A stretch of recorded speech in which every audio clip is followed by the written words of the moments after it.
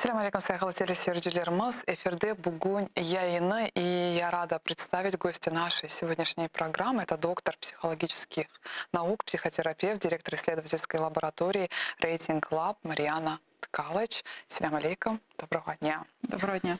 Пани Марьяна, сегодняшние события в Крыму направлены на формирование страха. И сегодня крымско-татарский народ снова живет в режиме большевизма и сталинизма. Вот что происходит с человеком в этом состоянии? Типичная реакция на подобные условия, социальные условия, это, конечно же, чувство страха.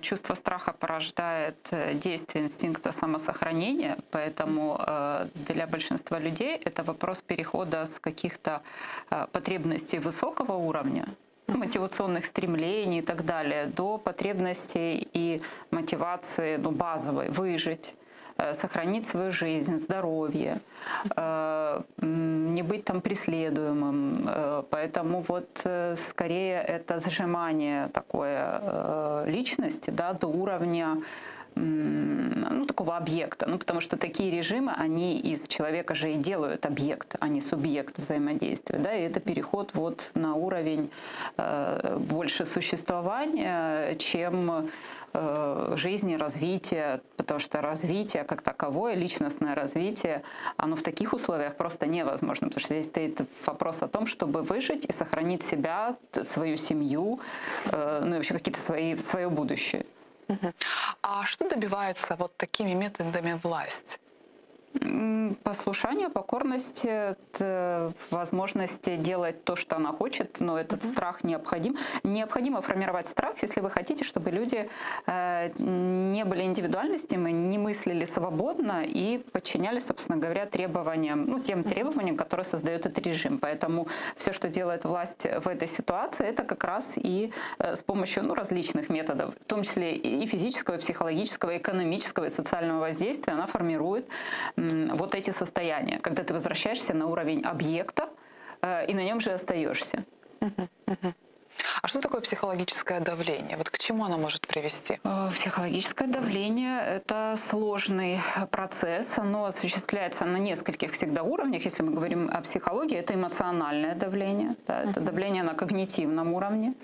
Целью психологического давления всегда есть желание загнать человека снова-таки в рамки, подчинить его своим требованиям, не давать ему возможность мыслить самостоятельно, действовать самостоятельно и противоречить. Тут же весь основной посыл в том, чтобы у человека не было желания противоречить режиму. Если мы говорим о том, что это режим. И режим всегда применяет разные методы давления. Один из лучших методов — это, конечно же, психологические методы запугивания, манипуляций, шантажа, таких воздействий, которые приводят человека к тому, что он сжимается и перестает противостоять режиму. А есть люди, которые все-таки находят в себе силы противостоять. Они находят в себе. А как быть с теми людьми, которые поддаются страху и вообще не в состоянии? Какой совет им можно дать? Тут есть нюанс, который связан с тем, что есть разные типы личности. У каждого из нас своя личная история, социальная история, психологические возможности, ресурсы, которыми мы обладаем. Поэтому есть, конечно, определенная категория людей, на которых очень сложно воздействовать. Но на большинство воздействовать легко, потому что мы на самом деле социальные существа. У нас есть семьи, мы находимся в каком-то кругу взаимодействия. У нас есть какие-то личностные особенности. Например, даже элементарно на женщин намного легче воздействовать, чем на мужчин. На людей, у которых есть дети, семьи, тоже намного легче воздействовать, потому что здесь больше рычагов давления на такого человека. И тут первый вопрос, который мы должны себе задать: какие причины приводят к тому, что на человека легче давить, легче манипулировать, чем другими? Это какой-то предыдущий опыт, который он имел. Это негативный опыт. Это достаточно высокий эмоциональный какой-то уровень реакции на разные ситуации. Это, возможно, это и заниженная какая-то самооценка, это отсутствие поддержки со стороны других людей, да, то есть потому что на поддержку на самом деле хорошо опираться, когда ее нет, это очень сложно. Это неспособность к критическому мышлению, к рефлексии по отношению к тому, что с тобой происходит. Это, конечно, обязательства, которые у нас есть. Намного легче вызвать чувство страха у человека, за которым кто-то стоит. Ну, например, к примеру, у меня могут быть там дети, да. Мною намного легче манипулировать, потому что я понимаю, что я отвечаю не только за себя.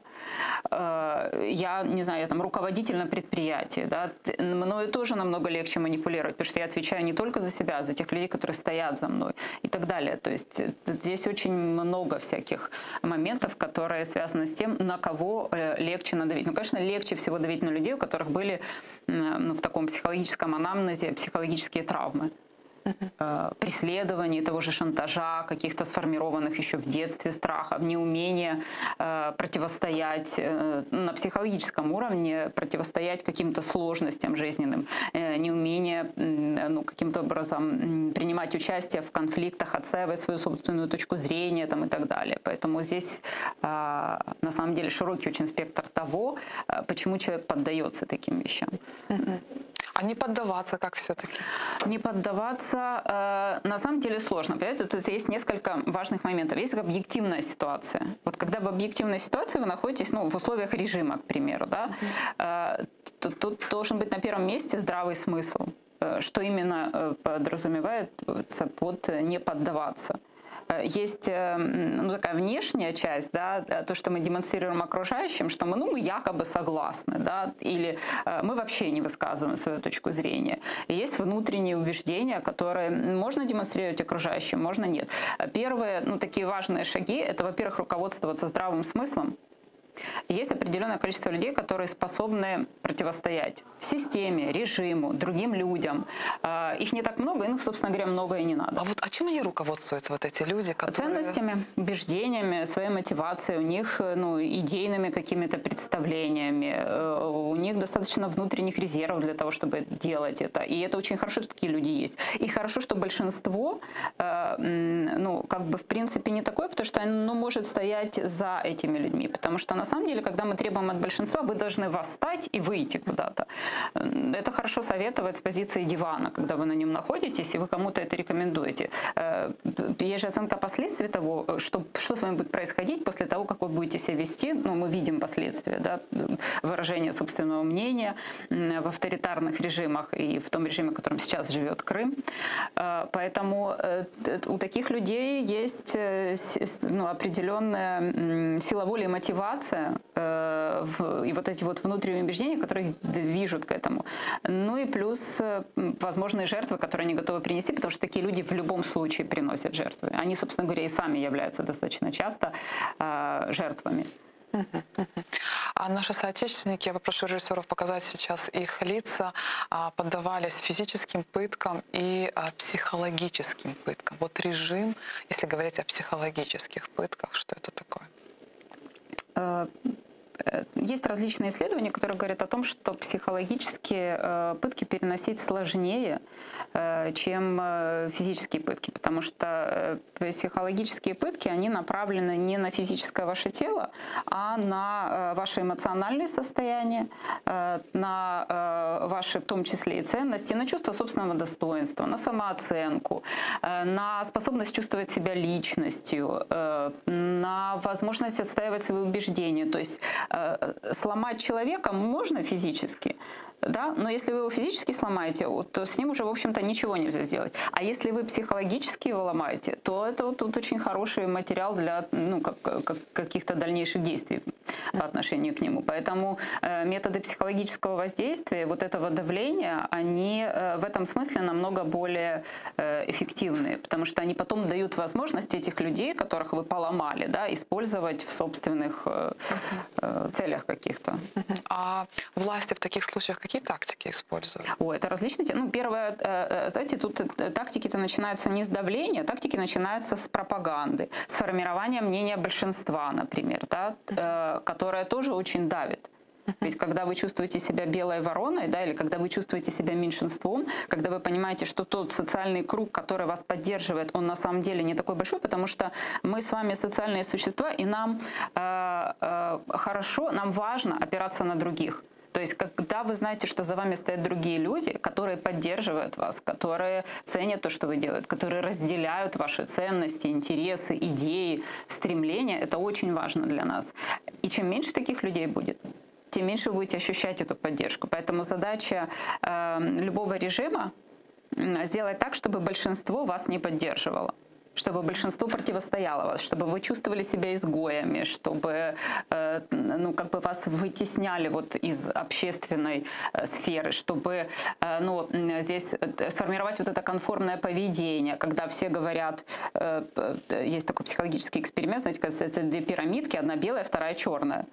Но если вы это очевидно понимаете, но если вам 30 человек скажут, что они обе белые, то есть большая вероятность, эти исследования проводили, что вы тоже будете говорить, что они обе белые.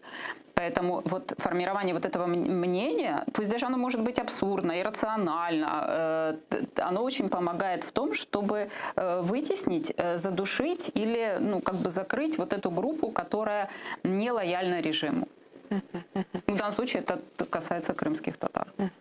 А вот люди, которые попали, вот сейчас показывают их фотографии, там были и физические пытки, и психологические пытки, и очень мы видели видео, очень испуганы наши соотечественники. Вот люди, которые совершенно люди, которые не участвовали в этих диверсиях, которых обвиняют сегодня, люди, которые попадают в эти условия, могут ли как-то защититься? Есть различные способы, ну, на таком уровне лично, да, когда я уже нахожусь в этой ситуации. Да. Во-первых, это очень стрессовая ситуация. В стрессе у нас отключается, условно отключается возможность мыслить. То есть на первый план выходят эмоции. Эмоции — это страх. То есть первое, что важно очень делать, это, во-первых, стараться совладать со своими эмоциями, это минимизировать свое взаимодействие с теми людьми, которые ну, оказывают на вас давление и влияние. Потому что это выигрывать время, для себя выиграть время, для того, чтобы подумать о том, что вы собираетесь дальше делать, как вы собираетесь себя вести, как вам выстроить эту тактику. В тех ситуациях, когда можно, ну, у этих людей не было такой возможности ну, уходить от да, воздействия, но в тех ситуациях, когда есть возможность избежать этого воздействия, не контактировать, не взаимодействовать с теми людьми, которые, условно говоря, на вас психологически нападают, это тоже очень важно. Это возможность отгородиться, это возможность психологически отгородиться, иногда хорошо бы и физически отгородиться, элементарно.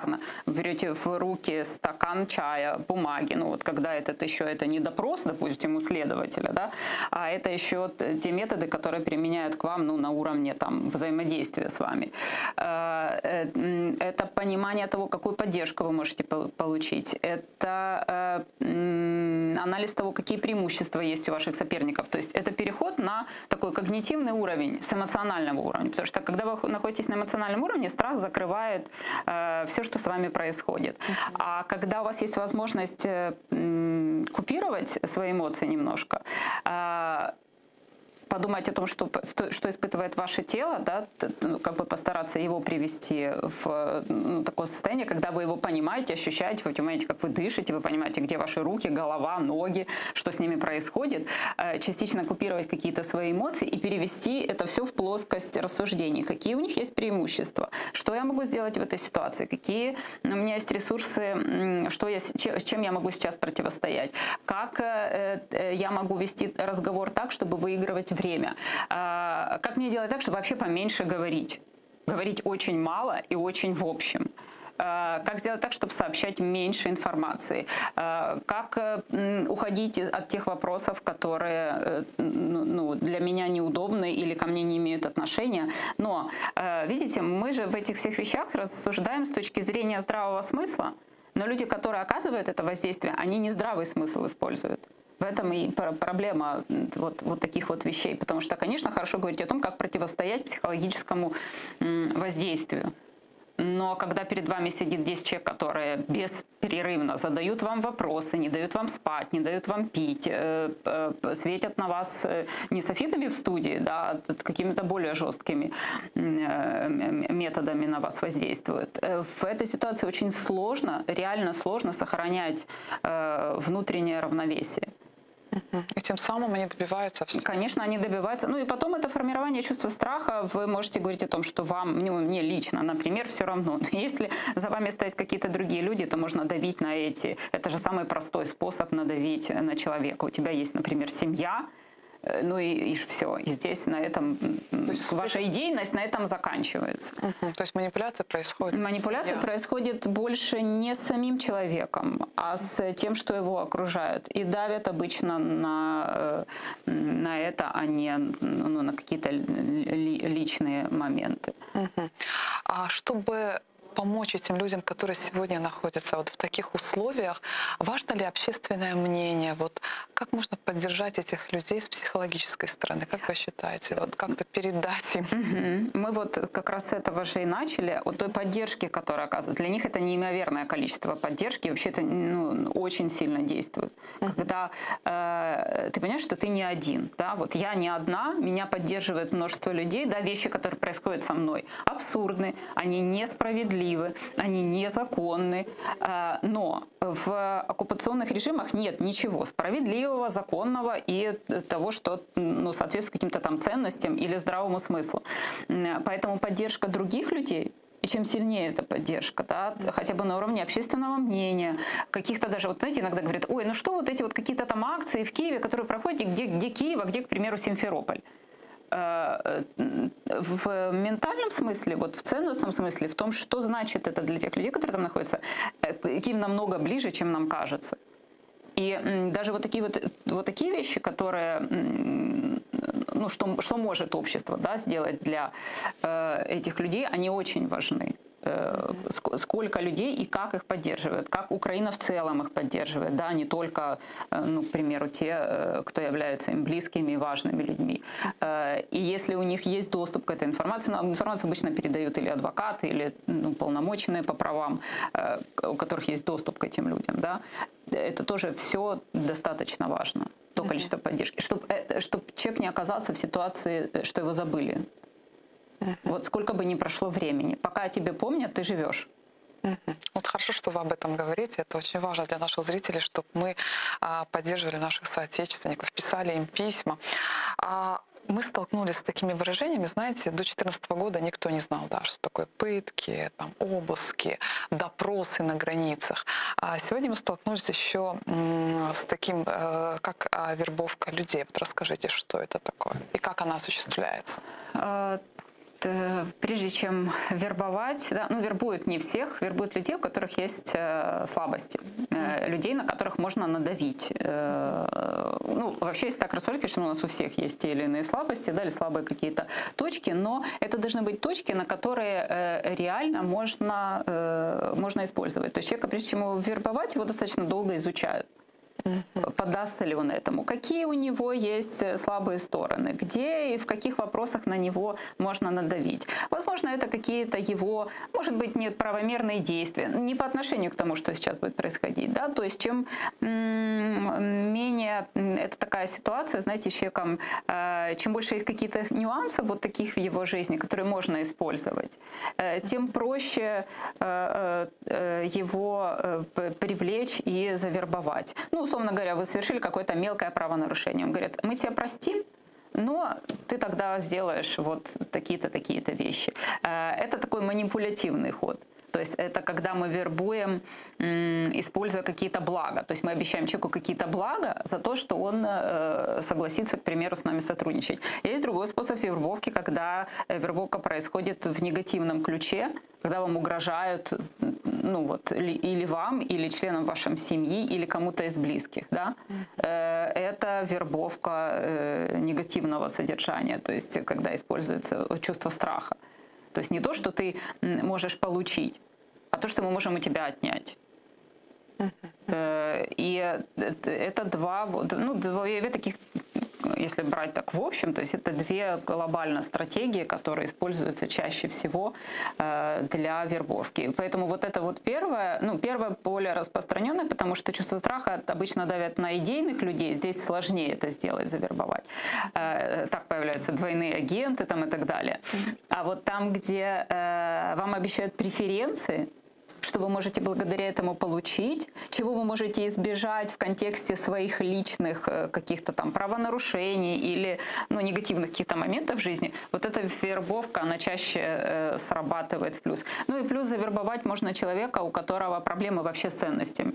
Мы это очень хорошо наблюдали в 2014 году, как, к примеру, там военные переходили на сторону режима, а были те, которые не переходили, уезжали, и так далее. То есть это еще вопрос ценностей. Мне все равно какая власть, главное, чтобы, у меня было тепло, светло, я поел и лег спать. А почему у нас таких людей все-таки оказалось немало? С чем это связано? В Крыму? Да, в Крыму. Мы плохо работали с нашим обществом. Почему? Мы с ним что, работали, с этим обществом? А вот мы же с ним не работали, мы на самом деле получили эффект. То есть в том, что мы не работали, есть свой плюс, потому что вот часто с обществом тоже работают, да, и это выглядит негативно в таком контексте работает. Но мы никогда не работали с Крымом. Вот. То есть много очень, я не хочу на этом остановиться, я не политолог, да, для того, чтобы там рассуждать о том, почему так получилось. Но мы на самом деле не работали с людьми. Я прекрасно помню даже свои поездки в Крым, когда мне было 6 часов до Джанкоя, и нам говорили, как хорошо, что люди из Украины покупают русские книги. Это был 2010 год. То есть уже тогда было понятно, что все очень плохо. Поэтому из-за того, что мы не работали с этим обществом, у них не было никакой идентичности, идентификации себя с такой страной, как Украина, независимая, да, какая независимая Украина, островное мышление, условно. Это полуостров, но тем не менее это островное мышление. Естественно, было очень много переселенцев.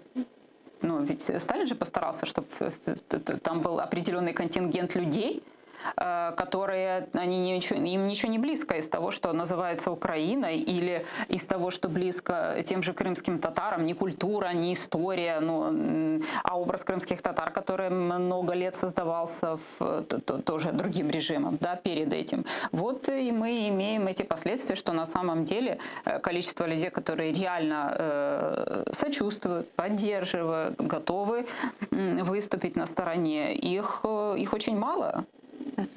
А у крымских татар возник вот протест в 2014 году. Это связано с историческим наследием? С исторической памятью? Это может быть связано протест против режима. Это может быть связано и с исторической памятью, но знаете, это еще, если так говорить об этом более прагматично, мне кажется, что все-таки украинский режим, украинское государство, оно намного менее угрожающее. Это так, собственно говоря, объективно есть, потому что сейчас есть возможность сравнить, да, как было до и как стало после.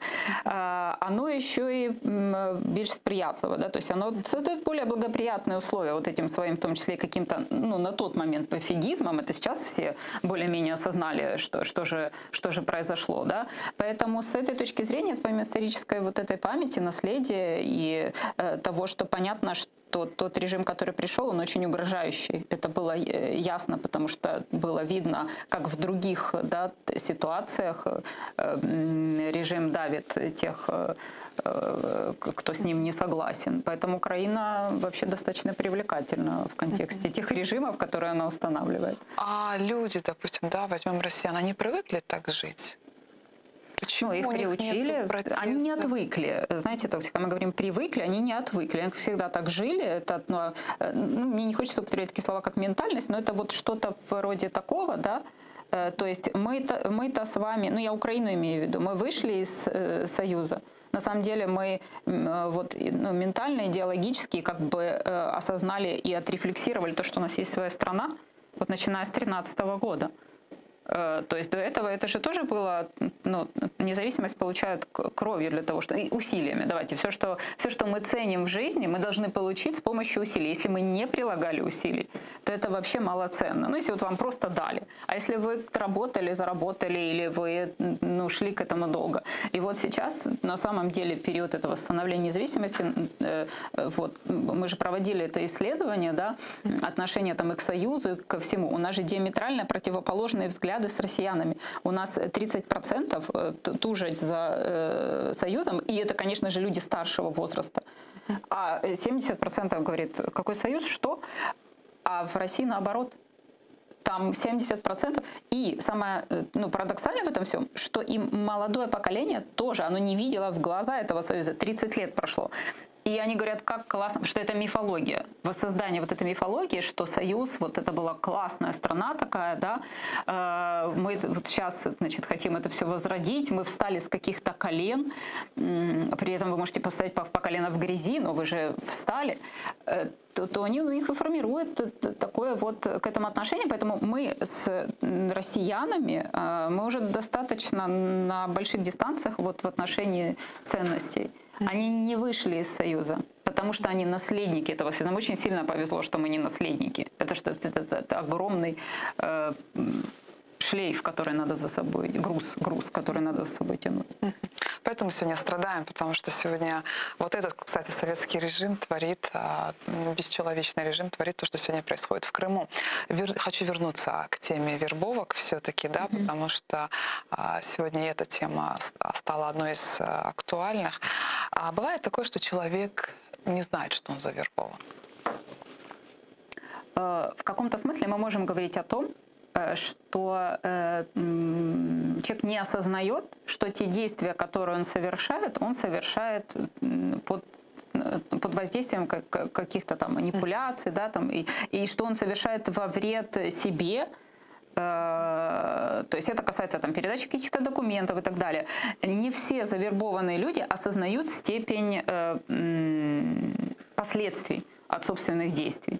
Это тоже достаточно часто бывает. Поэтому, в принципе, можно не знать, что то, что ты совершаешь, на самом деле является преступлением по отношению к каким-то другим людям. То есть это определенный, ну как степень наивности, необизнанности, я не знаю, как это сказать по-русски, да, непонимания, там, некритичного отношения, не понял, не осознал.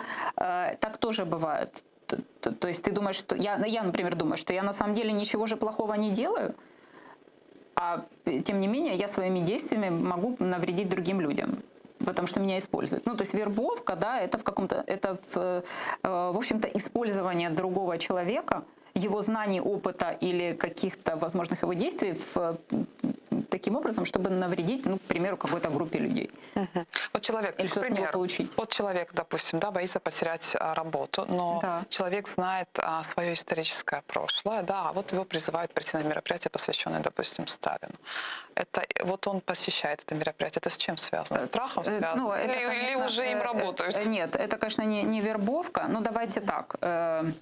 Мы начинали с того, что есть здравый смысл.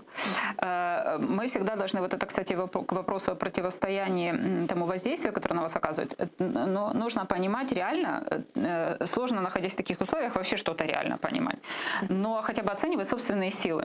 Ну, потому что когда это неравный бой, ну, если вы зашли в клетку с тигром, вы будете с ним драться? Ну, нет, потому что это бессмысленно, вы просто погибнете. Ваша задача, ну, как-то бежать оттуда, да? Или где-то там сжаться и спрятаться в углу. Поэтому то, что он пошел на митинг, посвященный там Сталину, часть этих людей может туда пойти, потому что они любят Сталина. Ну, потому что у них вот с помощью тех методов воздействия, которые имеются, сформировано такое отношение к этому, как он там, эффективный менеджер, да, он был. Часть этих людей пойдут, потому что им страшно. Потому что их могут уволить с работы, потому что... А как же принципы? А как же... Слушайте, ну принципы. Это мы опять выходим куда с вами? На высокий уровень. Это вот мы сейчас с вами тут сидим, и мы можем рассуждать о принципах. Мы можем пойти на какое-то мероприятие, можем не пойти. Мы можем свободно высказывать собственное мнение. В тех режимах, в том числе и том, который сейчас в Крыму, да, принципы должны все-таки у вас соотноситься со здравым смыслом. Конечно, с идейной точки зрения, ценностной точки зрения вас не должно быть на этом митинге. Но это вопрос того, вы чего туда пошли вообще. Это не, понимаете, пойти на митинг, который организовала и всех согнали, это не преступление. Настучать на своего соседа, донести на своего соседа, оговорить человека, да, подтвердить, к примеру, вы понимаете, что кого-то арестовали, вы говорите, да-да-да, он там копал какой-то там, да, или занимался там подрывной деятельностью. Вот это преступление. То есть мы, это разные ценностные категории. Я могу таким образом кому-то навредить, конкретному, да, человеку, это одно. Конечно, если у вас есть возможность, вас никто не заставлял, кроме вашего чувства страха, но вы туда пошли, это не есть хорошо. Но если вас конкретно заставили, сказали, слушай, если ты завтра не будешь на этом митинге, мы тебя уволим, а у вас 2 детей, 3 детей, которых надо кормить, то вы должны здесь для себя выбрать, вы будете на этом митинге или нет. Нам с позиции свободного вот государства, ну, относительно свободного государства, которым является Украина, да, нам легко об этих вещах. Слушайте, где ваши ценности? Чего вы пошли на этот митинг? Ну, обуй, как англичане говорят, давай обуй мои ботинки и походи в них. И будешь принимать решения. Вот здесь надо разделять. Я наношу конкретному человеку вред, я его оговариваю, я занимаюсь какими-то вообще вещами, даже когда меня не просят. Кстати, в Крыму это есть. Хорошую тему подняли.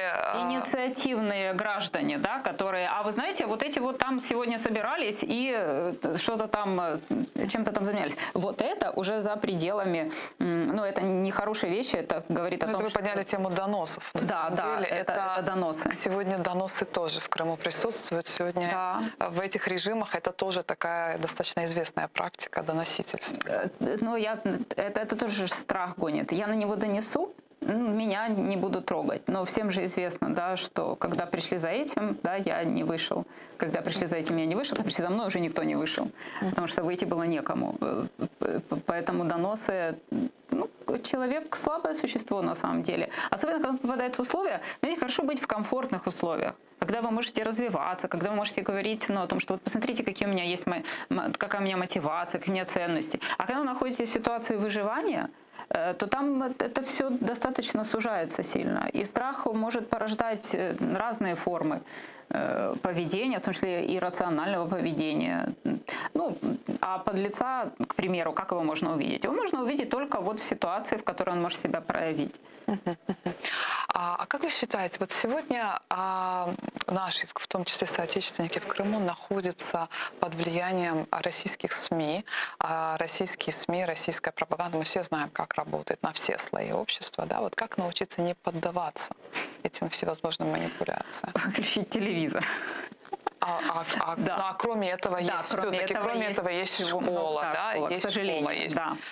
Да. Смотрите, есть вещи, от которых однозначно вы можете отказаться. То есть то, что является, ну, условно говоря, добровольным. Раньше, кроме телевизора и газет советских, был «Труд», «Правда» и, как там еще, «Известия», да, газета. А еще была литературная газета. Но сейчас возможностей получать информацию, ее огромное количество. Я не знаю, как с этим обстоят дела в Крыму. Могут ли люди, которые там живут, читать? Могут, но есть школы, понимаете? Но есть школы, есть учебники. Да, есть одна часть. Это вы, взрослые люди, вы можете, ну, отсеивать информацию, которая, но, к сожалению, есть подрастающие, да, поколения, которые не могут этого избежать, которые сидят в этих классах, которые учат эту выхолощенную, переписанную 10 раз историю, да, которые должны принимать участие в разных мероприятиях, и которые растут... Пропаганда страны, вы знаете, что там все дано, создано одной лишь страной. Поэтому детям, конечно, очень тяжело, и это всегда вопрос, знаете, вот когда люди даже уезжают, это даже вопрос не то, что они уезжают ради себя, потому что я понимаю, что если я выросла в других условиях, в условиях, условно говоря, свободного государства, то я могу противостоять этой пропаганде. Но если я сейчас еще не созревшая личность, да, и я нахожусь в этом всем, то это, ну, ребенку это тяжело, потому что для него очень важно иметь эту сопричастность, это чувство «мы». Да, это взрослый может говорить «я индивидуальность», потому что у меня есть уже мировоззрение, у меня есть ценности, у меня есть жизненный опыт. Ни подросток, ни ребенок, еще тем более младший, он не может об этом говорить. И те условия, в которых он находится, для него это те условия, которые есть. И детей сложнее. Понимаете, вы можете играть 2 роли. 3 роли. Дома вы один человек или в своем узком кругу, на работе вы как-то нейтрально себя никак не проявляете, да, для того, чтобы скрывать свои какие-то ценности и убеждения. Но детям так сложно делать. Их круг общения может быть достаточно, намного более обширный. Представляете, школа, каких она размеров, да. Учителя, которые тоже ни идейных не возьмут сейчас работать в школу, а то, что касается вузов, не все, но большая часть людей, которые не приняли режим, просто уехали оттуда. Преподаватели вузов, потому что это нереально там преподавать. Ну, а некоторые вынуждены все-таки, вынуждены жить. Некоторые вынуждены жить и оставаться. И это работа с собственными детьми. Но знаете, как это как процесс воспитания, который еще и дополнен в этой конкретной ситуации необходимостью объяснять, как выглядит мир. Но тоже вы это ради чего объясняете? Вы хотите, да, все хотят, чтобы дети выросли в свободном Крыму. Но на что вы в таком случае настраиваете своего ребенка, вы тоже должны понимать, что если так не произойдет, то дети уедут дальше, скорее всего, да, потому что вы им привили ценности свободы, да, ценности развития, демократии, к примеру, да, на уровне там каких-то своих сообществ или там своей семьи. Но в таком случае они не смогут существовать. Идет ведь борьба, идет противостояние, все равно идет борьба за свою землю, вот учитывая нынешнюю ситуацию, да, и сегодня в России самое большое количество политзаключенных находится в Крыму. Это все-таки тоже протест, это тоже форма борьбы. Сегодня вот она такая. Вообще Крымское транснациональное движение, но это мирное сопротивление. Вот люди из оппозиции сегодня попадают в такие условия. А вот скажите, а чем отличается мышление людей авторитарных и свободных стран? И поведенческие навыки. Я хочу сейчас сказать слово «всем» приблизительно. Не всем, конечно, потому что есть как-то базовый уровень, да? Свободный, вы сами все назвали, да, свободная страна. Вы себя чувствуете свободно? Я знаю, что я могу выражать собственную точку зрения. У меня меньше страхов, у меня больше гибкости, у меня выше самооценка, я больше индивидуальность. Если я живу в авторитарной стране, это не значит, что вот эти все ценности мне не соответствуют. Они могут мне соответствовать, да, и они могут быть моими. Но в этом случае вопрос того, я могу себя выражать? Я могу развить там какой-то свой потенциал, реализовать себя в профессии. Вот, например, в профессии журналиста. Как бы вы себя реализовывали, к примеру, да, там на российских каналах? Мне нереально, допустим, да, с нашим мышлением нереально, но однако же люди же там как-то реализовываются, вот в авторитарных странах тоже. Это реализовывается, но в таком случае давайте говорить так, что это вопрос карьеры, какого-то определенного, если мы говорим о профессиональной реализации, да, это карьеризм. Я тогда должна наступить на горло, условно говоря, каким-то там своим принципам, потому что я понимаю, что я должна делать какие-то вещи для того, чтобы продвинуться, потому что в авторитарных государствах на первом месте стоит идеология и ее принятие. На втором месте, к примеру, ваше профессионально значимое качество. Я могу быть никуда не годящим профессором, да, там ничего себе не представлять, условно говоря, но при этом я поддерживаю ценности идеи режима, я благонадежный гражданин, и поэтому я стою в аудитории. Человек, который там имеет уровень знаний, публикаций и всего остального, он не будет стоять в аудитории, а он будет заниматься какими-то другими вещами. И это вот эта проблема того, что в авторитарных государствах потенциал личности не может быть достаточно часто направлен туда, где он может быть реализован. То есть это такой стеклянный потолок. Есть такой феномен, там, стеклянный потолок для женщин. Так вот, в авторитарных государствах есть стеклянный потолок в любых сферах для людей, которые идеологически не поддерживают режим. То есть у них шансов себя реализовать в своей стране нет. И если это не тоталитарное государство, с которого они не могут выехать, да, и, собственно говоря, им, в принципе, есть как-то угроза жизни, здоровью и всему остальному, то чаще всего такие люди уезжают, а те, кто остаются, понимают, что это борьба, и что они жертвуют собой и своими возможностями ради более высоких целей. Потому что есть цели человека, а есть цели сообщества, есть цели национального уровня. И мы в любом случае, находясь вот в таких авторитарных условиях, приносим в жертву себя, если мы там остаемся.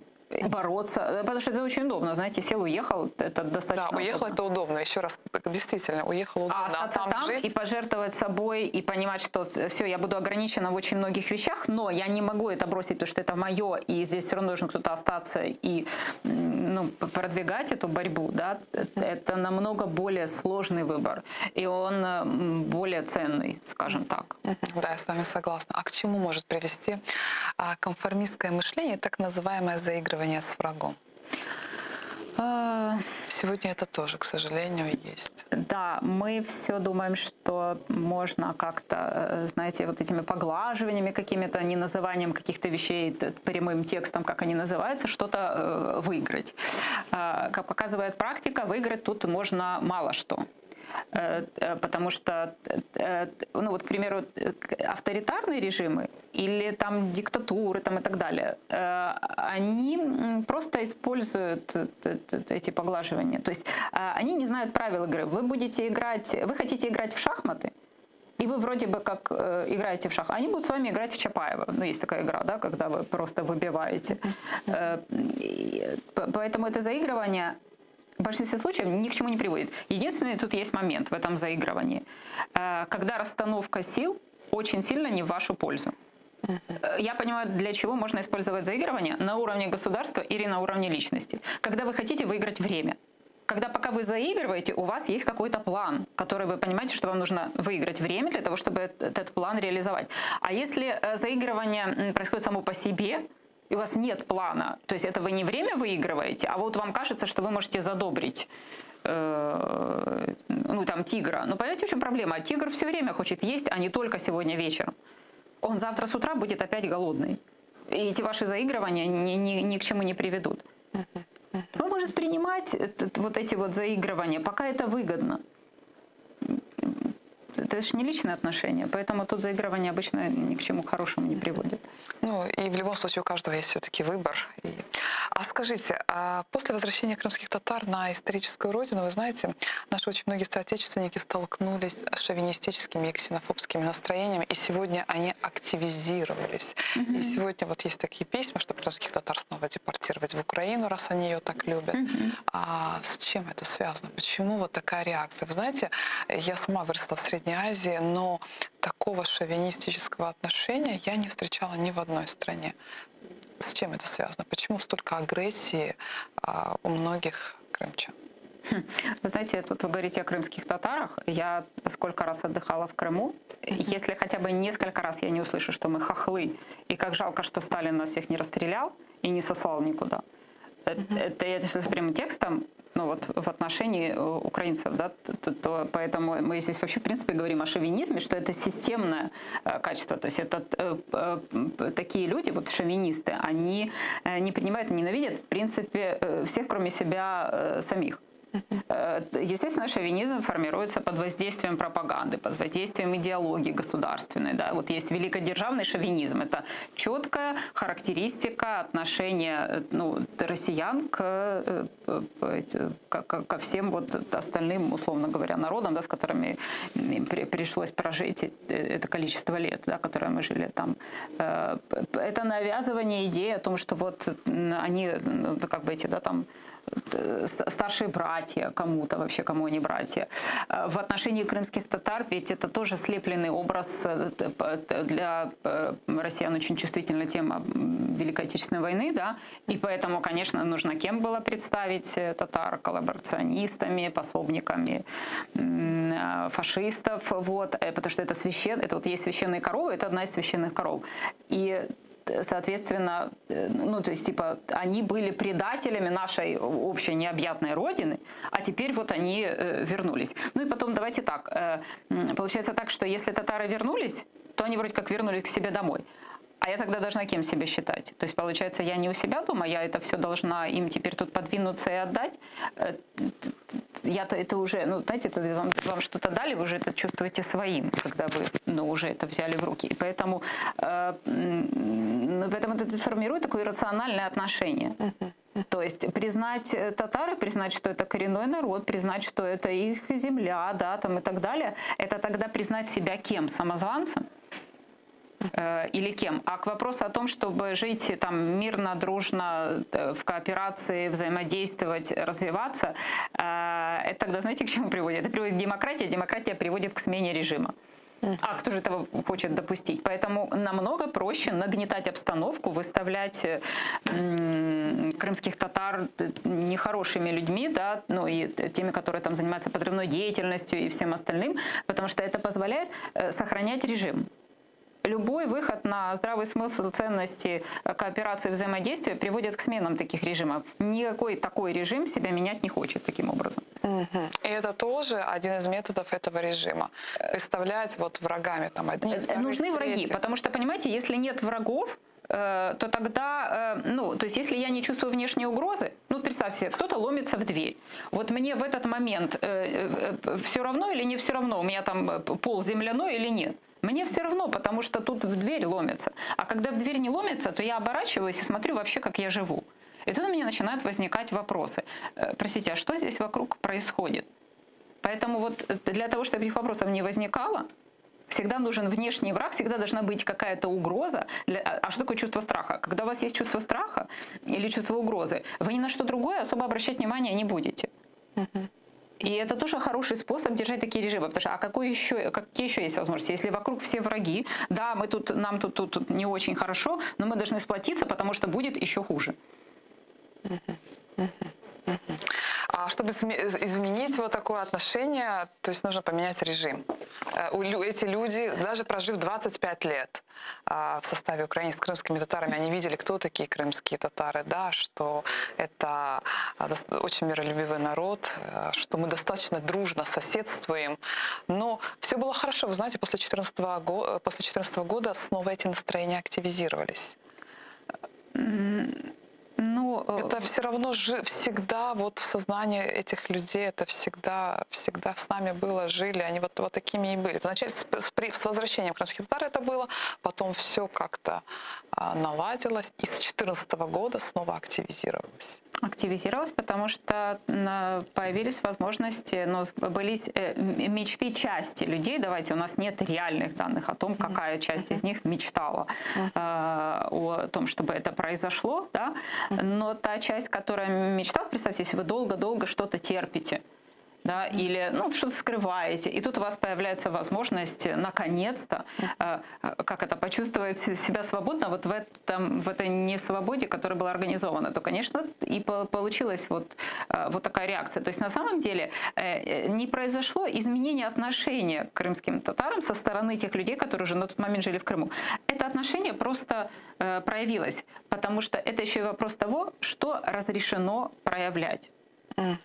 То есть если разрешено цькувати, да, другого, то есть вероятность того, что эти люди будут это делать. И, собственно говоря, они, видимо, какая-то часть из них явно не без удовольствия это делает, какая-то, возможно, и нет. Но, к сожалению, это так есть, и это не возобновилось, а просто вышла наружу, она никуда не девалась за все эти годы.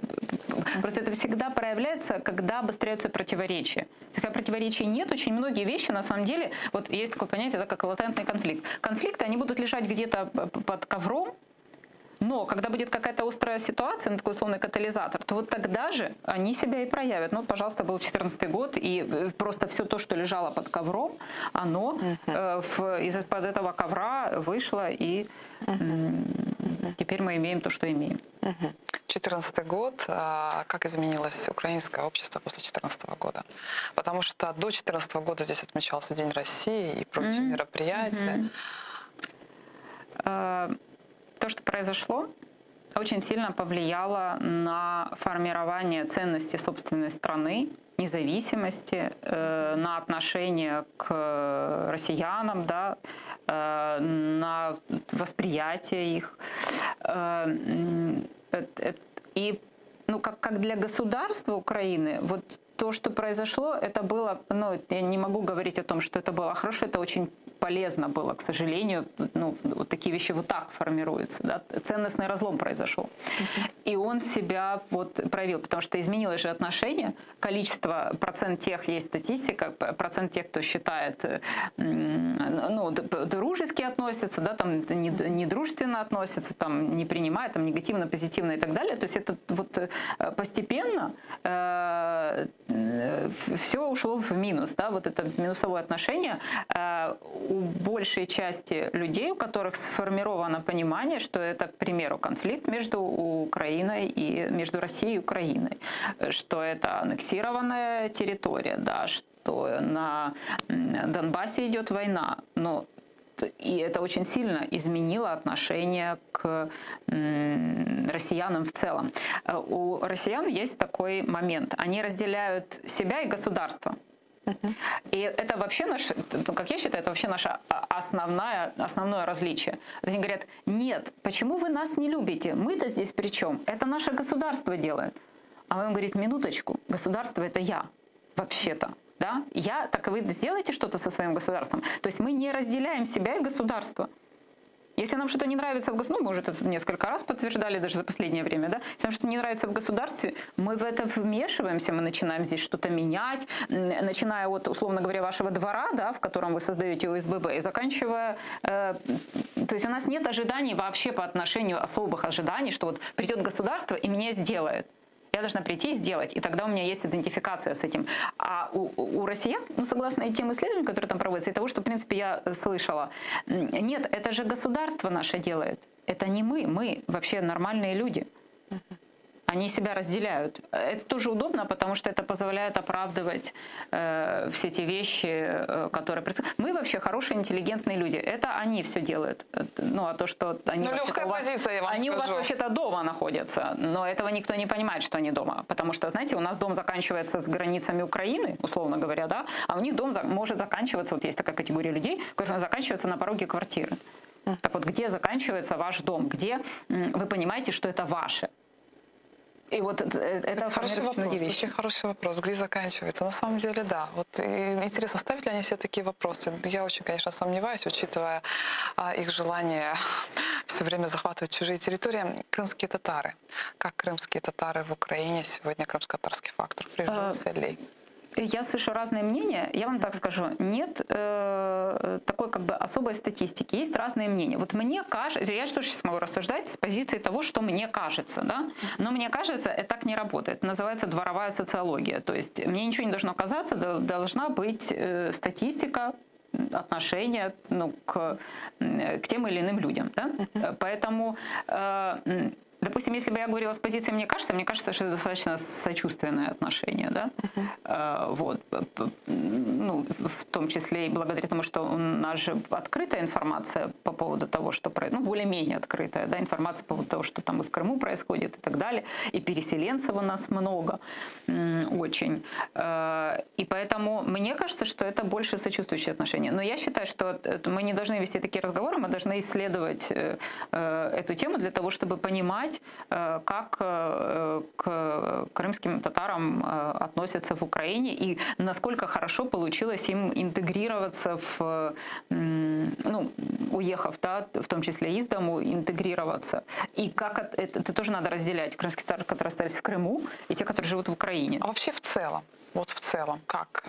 Крымские татары тоже ведь узнали после 2014 года? Да, до этого вообще особо никто ими не интересовался. Да. Ну, подумаешь. Ну да, а вот после 2014 года отношение к крымским татарам, ведь крымские татары показали свою позицию. И сегодня продолжают. У нас общая беда, и поэтому это объединяет, конечно. Потому что, ну, как бы такой условный общий враг. И здесь вопрос в том, что пока этот общий враг существует, то эти отношения могут быть достаточно хорошими. Поэтому я бы сказала, что скорее это отношение больше позитивное и сочувствующее, потому что у нас один враг. Это, знаете, когда есть внешняя угроза, одинаковая для всех, то тогда, допустим, какие-то внутренние противоречия, которые бы у нас могли быть, они стираются. Это на самом деле сложно сказать, как бы мы в других условиях относились бы друг к другу. Да? Вот если бы не случилось этого. Что бы сейчас происходило? Но история не терпит сослагательных наклонений, вы же понимаете, поэтому рассуждать о том, чтобы было, мы не можем. А исходя из того, что мы имеем, с учетом наличия вот этой внешней угрозы, которая одна и та же для нас и для крымских татар, ну, для украинцев, для крымских. И вообще, знаете, это такое разделение. Если уже так смотреть, мы все вообще-то граждане Украины. Вот. То есть и те люди, которые остались в Крыму, и те, которые были вынуждены получить российские паспорта, то есть из любых позиций, они граждане Украины. Поэтому я вот здесь тоже об этом думала. С чего мы должны, ну, как-то к ним относиться? Это тоже, это наши люди. Но это мое, как бы, такое мнение, оно не статистически не подтвержденное. У нас остается буквально минута до окончания эфира. Вот как украинка и, ну, и как доктор психологических наук, что бы вы посоветовали, и какие пожелания у вас есть сегодня всем тем, кто остался в Крыму и страдает от репрессивной машины? Ну, это очень банально звучит, да, но это, конечно же, мужество, да, держаться собственных принципов, но при этом руководствоваться здравым смыслом, верить в будущее, да, в хорошее будущее для Крыма. Мы не знаем, каким оно будет. Но если в это не верить, то мы тогда точно туда никогда не придем. Знать, что вас поддержит огромное количество людей, опять же, мы не знаем, какое, но достаточно большое. Знать, что как минимум формально юридическое мировое сообщество, да, на нашей стороне. И тут есть очень важный момент. На нашей стороне, на нашем ВОСе правда. Ну вот когда вы знаете, что на вашей стороне правда, это очень сильно добавляет к тому, чтобы двигаться все-таки вперед. Марьяна, спасибо вам большое. Спасибо вам за поддержку. А мы заканчиваем наш эфир. И я напомню, гостем нашей программы был доктор психологических наук, психотерапевт, директор исследовательской лаборатории Rating Lab Марьяна Ткалач. А эфир наших программ продолжат мои коллеги. Будьте с АТР.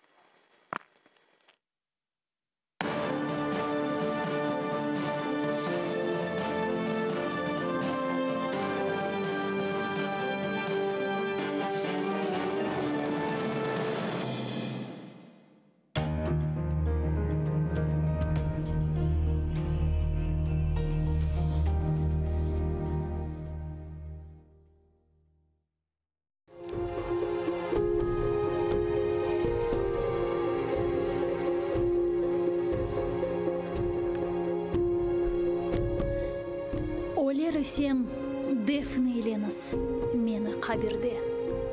Азиз Украинамнан кеніш чөл торынды. Ишітіліп ве көрініп тұрсын. Озы үйле кең чөллер, қайнақ нер иңілдісі, ұчырымды сайылер. Озы душман қаныны ақызған сон деңізге, чеменлерні ве қырларны терк етіп yer yüzünde.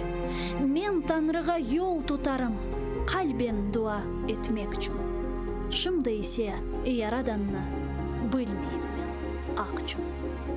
Defneyleniz ve kalkınız, buğavlarını uzunuz.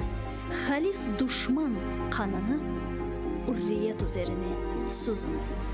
Ulu serbest ailenizde unutmanız meni de. Hayriyetli sözünüzde tutunuz hep hatırda.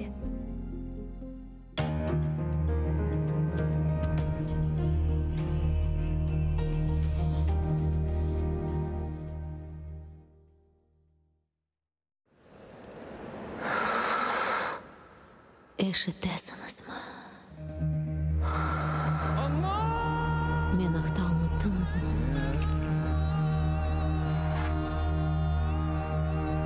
Men mundam. Bu mening toprağım. Mening Kırımım.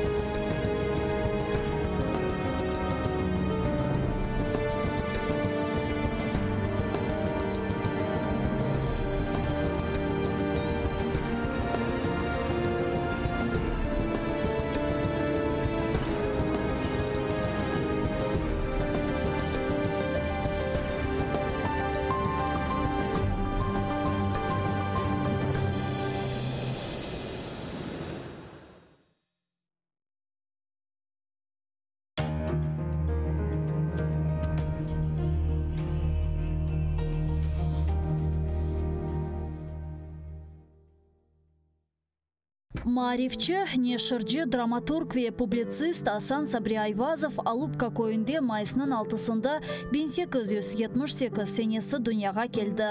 О елке тасыны иптидаи мектепте алды.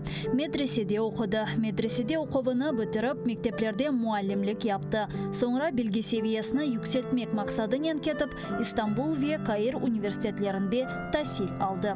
Асан Сабри Айвазов çetel memleketlerden kaydıp gelgen son, başta Baku şehrinde neşir etilgen Hayat adlı gazetada muarir olup çalıştı. Sonra Karasu Bazar şehrinde Abdurashid Mediyev ile beraberlikte Vetan Hadimi namında gazeta çıkardılar. Асан Сабри Айвазов Vetanı Kırımga avdet olgan son 1913 senesinden başlap Kadimi Bahçesaray'da İsmail Gaspralı tarafından çıkarılgan Tercüman gazetasında çalışa başladı. İsmail Gaspralı 1914 senesi vefat etken sonra Асан Сабри Айвазов tercümanın baş muariri oldu. Sonra o Ahmetçit şehrinde Millet dep adlandırılgan gazeta neşir etti ve aynı zamanda Kırım Milli Kurultayı reisi vazifesinde bulundu. Асан Сабри Айвазов publitsist olmak ile beraberlikte hem yazıcı, hem dramaturg, hem de acayip edebi tercüman edi. Anneciğim neredesin? Kel, neden bu alga kaldık? Gibi bedi eserlerle bir sırada Ivan Turgenev, Anton Chekhov, Lev Tolstoy, Avrupa edebiyatından Knut Gamsun, Longvili gibi müelliflerinin işlerini Kırım Tatar tiline tercüme etti. Асан Сабри Айвазов'ның icadi umur faaliyeti gayet gürlegen vakitte o Bolşevikler tarafından represiyaga uğrab 1938 senesi aprelinin 17'sinde vahşice öldürüldü.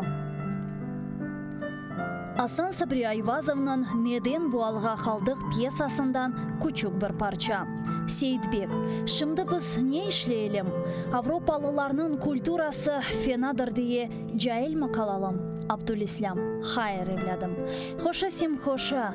Hazreti Fahir-i Kainat Efendimiz sallallahu aleyhi ve sellem beşikten mezara kadar ilim aranız buyurdukları gibi ilim nerede olsa da gidip alınız buyurmuştur.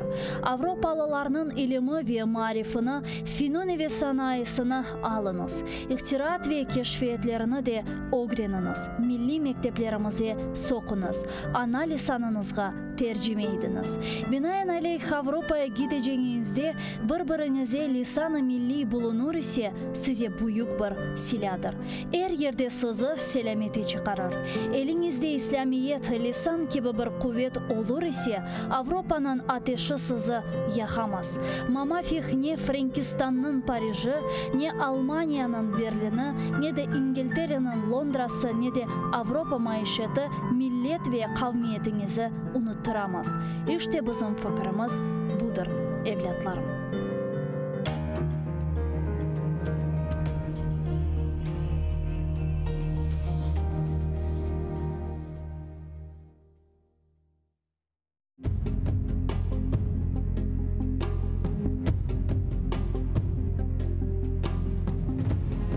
Aman oğlum, satma sakın elindeki toprağı. Anam gibi seni besler bereketli huca. Pıçen, arpa, aş istemez, verir sana bunlara. Sefil rezil olma sakın, satıp ana toprağı. Yediklerin, içtiklerin hep bu topraktan gelir. Cebindeki akçaları sana bu toprak verir. Alma, armut, arpa, buğday, bağ ve bostan cümlesi. Toprağın verdiği baylık. Satma sakın toprağı. Onu bilip sevmelisin. Çayır ile bahçayı. Akça sudur, akar gider. Bitirirsin akçayı. Akça bitti, bahçe gitti. Ne olur senin alın? Aman oğlum, topla akça. Kere haydır bahçayı. Bak senin bir çayırın var. Ne güzeldir çoprağı. Şırıl şırıl kele suyu yarıp kara toprağı. Lanet eder sana çokrak, satma sakın çayıra. Eğer satsan çevirirsin, fenaya sen hayır. Saç tarlaya, harpa, buğday, işle, bekle tarlaya. Bir saçarsın, un alırsın, unutmayın Hudaya. Bir çuval buğdaya karşı altın, kumuş verirler. Kereklerin erne ise bunlar ile сатмасақын, еліндегі топырағы. Анан кебі сені бестер берекетлі хучағы. Пүчен, арпа, аш істемес, верір сана бұлмары. Сефил резил олмасақын, сатып, ана топырағы.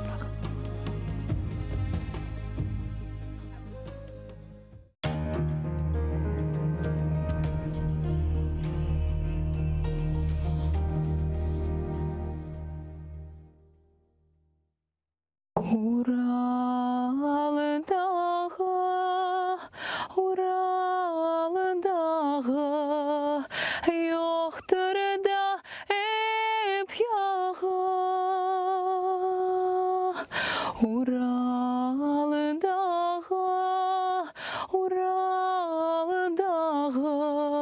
жоқтыр да еп яғы. Шуқырымнан таш топрағы, юрегім яғы. Шуқырымнан таш топрағы, юрегім яғы. Янсын да янсын, Уралда янсын, янсын да күл олсын. Янсын да янсын, Уралда янсын, янсын да күл олсын. Бызны харымдан çıkargana, gözlerim kör olsun. Bızны harımdan çıkargana, gözlerim kör olsun.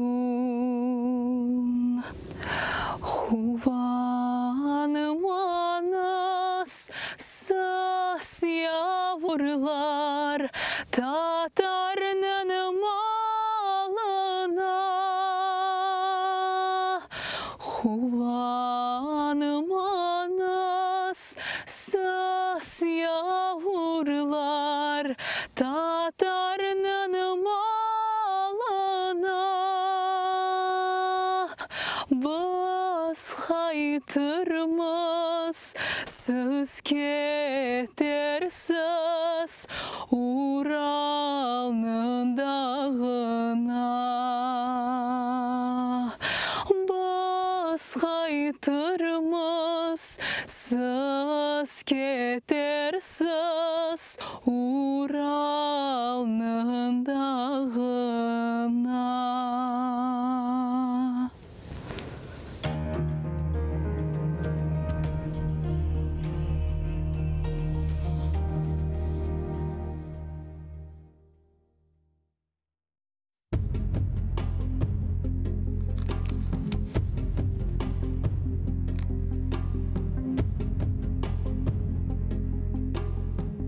Çeşit özenler ve arıklar akalar. Çeşit köprüler var olarının üstünde. Kaydadır deniz üstünde de kuralar. Kaydadır kayalar, bedağlar koksunda. Hem uzun, hem kıska, ken ve tarlar.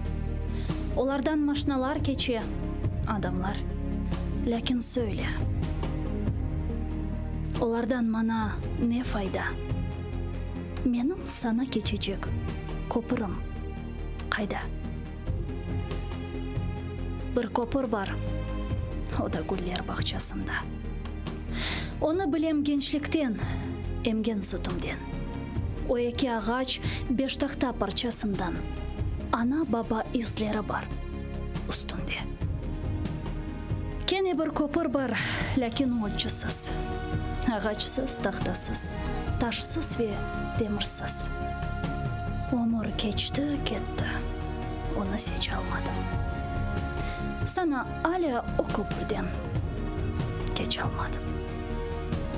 Çeşit arıklar, akalar dünyada. Çeşit köprüler olarının üstünde. Lakin bana olardan ne fayda? Tuğan evime gidecek o köprü kayda.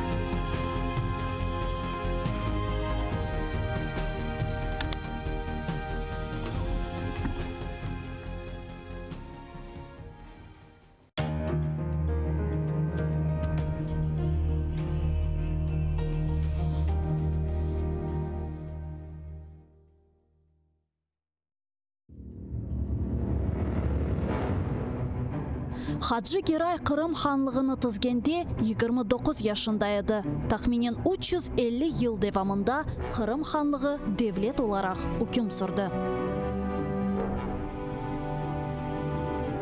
İsmail Gasprinski Tercüman gazetini 28 yaşında neşir etip başladı. Номан Челебиджихан Қырым Татар Milli Kurultayını 33 yaşında tızdı.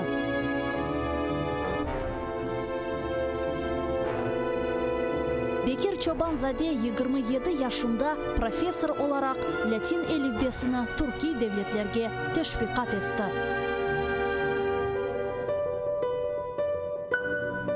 Şair Amdi Geraybay 29 yaşında milletçilikte kabatlanıp Moskvada Butyrka hapishanesinde vahşice öldürüldü.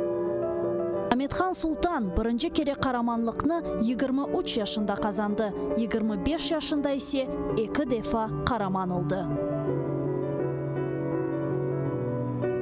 Musa Mahmud 1978 senesi hakimiyetke karşı isyan etip ozunu yaktı. Milli meşal oldu. Ayşe Setmuratova 27 yaşında adalet kureşine kırıştı ve bütün ömrünü Kırım Tatar Milli Hareketine bağışladı. Genç ve yaşlar, fedakarlık ve kahramanlık için kureş meydanı açıktır.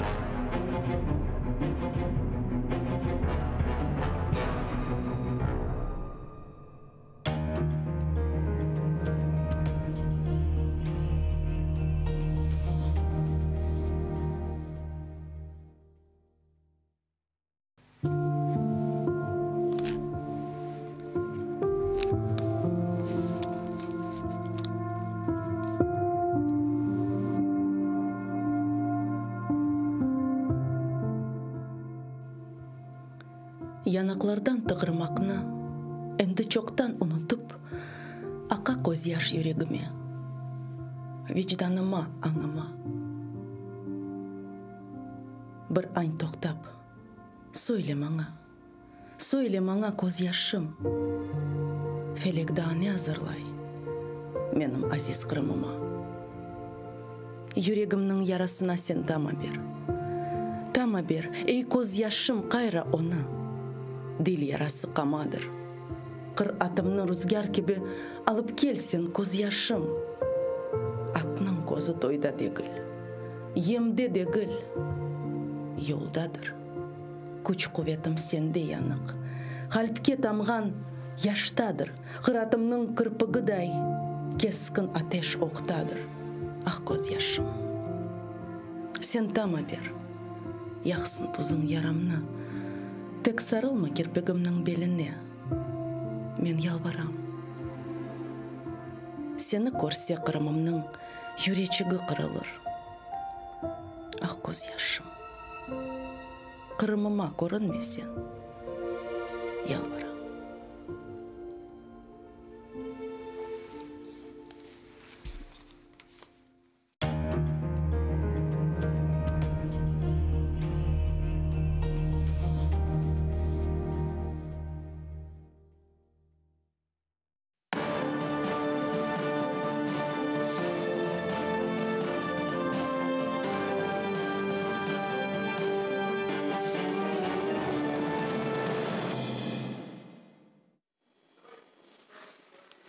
Ассаламу алейкум, хайрлы акшамлар, сайгылатыр телеканалының телесерджілері бүгін информацион программасына сейретесіңіз.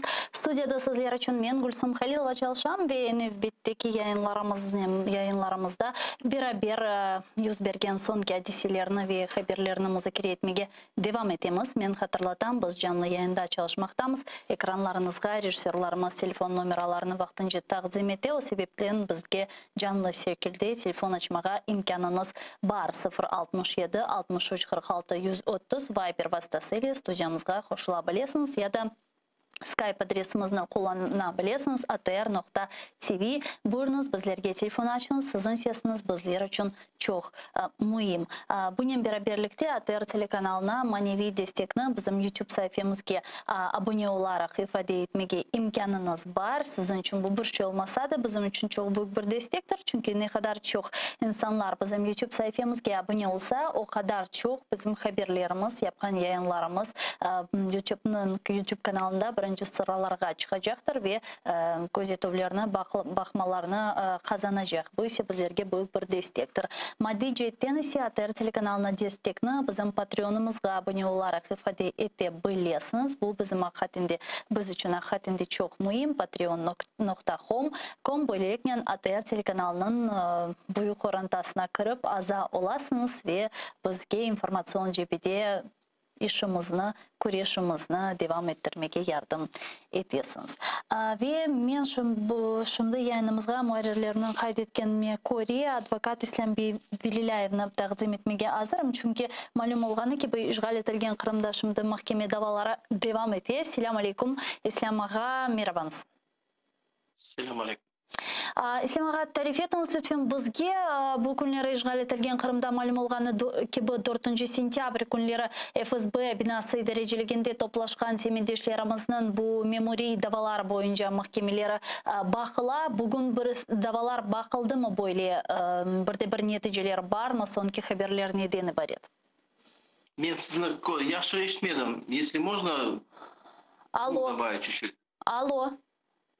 Eshitmadim yaxshi. Yaşında eshitesiz? Если можно, чуть-чуть громче. Вообще плохо. Связь плохая. Алло. Давайте. Да. Еще раз повторите, пожалуйста. Алло, eshitesiz? Да.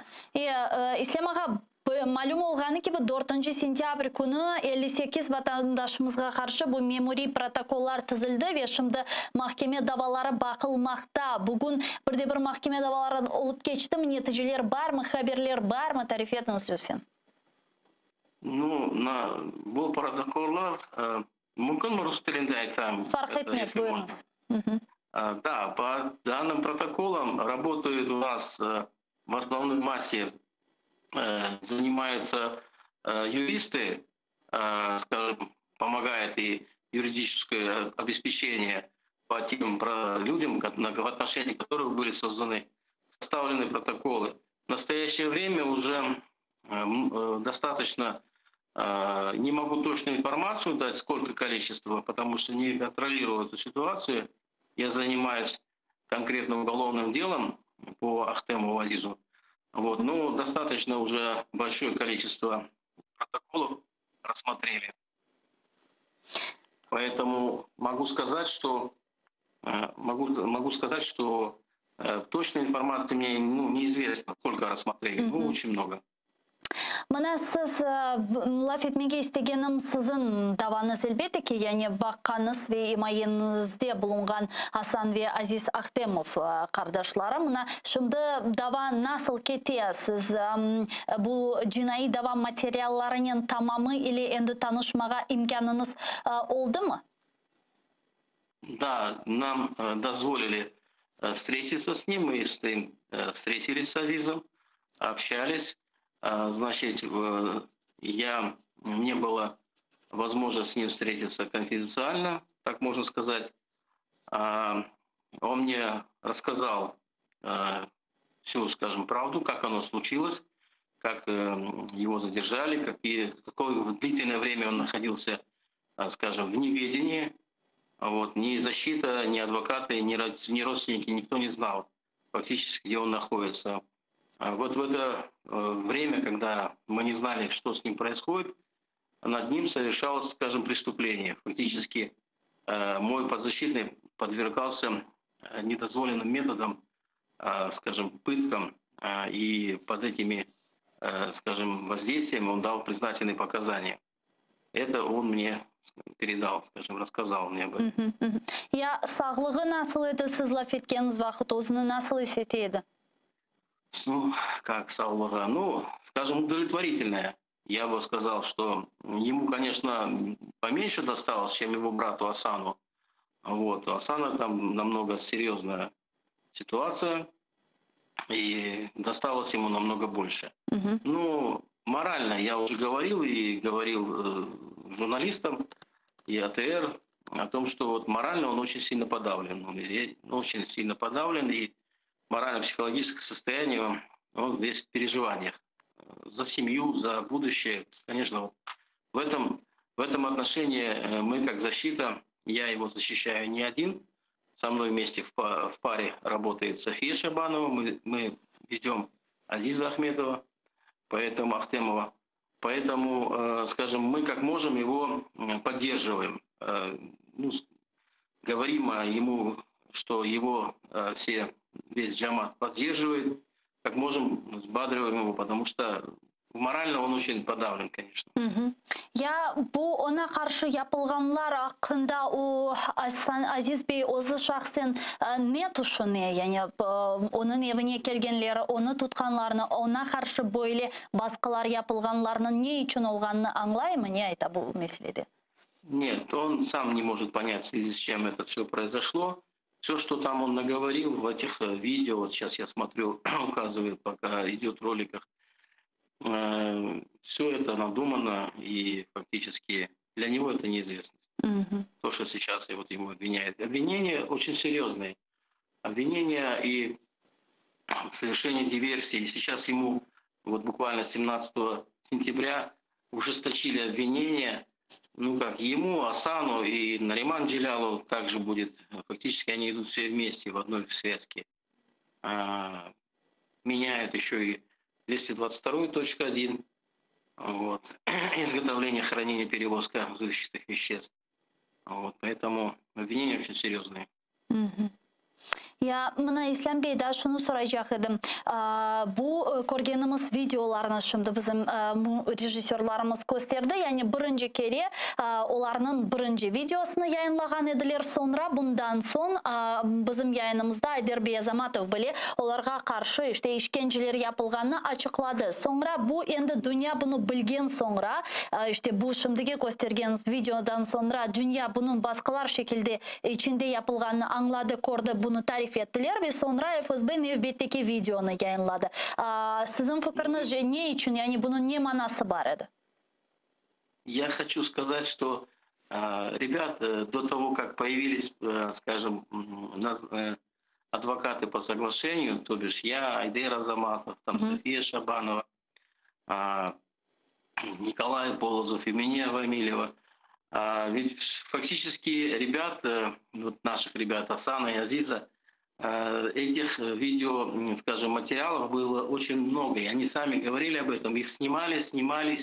То есть то с одной, скажем, ситуацией, то говорили сначала, первым видели видео о том, что, ну, в частности, вот Асан говорил о том, что за совершенные вот эти действия они там получили вознаграждение, потом какие-то угрозы. Видео было очень много. Какие еще там видео будут, скажем, служба выбрасывать в эфир, мы не знаем, но их снимали очень долго. Потом, вот сейчас на данный момент, если вот видите, никаких видео, никаких... Ребята сразу заявили о том, что никаких ни репортажей, ни допросов без присутствия защитников по соглашению они совершать не будут. Сейчас на данный момент уже я считаю, что больше уже ничего такого происходить не будет. А сколько они дали этих репортажей, нам неизвестно. Но со слов подзащитного это было много. Я енді bundan sonra yani davanın çok ciddi şekilde alıp barılganını aytıp geçtiniz. Çok ciddi kabahatlavalar olarga karşı seslendirilgenini aytıp geçtiniz. Yani advokatlar nasıl şekilde imayeni alıp baracağı endi belli mi? Yani strategiyani siz endi işlep çıkardınız mı? Nasıl şekilde korçalacağınıza? Стратегия у нас, скажем, определена уже. Мы командно сейчас на данный момент работаем, согласовываем, скажем, встречи. Вот. И я думаю, что в ближайшее время мы опять соберемся, и я, там, и Азаматов, и София Шабанова, там, и наш Николай Полозов. Мы вырабатываем эту стратегию защиты. Она уже практически определена. Ну, я думаю, что более четко и эту стратегию уже будет позже нами будет высказано в эфир. И пока, скажем, это еще необходимо воздержаться от этих комментариев. Ve İslam Bey şunu da soramağa isteyim. Advokat ola sadece advokat olarak da geldi. İşte işgal etilgen Kırım'da bulunup kanunsuzca kabatlangan insanların aklarını korçalagan insanlığa böyle bir sual seslendirmege isteyim. Sizin fikrinizce bugün dünya bu yapılganlarga nasıl reaksiyası olmalı? Misal olarak Ukrayna'nın yapkan bugün reaksiyası yeterli mi? Memnunsunuz mu yapılgan hareketlerden, mında tıştan serbestlik olgan bölgelerden, dünyadan ve ilahire ya da başka bir beklentileriniz var edi ya da başka bir şekilde yardım edilmesi lazım? Ну, насчет реакции я ничего не могу вам сказать. Я могу констатировать только те факты, которые мне становятся известны. И то, что я могу озвучить, это то, что становится мне известно от своих доверителей. А насчет реакции, будь то со стороны Украины, либо мирового сообщества, это пускай принимают решения те структуры, органы, которые будут, скажем, проинформированы, скажем, от нас, от защиты, как от защитников, теми действиями, которые имеют место быть или которые уже были. Вот. А насчет дать этой комментарий, мне тяжело это комментировать. Это уже пускай, скажем, дают свою оценку те, скажем, структуры, которые имеют на это право. Моя задача все это осуществлять защиту, дать правовую защиту своему доверителю и помочь ему в этой ситуации, в которой он оказался. Çok sağ olunuz İslam Bey, bizle bağlanğanız için ve suallarımızga cevap bergeniz için büyük teşekkürler. İslam Bililayev bizle canlı bağda edi, advokat işgal etilgen Kırım'dan. Men size şularını kayd etmege isteyim. Saygılı arkadaşlar, malum olğanı ki bu dünyada Amerika Birleşken Devletlerinde hususan Birleşken Milletlerinin Baş Asambleyasının 76. sesiyası başlanıla ve planlaştırılganına göre Ukrayna Prezidenti Vladimir Zelenskiy yarın anda çıkışta bulunmalı. Malum olğanı ki bu yarından başlap demek bu tribunada çıkışlar ve debatlar başlanıla. Ukrayna Prezidenti endi Amerikaga bu meselelerini kotermek ve Kırım meselesine hususan da laf etmek için teşrif buyurdu, kelip çıktı. Ukrayna Prezidenti Vladimir Zelenskiy'nin aytkanına göre New York'ta öyle bir intervyu berdi. Aytkanına göre Birleşken Milletlerinin Baş Asambleyasında esas müzakere edilecek sualler sırasında bu Kırım meselesi olacak ve Donbas meselesi olacak ve Ukrayna bu sualını çözmek için, bu problemini çözmek için elinden gelgenini yapkanını kaydetti. Зеленський, келін сон dinleyik. І ми повинні не тільки говорити, а й вимагати відповідних дій. Ми шукаємо рішення по Донбасу і Криму на всіх майданчиках. Так, Організація ООН – це один з головних майданчиків. І ми не повинні пропускати таку можливість. Наприклад, у нас буде зустріч з президентом Турецької Республіки. І ми всі знаємо заяву Туреччини про невизнання анексії Криму з боку Російської Федерації та про невизнання виборів у Держдуму РФ через залучення до них жителів окупованих українських територій. Для нас дуже важливо, що ООН визнала Кримську платформу. Думаю, ми можемо говорити про підтримку України з боку наших партнерів в цей дуже непростий час. Bunun birlikte Ukrayna Dışişleri Naziri Dmitriy Kuleba'nın kaydetkenine göre Zelenskiy Birleşken Milletler'de halkara topluluğunu Rusya tecavüzüne karşılık göstermesi için böyle bir birleştirmeye tırışacak. Eken ve hususan Birleşken Milletler'in baş katibi Antonio Guterres'nin böyle ağır bir subet, yani adi olmayan bir subet alıp baracağını kaydetti. Kelin son dinleyin.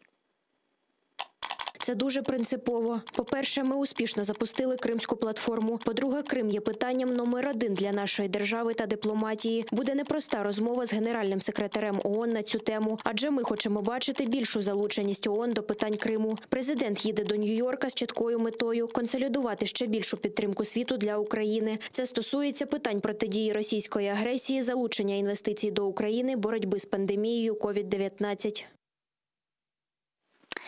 Milli Meclis Azası Riza Şevkiyev bizle şimdi canlı bağda. Rizaga selamun aleyküm, merhabanız. Aleykümselam. Rizaga Birleşken Milletler'in Baş Asambleyasının 76. sesiyası başlana Ukrayna Prezidenti Vladimir Zelenskiy de New York'a kelip çıktı ve yarın çıkışta bulunacağı planlaştırıla. Sizin şahsen bu sesiyadan, 76. sesiyadan bir beklentileriniz var mı? 7 yıldır sonki vakitları Kırım meselesi müzakere edilecek mi, kötürülecek mi? Birleşken Milletler nasıl şekilde buna tepki verecek degen suallerini beremiz. İşte bu yıl növbetteki böyle bir koruşuk olup geçti ve Kennedy'ye aynı sual, beklentiler nedeni ibaret. Evet, umut dünyası umuttan çıkmayız. Her zaman umut isteriz. Ama nasıl olacağını o günlerde, bu günlerde bilirik. Evet, çok sualler toplandı. Çok problemler bizim halkımızın başına düştü. Evet, anda prezident çıkışlarına bağlı olacaktır. Ben belirtsem prezident Kırım platforma aytılan laflardan da götürecektir. İsterdim ki o çıkışlarda bazı bir teklifler etildi. Göremiyoruz ki bugün on böyle bir dünyanın en büyük institutu reformasız yani adımlar yapmaya galiba çaresi yok ve böyle dünyada kriz o zamanlarda olarda çözüm olmuyor. Yazık ki. Mesela Ukrayna, Kırım'ı tartışıp aldığında yapılmadan 7 yıl, 8 yıl kalacak. Daha bir konkret bir şey yapılmadılar. Hep o müddetler kırmızı çizik geçeceğin ama bütün kırmızı çizikler indi geçildi belli böylese herkes olup duyar. Bana mesela Donbass'ın sayılarının geçirdiği bütün 650.000 pasportlar anda verip onların sayıcılar yapıp Rusya'da çıkartıp sayılarda iştirak ettirip o bir boyun bir cezalı bir iştir. Onun için bugün çok analitikler aytıyorlar indi. Minsk'i bu proses indi o bakılmayacaktır. Çünkü o yüzden çıktı o prosesin bir Rusya indi gösterdi andalı halkını Ukrayna halkını saymayı hazırlık yapar o topraklarda o yüzden koşmaya. Onun için bilmiyorum bizim prezident aytip olsaydı ve teklif etip olsaydı belki reformalar nasıl reformalar geçirmek gerek onda bakılıp bu işe bütün dünya hükümetleri koşulgaylar da bakılgay. Mesela agresör hükümete bir zaman veto pravası verilmemek. Agresör organsın o anda sesin coyacak. Birinci o böyle bir reforma olmaz mümkün. Ama böyle bir çalışmalar olsa sonunda ben belirtsem bir işaret olur. Ama bir reformasız ya da konuşup tek aytıp özün problemaların herkes aytıp da laf etip gaz patokların sanksiyalar ya da yapmak gerek de onu dağılsalar elbette ondan bir oge geçiş olmaz. Ama Onun başka Kırım platformasında anda aytılmak gerek. Kırım platformu kararlarında aytılmak gerek. Amerika da bu kol tutgay, o anda kol tutulgay ve o platformanın beraber birlikte çalışmağı. Ama sizin fikrinizce Birleşken Milletler Kırım platformasında iştirak etmedi ve hatta geçenleri Ukrayna Dışişleri Naziri Dmitry Kuleba bu sebepten Birleşken Milletler'in biraz böyle ayttı, işte Birleşken Milletler'in iştirak etmegenini ve böyle açıklı bir şekilde hatta bu fikrini ifade ettim. Sizin fikrinizce Birleşken Milletler'in Kırım platformasında iştirak etmegeni ya da istemegeni Rusya menfaatlarını korçalağını anlamına gelir mi? Evet, yaşlı kritik yaptı bizim minister. Doğrusundan aytmak gerek, betlerini aytmak gerek. Çünkü aytılmasa aytılmadan gibi olur. Aytmak gerek, doğru ayttınız. Nasıldır bu olan böyle bir dünyada bir büyük bir problem, Kırım'ı işgal etkenleri, Kırım'ı aneksiya yapanların böyle platformaya koşulmaganları o bir büyük hatadır onların taraftan. Evet ben omutetem prezident bu laflarını da çıkarır, kritika yapar, bir doğru yapar ve o anda da bir onun etrafında laf edip bir karara gelirler ve Kırım platformasına mutlaka koşulup çalışmaya gerekli olanı böyle karar alırlar.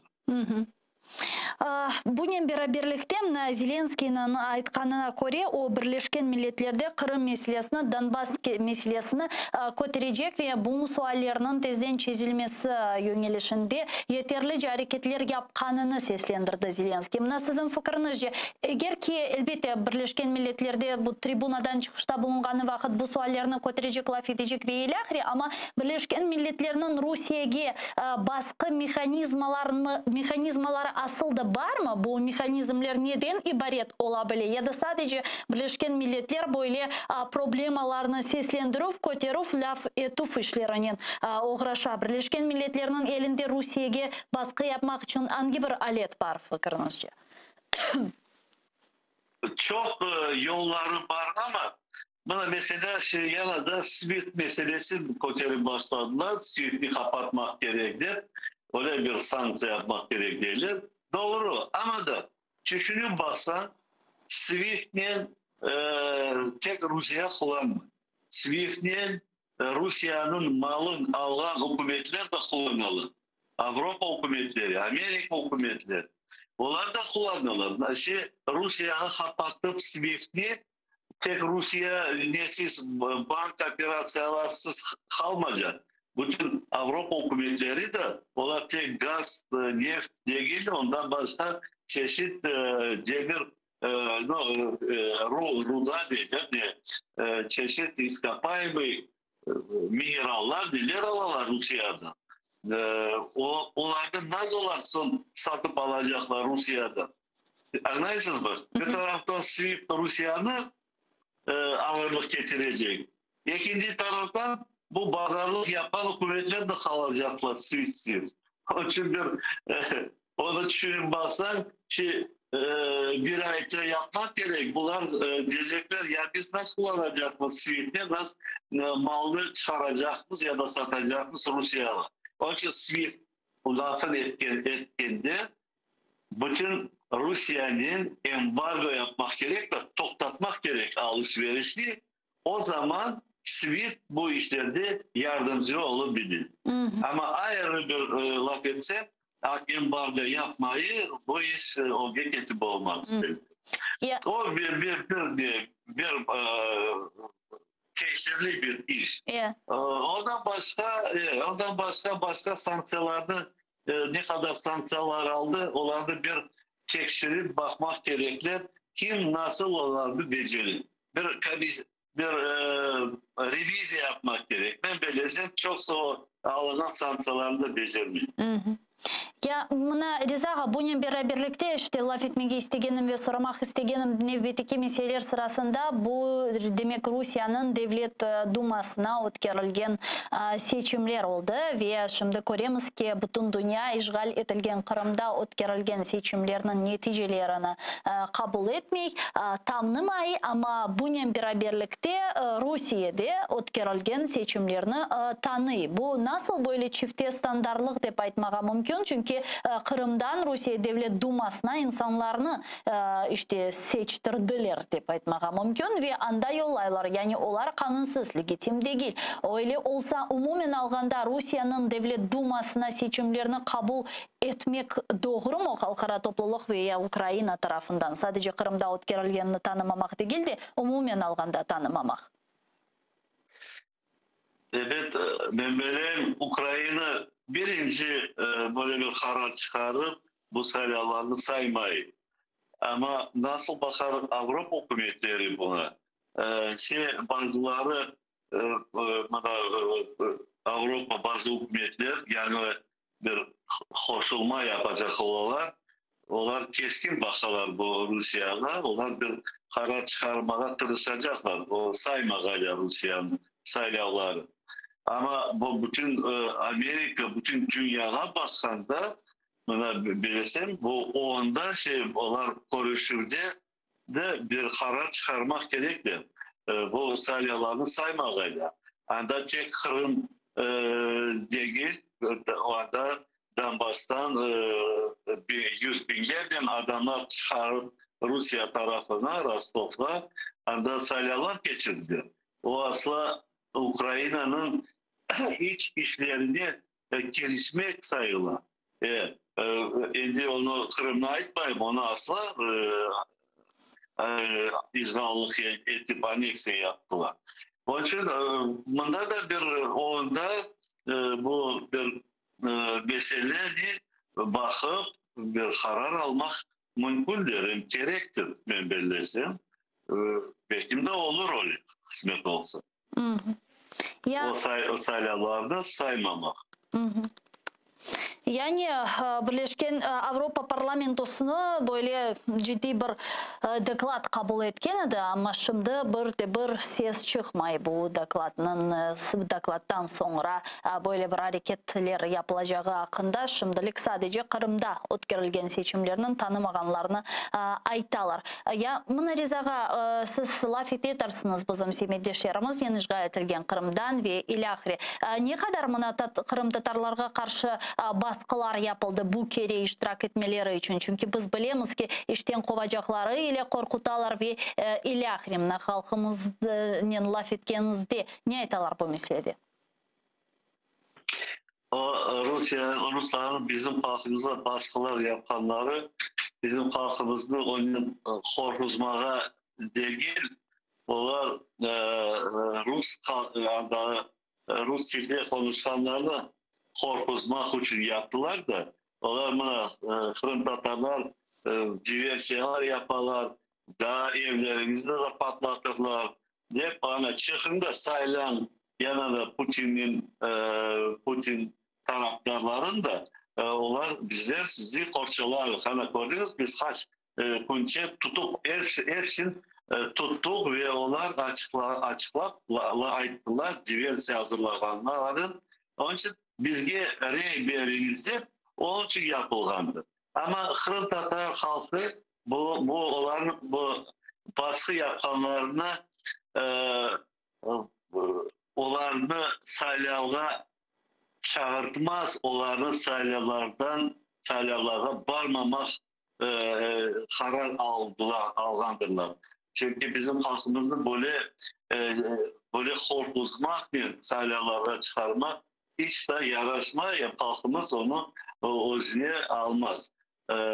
Benim bildiğimde bizim halkımız bu sayılarda iştirak Ama etmedi demek mümkün.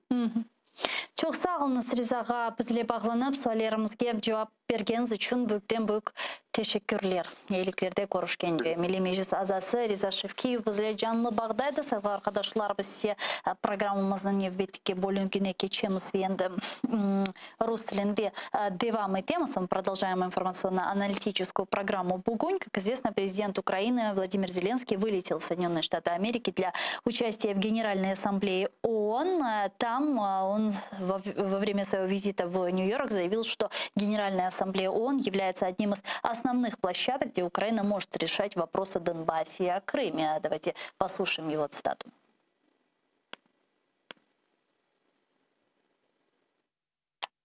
Ми очікуємо реакції від адміністрації Байдена. Ми очікуємо відповіді, наприклад, щодо оборонного сектора цієї програми трансформації. Ми очікуємо на офіційний приїзд делегації зі Сполучених Штатів Америки на чолі з міністром оборони. Очікуємо на цю зустріч.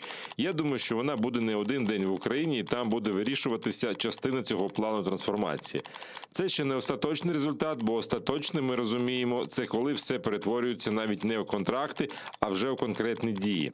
Не так швидко, але тим не менш, я думаю, що ми у засобах масової інформації з вами чули, можна сказати, деякі сигнали щодо ракетної підтримки України, підтримки нашої ракетної програми. Я маю на увазі щодо залізного купола. Зарано ще говорити, але ви чули ці сигнали від Сполучених Штатів Америки. І ми повинні не тільки говорити, а й вимагати відповідних дій. Ми шукаємо рішення по Донбасу і Криму на всіх майданчиках. Так, Організація ООН – це один з головних майданчиків. І ми не повинні пропускати таку можливість. Наприклад, у нас буде зустріч з президентом Турецької Республіки. І ми всі знаємо заяву Туреччини про невизнання анексії Криму з боку Російської Федерації та про невизнання виборів у Держдуму РФ через залучення до них жителів окупованих українських територій. Для нас дуже важливо, що ООН визнала Кримську платформу. Думаю, ми можемо говорити про підтримку України з боку наших партнерів в цей дуже непростий час. Андрій Шкіль, народний депутат України 4, 5 та 6 скликань, зараз з нами на прямому зв'язку. Пане Андрію, вітаємо вас, салям алейкум. Доброго дня, вітаю навзаєм. Пан Андрей Зеленский, президент Украины, говорит о том, что он является одним из основных площадок, где Украина может решать вопрос о Донбассе и Крыме. Но в последнее время мы видим, как Организация Объединенных Наций превратилась в площадку для выступлений с трибуны и высказывания недовольства и обеспокоенности относительно ситуации, которая происходит на территории Крыма, Донбасса, да и в целом о каких-то горячих точках, которые есть на земле. Но какие конкретные действительно вещи может решать Организация Объединенных Наций, какие конкретные действия она может имплементировать, в частности, по Крыму и Донбассу? Ну, по-перше, Організація Об'єднаних Націй – це єдина міжнародна установа, інституція, яка дає можливість про це говорити з великою аудиторією інших держав. Це розмова. Дуже рідко переходять ці розмови в дії, але в статусі України, в тому, якому вона перебуває, з окупованим Кримом, з війною, з частиною окупованого Донбасу, з війною на сході України, з, ну, скажімо так, недружнім сусідом, який в силу обставин не міняється, то кращого майданчику для оприлюднення позиції, підтвердження її, справді немає. Те, що туди полетів президент, він мусить, звичайно, це сказати, що це важливий майданчик, бо він туди полетів. Але, як на мене, можливо, він би переслідував іншу мету, просто черговий раз зустрітися з американською стороною, але тим не менше його візит туди привертає увагу до проблем, які озвучуються. Бо коли виступає, ну, умовний прем'єр-міністр чи просто представник України, а не президент, це, ну, скажімо так, не так активно обговорюється в світі і не так активно звучить в мережі. Коли говорити про результат, ну не буде цей результат завтра, після виступу Зеленського на Асамблеї Об'єднаних Націй. Але якщо там його не буде, цього виступу, ну то це буде така все ж таки констатація спокою України стосовно того, що відбувається на кордонах, стосовно виборів в Російській Федерації на території, окупованої нею в Криму, і автобусними турами громадян України для голосування в Ростові. Тобто обставини змушують реагувати. Головне для України Організацію Об'єднаних Націй не розглядати як якусь інституцію, таку штуку в останній інстанції, яка приймає рішення. Це такий аналізатор, який аналізує стан проблем. Стан проблеми України, українсько-російських стосунків має бути там чітко задемонстрований. Тобто підтримувати температуру горіння, температуру свого бажання має демонструвати Організація Об'єднаних Націй Україна, що нам пече, нам болить, ми пам'ятаємо, ніхто не забув, ніхто не збирається розмінювати одну проблему на іншу. І головне, що ми, Україна, не збирається ставати розмінною картою в грі і Сполучених Штатів, і Росії з Китаєм. Тобто Україна має демонструвати своє небажання бути суб'єктом, бути об'єктом, а має демонструвати, що це суб'єкт міжнародної політики. І присутність президента таку суб'єктність підкреслює. Пан Андрей, вот еще один важный вопрос, который я хочу успеть с вами обсудить. Президент Еврокомиссии Урсула фон дер Ляйен назвала неприемлемым отношение к Франции, комментируя соглашение Великобритании, США и Австралии, из-за которого Париж потерял контракт на поставку подводных лодок. Как действительно во Франции, в средствах массовой информации Французской Республики говорят и обсуждают этот вопрос? Действительно ли это настолько сильный удар для Французской Республики со стороны США, Британии и Австралії? Так, це дуже сильний удар. Вперше за всю історію американсько-французьких стосунків було відкликано посла Франції в Сполучених Штатах. Не треба забувати, що американська революція, американське повстання проти англійських колонізаторів було профінансовано, провойовано і зроблено французькими військами. Якби не Бенджамін Франклін, який провів у Франції практично 6 років, то Франція могла би і не втрутитися, і не посприяти у незалежній Сполучених Штатів. Тобто, фактично, ми можемо сказати це абсолютно ствердно, що Франція є матір'ю незалежності Сполучених Штатів. Тому з матір'ю так не розривають стосунки, чи тобто не псують просто так. Це сильний удар, не стільки фінансовий, не стільки, скажімо так, економічний, скільки моральний. Ніхто не чекав закулісної роботи Сполучених Штатів, Австралії і Великої Британії.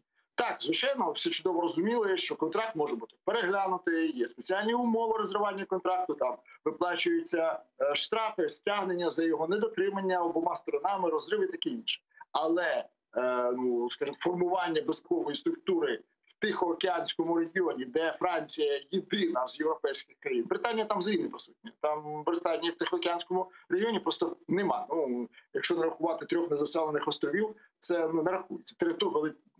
Територіями там володіють з європейських країн тільки Франція. Сполучені Штати, ясна річ, острів Гуам, і Австралія, це якби головний стабілізатор того регіону. Але тим не менше, Францію обійти в цих випадках було складно. Та ще й так. Тут працює образа. Образа за такий розрив. Бо финансовый, так, 56 миллиардов евро, это величезно. А как вы считаете, это только экономический вопрос? Почему это не обсуждалось, к примеру, за несколько недель, за месяц, за 2? Потому что, насколько нам известно и насколько сообщают средства массовой информации, Франция об этом соглашении узнала за несколько часов до официального его объявления. Так є. Офіційна Франція вустами міністра закордонних справ, колишнього міністра оборони Франції Мішеля Дріана сказали, що це удар в спину Австралії. Цю ніж тримали 2 руки – австралійська і американська. Тому що британці про свій вступ в цей AUKUS дізналися так само в той самий час приблизно, як і французи. Тому немає жодних рестрикцій з боку Франції до Великої Британії. Так, це сталося несподівано, і так жодних економічних, скажімо так, претензій не висуває Франція. Це болісний удар економічний, але тут говориться про престиж. Чи найкращі підводні човни, можна сперечатися, але в світі виробляються тільки 2 пари, тобто високоякісні. Це американці їх роблять і французи. Те ж саме торкається і морського флоту. Тобто Франція відчуває себе ще й ображеною в тому сенсі, що з нею не стільки не попередили, а відмовилися ділитися інформацією, вважаючи її безпеково ненадійною, а Австралію безпеково надійнішою за Францію. Тут головний нюанс, і тут головна проблема. І це ще все відбулося на тлі розмов, посилених розмов, які проводив Макрон з європейськими лідерами щодо створення окремішної, скажімо так, європейської безпекової структури. І якщо це спочатку виглядало теоретизація, або якби може бажання бути впливовішими на африканському континенті, Європі і в світі, то зараз це взагалі може на превеликий жаль скластися так, що Франція почне інтенсивніше формувати європейські безпекові сили, що, звісно, буде не на руку ні Україні, ні світові, ні мирові. А почему как это все отразится на Украине? Как вот эта ситуация на нас повлияет? И какие выводы мы должны для себя сделать? Ця ситуація демонструє Україні, що протистояння Сполучених Штатів і Китаю досягли найвищої точки. Тобто це дуже висока точка. Тому що сталося це все настільки раптово через те, що завершується процес модернізації японцями двох своїх вертольотоносців, вони перетворилися на авіаносці. Це тиск на Китай з одного боку, і з другого боку такий спосіб виведення американських військ з Афганістану дало інформацію Сполучених Штатам, що Китай готує висадку своїх сил, щось подібне, до речі, до кримського сценарію на Тайвань. І це змусило американців реагувати. Україні які висновки робити? Дуже прості.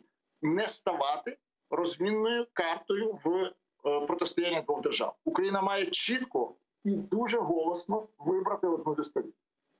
Звісно, добре, що Україна володіє контрактами на постачання в Китай зернових, які вона отримала через те, що Австралія відмовилася це робити. І тому, властиво, Сполучені Штати зараз будуть будувати атомні підводні човни на території самої Австралії, будувати ці виробництва.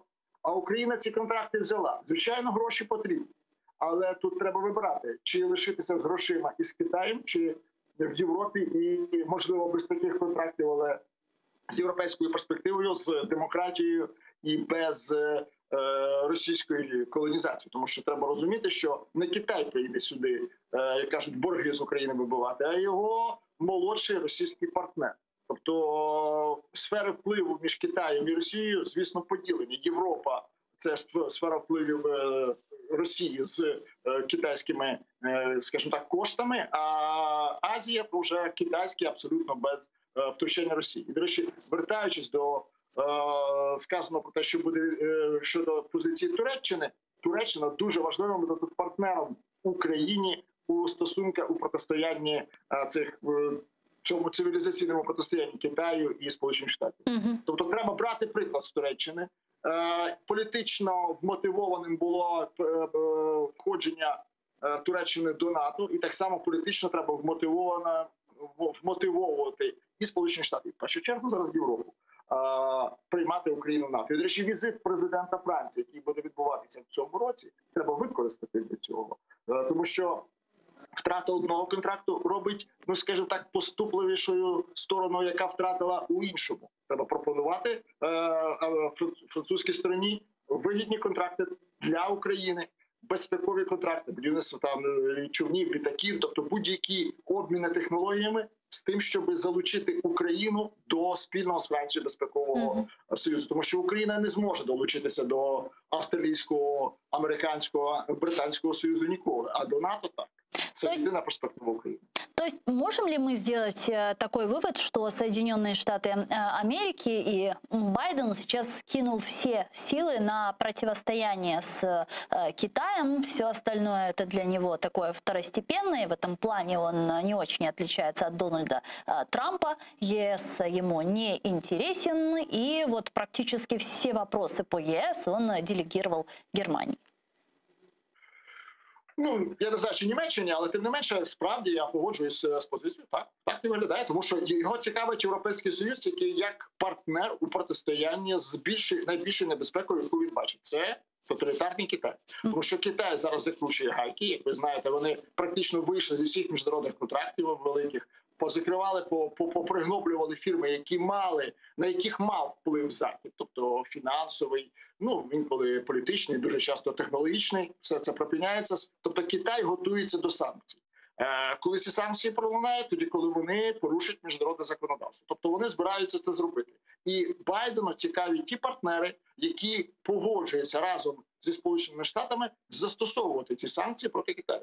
Ну, цей розрив контракту свідчить про те, що Байден і нинішня американська адміністрація вважає, що Франція не здатна, чи не може, чи не хоче жертвувати китайськими стосунками, хоча практично вони дуже, вони в межах 2-3 мільярдів євро, це невеликі контракти, але тим не менше таким чином поступає Сполучені Штати, що, скажімо так, має право на те, щоб турбувати його поведінка, має право, тобто Сполучені Штати, поведінка має право турбувати і непокоїти і Україну, і Європейський Союз. Тому що Україна просто географічно розташована в Європі, шукати інших безпекових формацій, ніж вони вже є, неможливо.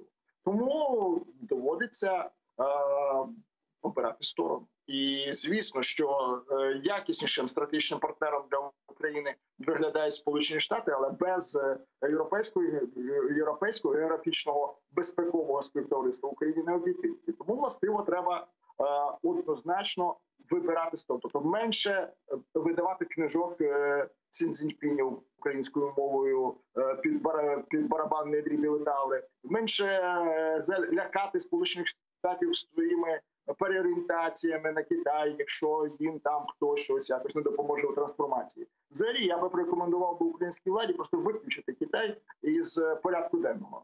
І економічного, і політичного будь-якого. Ті контракти, які є, довиконати, нових не заключати і готуватися до світової трансформації. Бо аби Україна сама трансформувалася, треба ще встигнути не попасти під роздачу трансформації світової. Дякую вам дуже, пане Андрію. Чохсавно, що наше время і підключились к нам в ефір. Андрій Шкілі, політичний аналітик, був з нами на прямому зв'язку. А мы с вами не прощаемся, сейчас прерываемся буквально на 5 минут. После вернемся в эту студию и продолжим информационно-аналитическую программу «Бугунь». Не переключайтесь, Коршкенча.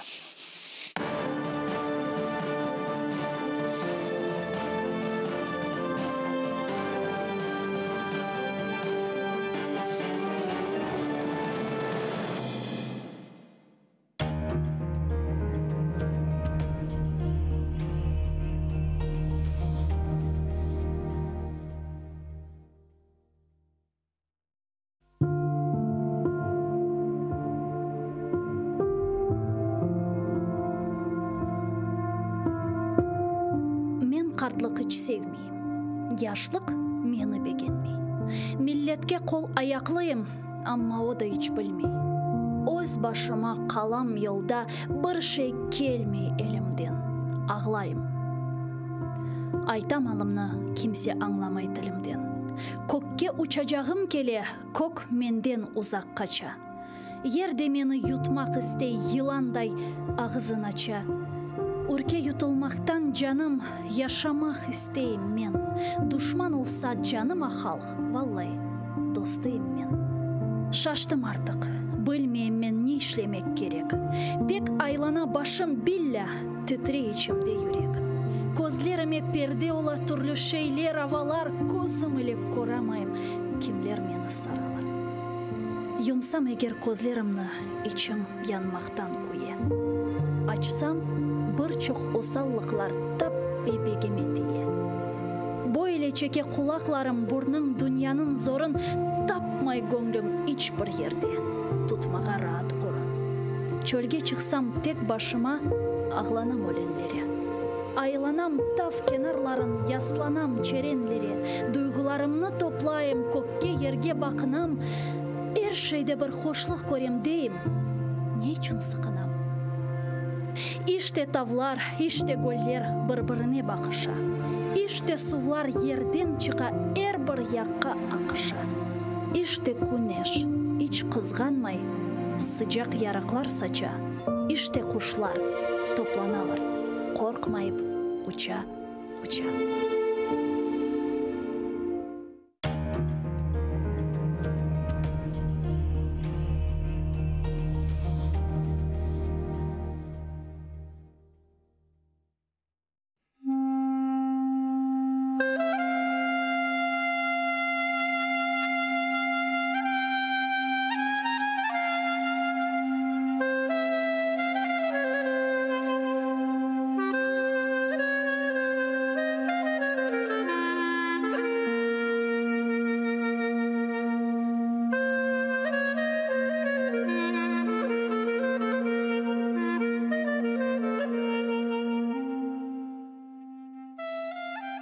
Бисмиллахир-рахман-ир-рахим.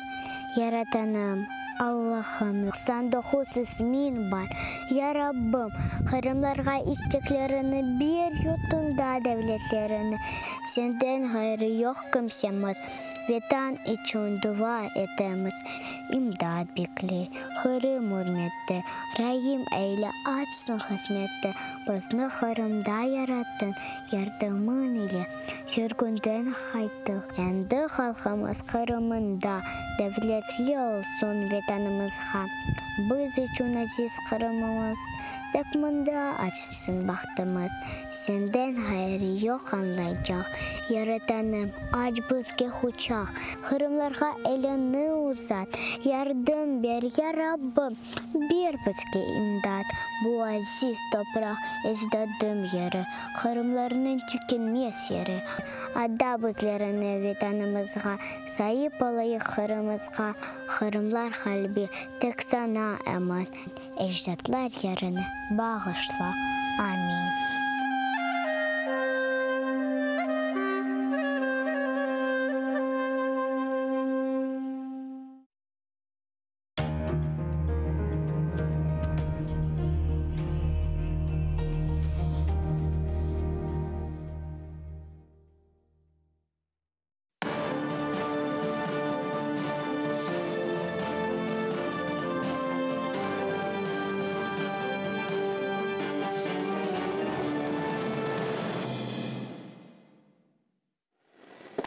Ассаляму алейкум, харлах шамлар, добрый вечер. В эфире телеканала АТР вы смотрите информационно-аналитическую программу «Бугунь». В студии для вас работаю я, Гульсум Халилова, и следующие 55 минут в этой студии с гостем мы обсудим основные новости и события сегодняшнего дня, которые непосредственно касаются временно оккупированного Крыма. Я напомню, что мы работаем в прямом эфире. На экраны ваших телевизоров режиссеры периодически выводят номер телефона, так что вы можете звонить к нам абсолютно бесплатно по Вайберу, можете присоединяться по Скайпу. +3 80 67 63 46 130. Это наш номер, atr.tv, это наш адрес. Звоните, задавайте ваши вопросы, нам важен ваш голос. Поддержать телеканал АТР вы можете, подписавшись на наш Patreon и на сайт телеканала АТР, atr.ua, а адрес нашего Патреона вы сейчас видите на ваших экранах. Если вы пройдете по этой ссылке, можете выбрать любой уровень поддержки и стать частью большой крымско-татарской семьи АТР. Это поможет нам продолжать работу на информационном фронте. Я рада представить гостя нашей студии. Сергей Глань, народный депутат Украины 8-го скликання. Вітаю вас, пане Сергею. Хош келдін, ассаляму алейкум. Витаю. Я предлагаю наш эфир начать со следующих новостей. Президент Украины Владимир Зеленский вылетел в Соединенные Штаты Америки для участия в Генеральной Ассамблее ООН. Выступление с речью Зеленского на Генассамблее ООН запланировано на вторую половину среды, то есть завтра. Также Зеленский во время визита в Нью-Йорк заявил, что Генеральная Ассамблея ООН является одним из основных площадок, где Украина может решать вопросы о Донбассе и Крымі. Давайте послухаємо його цитату. І ми повинні не тільки говорити, а й вимагати відповідних дій. Ми шукаємо рішення по Донбасу і Криму на всіх майданчиках. Так, Організація ООН – це один з головних майданчиків. І ми не повинні пропускати таку можливість. Наприклад, у нас буде зустріч з президентом Турецької Республіки. І ми всі знаємо заяву Туреччини про невизнання анексії Криму з боку Російської Федерації та про невизнання виборів у Держдуму РФ через залучення до них жителів окупованих українських територій. Для нас дуже важливо, що ООН визнала Кримську платформу. Думаю, ми можемо говорити про підтримку України з боку наших партнерів в цей дуже непростий час. Министр иностранных дел Украины Дмитрий Кулеба сообщил, что во время визита в США для участия в Генассамблее ООН президент Украины Зеленский консолидирует международную поддержку для противодействия российской агрессии. Красной нитью участия президента в Генеральной Ассамблее переговоров на всех уровнях будет тема Крыма. Также Дмитрий Кулеба сказал, что предстоит непростой разговор с генеральным секретарем Организации Объединенных Наций Антонио Гутерришем. В частности, нужно напомнить, что ООН не приехала на саммит Крымской платформы. И Кулеба непременно сказал, что этот вопрос также будут обсуждать. Вот его цитата. Це дуже принципово. По-перше, ми успішно запустили Кримську платформу. По-друге, Крим є питанням номер 1 для нашої держави та дипломатії. Буде непроста розмова з генеральним секретарем ООН на цю тему, адже ми хочемо бачити більшу залученість ООН до питань Криму. Президент їде до Нью-Йорка з чіткою метою – консолідувати ще більшу підтримку світу для України. Це стосується питань протидії російської агресії, залучення інвестицій до України, боротьби з пандемією COVID-19.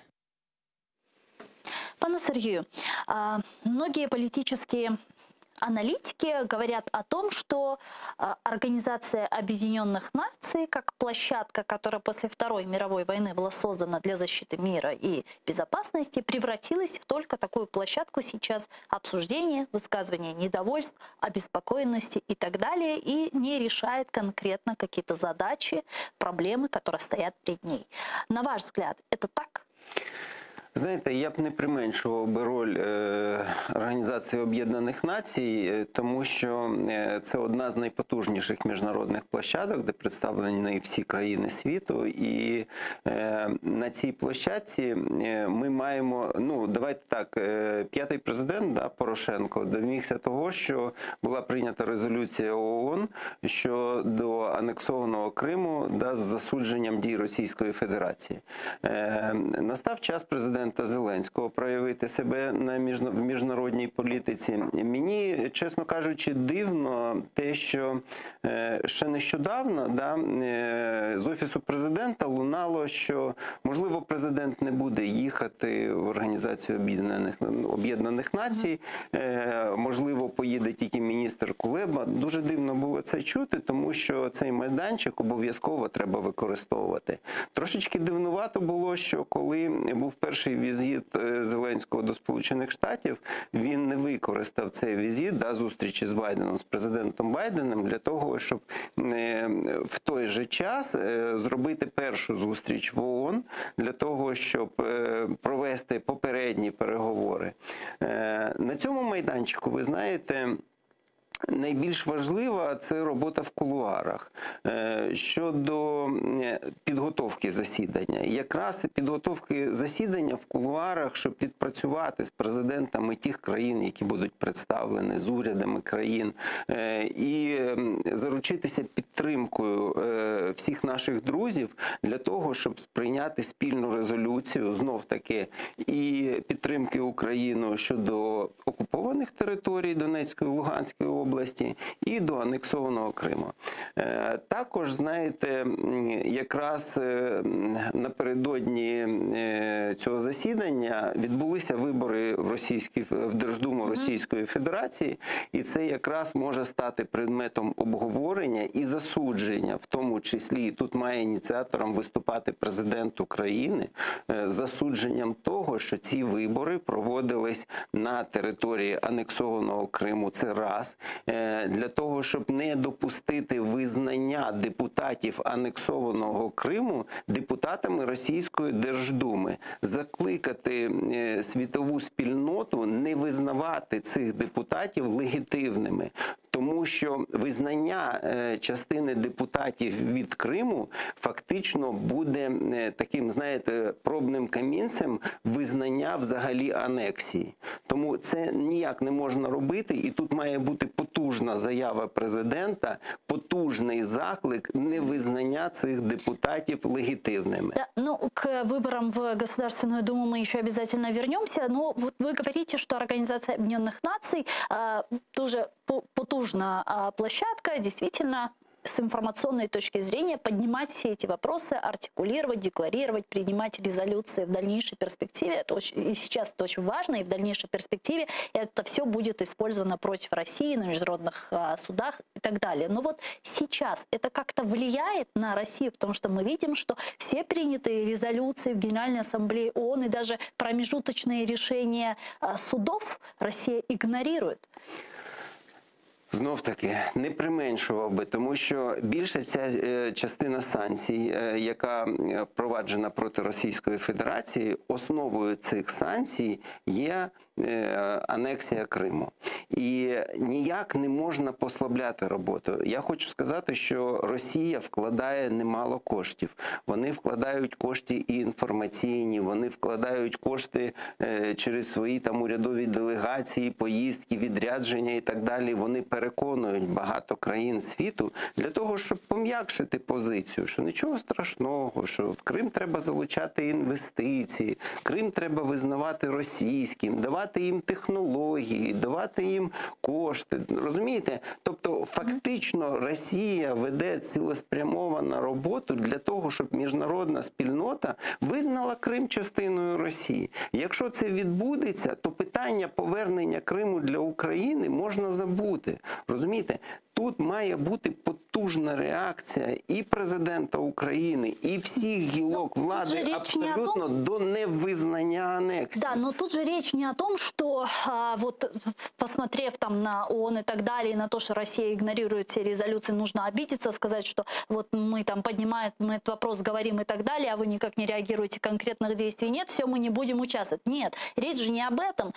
Речь о том, как сделать так, чтобы вот то давление, которое сегодня есть, оно было увеличено, потому что я думаю, что ни для кого не секрет, что те санкции, даже о которых упомянули вы, они ведь недостаточны. Недостатні, звичайно, і дійсно треба постійно казати про те, що має бути і посилення міжнародної підтримки, і посилення санкцій, в тому числі невизнання депутатів від Криму, які зараз будуть проходити до Російської Держдуми. Саме ось ця послідовність кроків і має бути відбуватись постійно. Знаєте, давайте подивимось. Ось зараз екватор президентства Зеленського. І тільки зараз, до 30-річчя незалежності, ми побачили єдиний проєкт щодо Кримської платформи. І взагалі президент заговорив про Крим. 2 роки було тишини. 2 роки президент не згадував питання Криму. Можливо, він не хотів дратувати Путіна, як то він казав.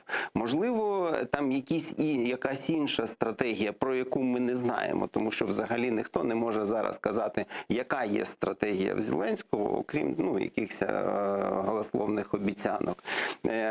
Але ми маємо, щоб була чітка, кожнодневна, послідовна позиція щодо повернення Криму, щодо невизнання Криму російським, щодо посилення санкцій, для того, щоб Крим повернути до України. Я предлагаю подключить к нашему эфиру Вадима Трюхана, дипломата та члена Громадської ради премії зв'язку інформаційної політики України у 2017-2019 роках. Він зараз з нами на прямому зв'язку. Пане Вадиме, вітаємо вас. Салям алейкум. Доброго дня, студия. Алейкум ассалям. Да, пане Вадиме, каковы ваши ожидания от 76-й сессии Генеральной Ассамблеи Организации Объединенных Наций? Зеленский говорит о том, что он является одним из основных площадок, где можно решать вопрос Донбасса и Крыма. И, естественно, возникает вопрос, каким образом? Безперечно, що Організація Об'єднаних Націй – це ключовий дипломатичний майданчик, на якому вирішуються будь-які міжнародні конфлікти, в тому числі збройні конфлікти. Тому президент Зеленський, як глава держави, яка перебуває 8-й рік у війні, був не просто міг там чи не міг, він був зобов'язаний брати участь в 76-й сесії Генеральної Асамблеї ООН, і він зобов'язаний привертати увагу міжнародної спільноти до того, що збройна агресія Росії проти України продовжується, що брутально порушуються права людей в Криму, на окупованій території, мається на увазі на півострові Крим, брутально порушуються права людей на окупованій частині Донбасу, що Росія не лише не збирається згортати свою агресію проти Росії, а навпаки вдається до агресивних дій, до ескалації конфлікту, що ми бачимо протягом останніх декількох тижнів, коли зросла кількість і поранених, і загиблих військовослужбовців України на Донбасі. Тому те, що він поїхав туди, це дуже добре. Перший момент. Другий момент. Українській дипломатії вдалося добитися включення до порядку денного сесії Генеральної Асамблеї ООН питання якраз щодо стану справ на окупованих Росією територіях. Росія відчайдушно чинила супротив. Протягом 2 тижнів було навіть 3 голосування по цій темі. Безпрецедентна ситуація для Організації Об'єднаних Націй. Але лише 10 держав підтримали позицію Росії. Ми знаємо, які це типу Сирія, там Нікарагуа, там Північна Корея, ну такого плану держави авторитарного типу, Білорусь, Вірменія. На жаль, Казахстан, на превеликий жаль, Казахстан, досі ця держава перебуває в фарватері Росії. Але жодна цивілізована держава світу не підтримала Росію. Як наслідок цей пункт до порядку денного включений, відповідно відбудуться загальні дебати не в якомусь комітеті, а саме на пленарній сесії Генеральної асамблеї ООН. Третє, про що має говорити Зеленський? Зеленський має пропонувати чіткі кроки, спрямовані на вихід чи забезпечення виходу Росії з окупованої частини Донбаса, і на алгоритм дій, який би призвів до деокупації Криму і міста Севастополь. Я думаю, що час якихось картинок, як це було при Петру Порошенку, чи там якихось наочних свідчень того, що агресія є, вже пройшов. Всі і так знають, що коїться на Донбасі, яка ситуація зі станом прав людини в Криму. Треба конкретно пропонувати, що робити. І от якраз мені здається, що Зеленський мав би реанімувати тему ведення миротворчої місії під егідою ООН на всю територію, там, де перебувають російські війська, і на Донбасі, як перший етап, і в перспективі в Криму і Севастополю. І він би мав ініціювати введення більш широких санкцій, не лише під егідою ЄС і окремих держав, які є партнерами України, як то США, Канада і так далі, а під егідою ООН. Причому для того, щоб ці санкції ввести, треба якраз вносити ініціативу про те, щоб Росія була позбавлена права вето на рівні Радбезу ООН, тому що це якраз питання Рады безпеки ООН. Да вот я как раз это и хотела спросить, ведь действительно можно это инициировать, но Россия может наложить на такое решение право вето, и как бы все. Ви повністю праві, чи може я кажу, що важливо перед тим, як виноситься питання на розгляд Радбезу ООН, треба добитися за процедурою, яка передбачена статутом. А є такий механізм лишення країни? Ну, щоправда, він практично ніколи не застосовувався, але він є, він передбачений статутом ООН. Там в одній статті говориться, що у разі, якщо держава є заінтересованою стороною конфлікту, який розглядається, то вона не бере участь в голосуванні. От на цьому треба наполягати і відповідно добитися, щоб рішення приймалось без участі Російської Федерації, яка володіє правом вето. Якщо б було рішення на рівні Радбезу, то санкції могли б бути набагато більш широкомасштабні, набагато більш дієві. Ну і крім того, президент Зеленський мав би також присвятити час, протягом якого він буде перебувати в Нью-Йорку, зустрічав, те, що вже анонсовано, із генеральним секретарем і НАТО, генеральним секретарем ООН, головуючим на цій сесії Генеральної асамблеї, але також і двостороннім зустрічам з лідерами тих держав, з якими у нас виникла серйозна, іноді навіть тривалістю декілька років пауза в політичних контактах. Це держави Азії, Близького Середнього Сходу, Латинської Америки, можливо, навіть Африки. Але він має дійсно, як і заявив Кулеба, кожну секунду чи кожну хвилину свого перебування бути в постійних переговорах з нашими традиційними партнерами, як то, наприклад, з Польщею, що вже анонсовано, з президентом Дудою буде зустріч, на якій будуть присутні також президент Молдови і прем'єр Руті, але й також з тими країнами, які для нас є перспективними партнерами. Якщо він попрацює ефективно, то я думаю, що для України будуть серйозні результати. Вместе с этим Дмитрий Кулеба сказал, что будет непростой разговор с генсеком ООН. У Зеленского намекая на то, что те не приехали на инаугурационный саммит Крымской платформы. И фактически Кулеба обвинил Организацию Объединенных Наций в защите интересов России. Как вы думаете, что значит непростой разговор? Как он может сложиться? И что это будет означать для нас? Міністр закордонних справ Кулеба цілком слушно робить закид на адресу чиновників ООН, це ж не держави-члени, це чиновники, яких обирають на відповідних голосуваннях всі держави-члени. Да? Говорячи, що ООН усунулась від кримської проблематики, навіть не ризикнула вислати чи надіслати на інаугураційний саміт високопосадовця високого рангу. Тому дійсно президенту Зеленському треба виконати доволі просту чутливу місію, яким чином переконати в тому, що це невірно, яким чином переконати, щоб Організація Об'єднаних Націй в особі Генсека чи там заступники Генсеку надалі брала участь в заходах в рамках Кримської платформи і водночас не зіпсувати відносини, тому що Україні дуже важливо залишатися в таких, знаєте, продуктивних, взаємовигідних робочих стосунках з органами системи Організації Об'єднаних Націй, в тому числі з керівництвом. Тому будемо сподіватися, що президента Зеленського українські дипломати належним чином підготують до цієї розмови, дадуть відповідні аргументи, і він зможе провести ці переговори професійно і чітко.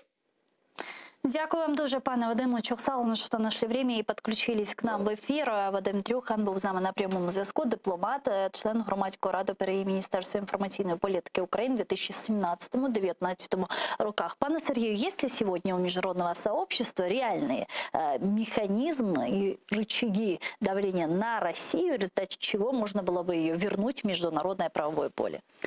Звичайно, є. Звичайно, є. Якраз майданчик ООН, знов-таки повторюється, дуже потужний майданчик. І я думаю, що в першу чергу, я хочу погодитися абсолютно, що тут треба було б там не якісь там закиди робити, і там, ми ж пам'ятаємо вже, там були спічі, що там і будемо з президентом Сполучених Штатів да, і вже ЄС був США, на повищених тонах розмовляти. Тоді там звинувачували Німеччину, да, зараз вже ООН звинувачують. Я думаю, що нікого не треба звинувачувати, треба більш дипломатична робота, щоб відбувалася потужна. І все ж таки нам треба переконувати Організацію Об'єднаних Націй в тому, щоб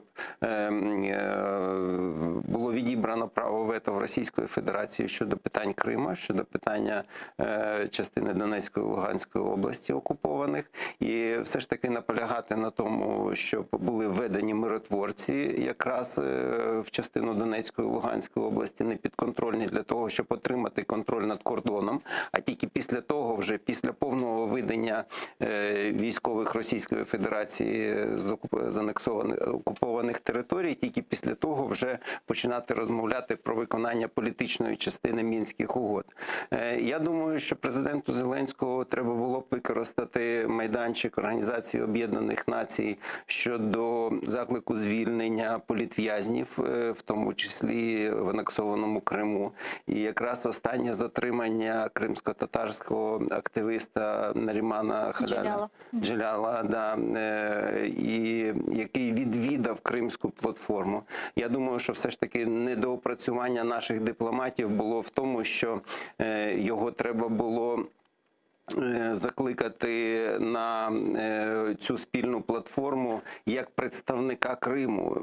І я думаю, що МІД і Офіс президента мав би розуміти, під який ризик вони ставлять Нарімана, запрошуючи саме на цей захід. А якби він був за столом разом з урядами там тих країн, які долучилися до Кримської платформи, за столом з президентом України, як офіційний представник Криму, то я думаю, що тоді б російська влада не наважувалась арештовувати активіста, розумієте, тому що тут би вже б долучилися всі учасники Кримської платформи, що, слухайте, він був у нас за столом, він був одним з повноправних членів і представників Криму, а як ви його заарештовуєте? Це був би політичний тиск. І я думаю, що на цьому майданчику саме президент України обов'язково має піднімати питання дотримання прав людини в Криму, звільнення політичних в'язнів і саме звільнення Нарімана.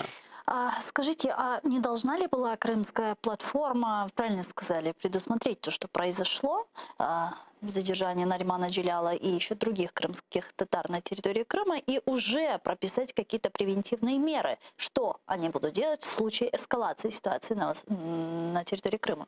Бачите, я ще раз повторюю, що вони повинні були передбачити, що цей тиск політичний буде і буде затримання. Його треба було хоча б запросити за стіл переговорів як представника, і це б вже трошечки стримувало Російську Федерацію.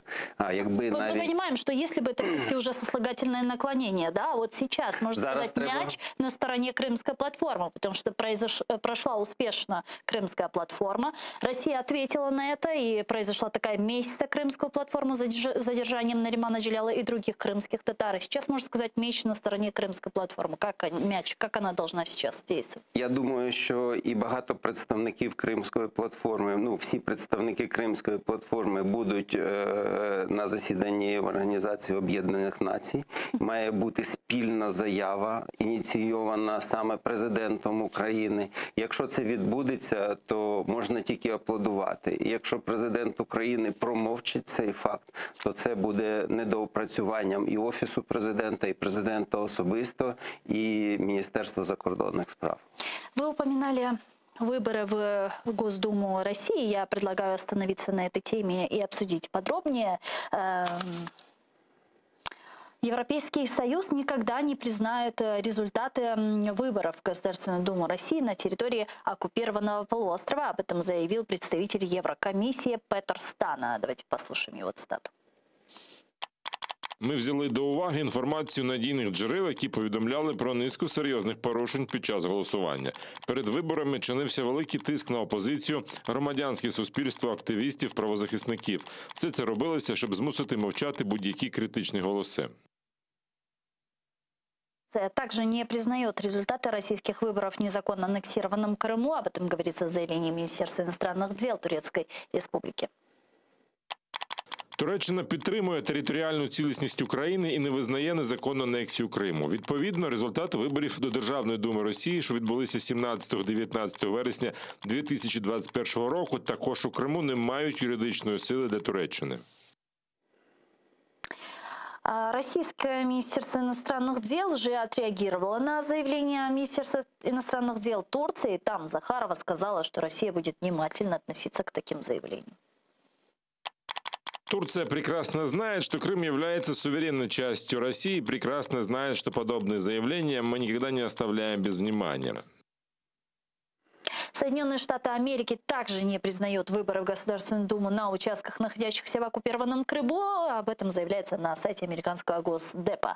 В Госдепе считают, что избирательные участки на территории оккупированного полуострова находились на суверенной территории Украины. Американская сторона высказала поддержку в адрес украинской территориальной целостности и суверенитета от имени США. Ведомстве уверены, что выборы в Госдуму России прошли в условиях, не способствующих свободному и справедливому избирательному процессу. Но до этого вы наверняка видели доклад Европейского парламента, который призвал не признавать выборы в целом в Госдуму РФ, так как провели выборы на территории оккупированного Крыма незаконно, а также перед выборами массово паспортизировали жителей Ордло и также повезли на свою территорию в Ордло голосовать на выборы в Госдуму. И это может стать мощнейшим поводом для того, чтобы не признавать в целом выборы в Государственную Думу. Но, как мы видим, этого не случилось. Как вы думаете, почему?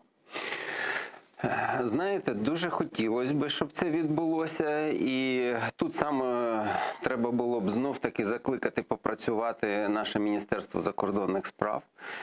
Дійсно, те, що відбувалося в окупованих частинах Донецької і Луганських областей, ми ж бачимо, що там ми запроваджували електронне голосування і вивозили саме працівників бюджетної сфери для голосування в Російській Федерації. І, до речі, там один з бойовиків балотувався до Державної думи Російської Федерації через частину, через яку там, я не пам'ятаю, через якусь область, балотувався він до Російської Ради.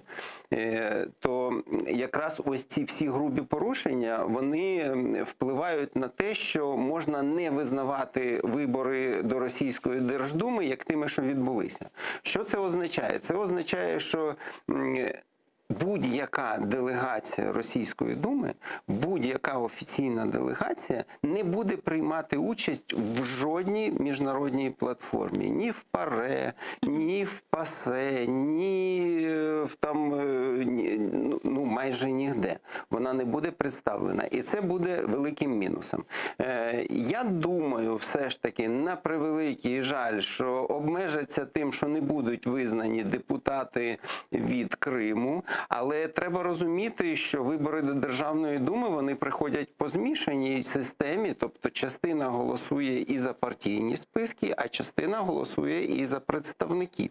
Тобто представники не будуть визнавати від Криму, але ж частина депутатів, частина людей, які проголосували за партійні списки, а ми всі розуміємо, що там більшість була голосів саме за пропутінську партію, тому що і доступу доступу до пропаганди не було на окупованих і анексованих територіях. Там ми всі розуміємо, що інформаційно було зроблено так і з тими самими підвозами, щоб люди голосували за пропутінську партію. Тому є всі причини і всі правові підстави не визнавати вибори, які відбулися взагалом, але ж і хотілося б відмітити те, що якби українська влада і якби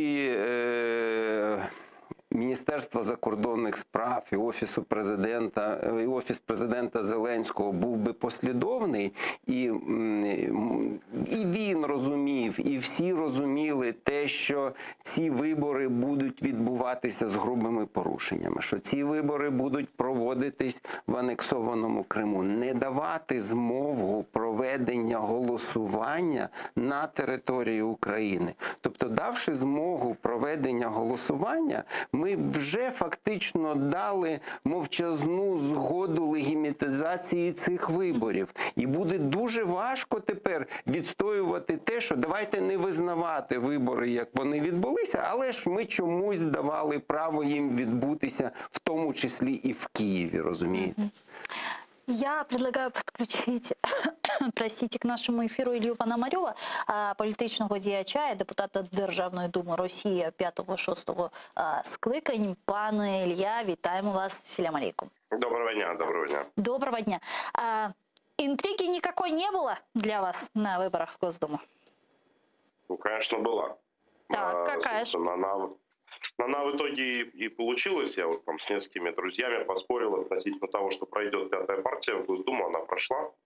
К сожалению, в негативную сторону сработали другие ожидания. Я видел, что, очевидно, должны пройти несколько таких достаточно заметных оппозиционеров в Госдуму по Москве, там, в частности, там Сергей Митрохин, там в Питере Борис Вишневский и так далее, они не прошли, но в результате грубых фальсификаций сейчас там развернулась целая борьба, и люди пытаются отстоять этот выбор, хотя, конечно, надо понимать, что шансы у них там не очень большие за счет вот этого электронного голосования, точнее будет говорить не за счет электронного голосования, а за счет принудительного привода людей на электронное голосование вот административным ресурсом. За счет этого перекидали власти, и большое количество оппозиционно настроенных избирателей осталось дома, а вот, значит, провластный избиратель пришел, и поэтому есть такой результат. Но все равно это раскачивает общество. Теперь есть новый повод для протестов, для обсуждений, для борьбы. Достаточно жестко поставлен вопрос перед иностранными IT-компаниями, которые испугались Кремля последние дни перед выборами и заблокировали там ресурсы Алексея Навального. Теперь с ними, скорее всего, будет глобальный скандал и глобальная разборка там в Соединенных Штатах и так далее. Это хорошо, потому что это многих людей заставляет определяться, на какой они стороне. То есть можем ли мы сказать, что в принципе российской власти удалось реализовать одну принципиальную для них задачу на выборах в Госдуму, фактически отстранив от участия в них представителей оппозиционных партий и в первую очередь непосредственно сторонников Алексея Навального? Ну, знаете, они били в основном не по паспорту, а по морде. То есть они старались не пустить не какие-то там политические силы. Политические силы, вон там Яблоко, например, вполне себе оппозиционная партия, которая участвовала в этих выборах. Партия, которая как раз с четкой позицией по Крыму не признает, не вела там агитации. Извиняюсь, открыто про это говорила. Но, тем не менее, власти не пустили отдельных людей, представителей партии Яблоко, которых они по-настоящему боятся. Пропустили тех, которые они говорят, ну там ладно, если они пройдут, то типа, значит, для нас ничего страшного. Но можем ли мы говорить, что вот тех, кого пропустили, это ее можно назвать не такой системной оппозицией? Ну, некоторых, кто пропустили, нельзя сказать, что это системная оппозиция. Потому что, ну, например, они пропустили Андрея Пивоварова, который просто сидит сейчас в краснодарской тюрьме за свои взгляды, за связь с Ходорковским. Вот он баллотировался по списку Яблоко. Другое дело, что шансы его на избрание изначально были очень маленькие, потому что все понимали, что Яблоко, скорее всего, в Госдуму не пройдет, и поэтому там махнули рукой. А с другой стороны, вот я упомянул фамилию там, Сергея Митрохина. Сергей очень достойный человек, который вел себя всегда абсолютно нормально, твердо и там, защищал права москвичей и по Крыму опять-таки занимает абсолютно четкую позицию без каких-либо виляний и так далее. Он был на проходной позиции по Москве и только вот там жесткими фальсификациями на несколько единиц процентов его остановили. Но при этом вы говорите, что протестное настроение растет, люди обсуждают эти фальсификации и так далее, но если сравнивать с 2011 годом, вы меня поправите, если я ошибаюсь, то эволюция протестов, она довольно отрицательная. Почему? Я считаю, что было много достаточно ошибок, которые делает сама оппозиция. У нас там, все, кто в российской политике знают, например, у меня сложные отношения с Алексеем Навальным, который стремится все это там монополизировать, возглавить, быть единоличным вождем оппозиции. Я считаю, что это не полезно, и думаю, что этот год доказал то, что я был прав, потому что его заключение в тюрьму в итоге привело к разгрому целой структуры, и поэтому на данный момент сопротивление было очень сильно ослаблено, потому что, собственно, не было политической структуры, политической машины, которая могла бы этому противостоять. Но протестное настроение, конечно, никуда не делись, и, конечно, люди выходили, и поэтому так много голосов получила КПРФ. Я сейчас нахожусь в Соединенных Штатах, так здесь, в Америке, люди, которые уехали от Советского Союза, большинство проголосовало за КПРФ в Вашингтоне, да, в Соединенных Штатах. Да, то есть это вообще никогда такого не было. Но тогда мы можем сказать, что наличие таких подконтрольных оппозиционеров, в том числе КПРФ, да, ЛДПР, как бы позволяет партии власти охватывать все равно более или менее такие заметные электоральные сегменты, которые, по каким-то причинам не хотят голосовать, да, за Единую Россию. Но это никак ведь не влияет на те решения, которые принимает руководство Кремля. Да, смотрите, Гульцум, естественно, никто не спорит, что власть в России через выборы в Государственную Думу не сменится. И вообще Государственная Дума имеет достаточно малое значение в российской системе государственной власти.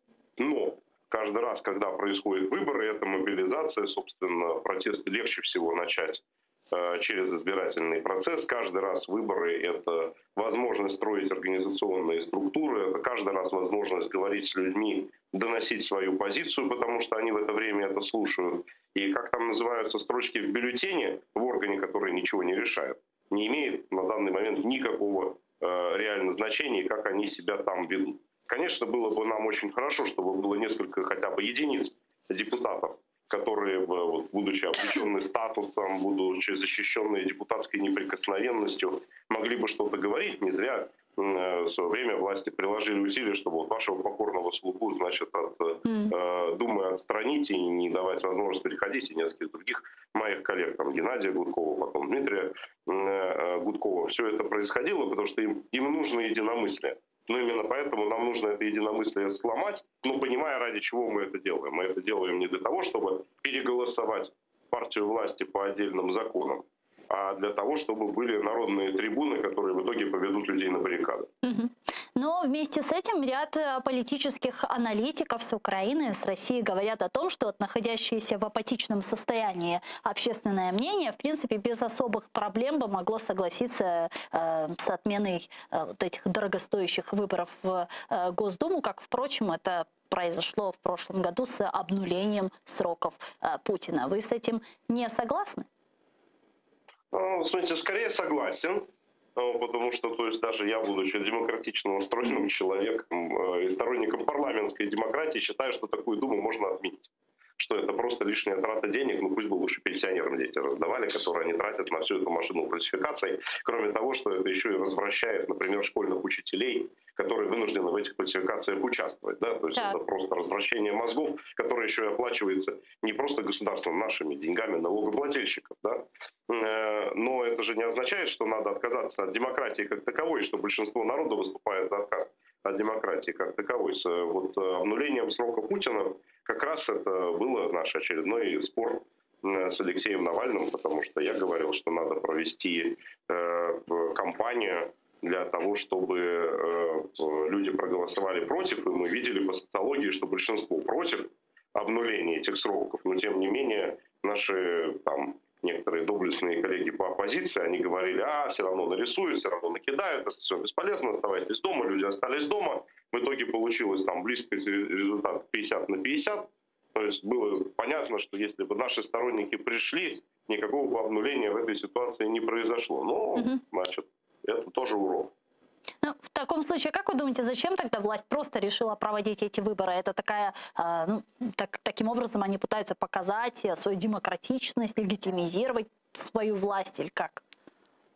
Ну, Путин юрист, для него очень важна формальная легитимность. Он путает легитимность и легальность процесса. Он считает, что важно показывать, что весь народ как один выходит, поддерживает эту власть, что они облечены мандатом доверия, этот мандат надо подтверждать. А каким образом, значит, из рук народа этот мандат вырван, типа это вторичный вопрос. Вот он как классический наш постсоветский юрист думает о том, как закон обойти, а не так, как его соблюсти и развить. То есть действует по букве, а не по духу законодательства. Но для него, тем не менее, это важно. Для него важно, то есть на международных площадках говорить, вот видите, там, вот меня избрали, за мной там стоят миллионы избирателей, а кто стоит там за Алексеем Навальным? Там никого, да? Кто стоит за этими оппозиционерами, горлопанами, которых вы поддерживаете? Никого. А вот за нами, соответственно, миллионы россиян. То же самое относится и к жителям Донбасса,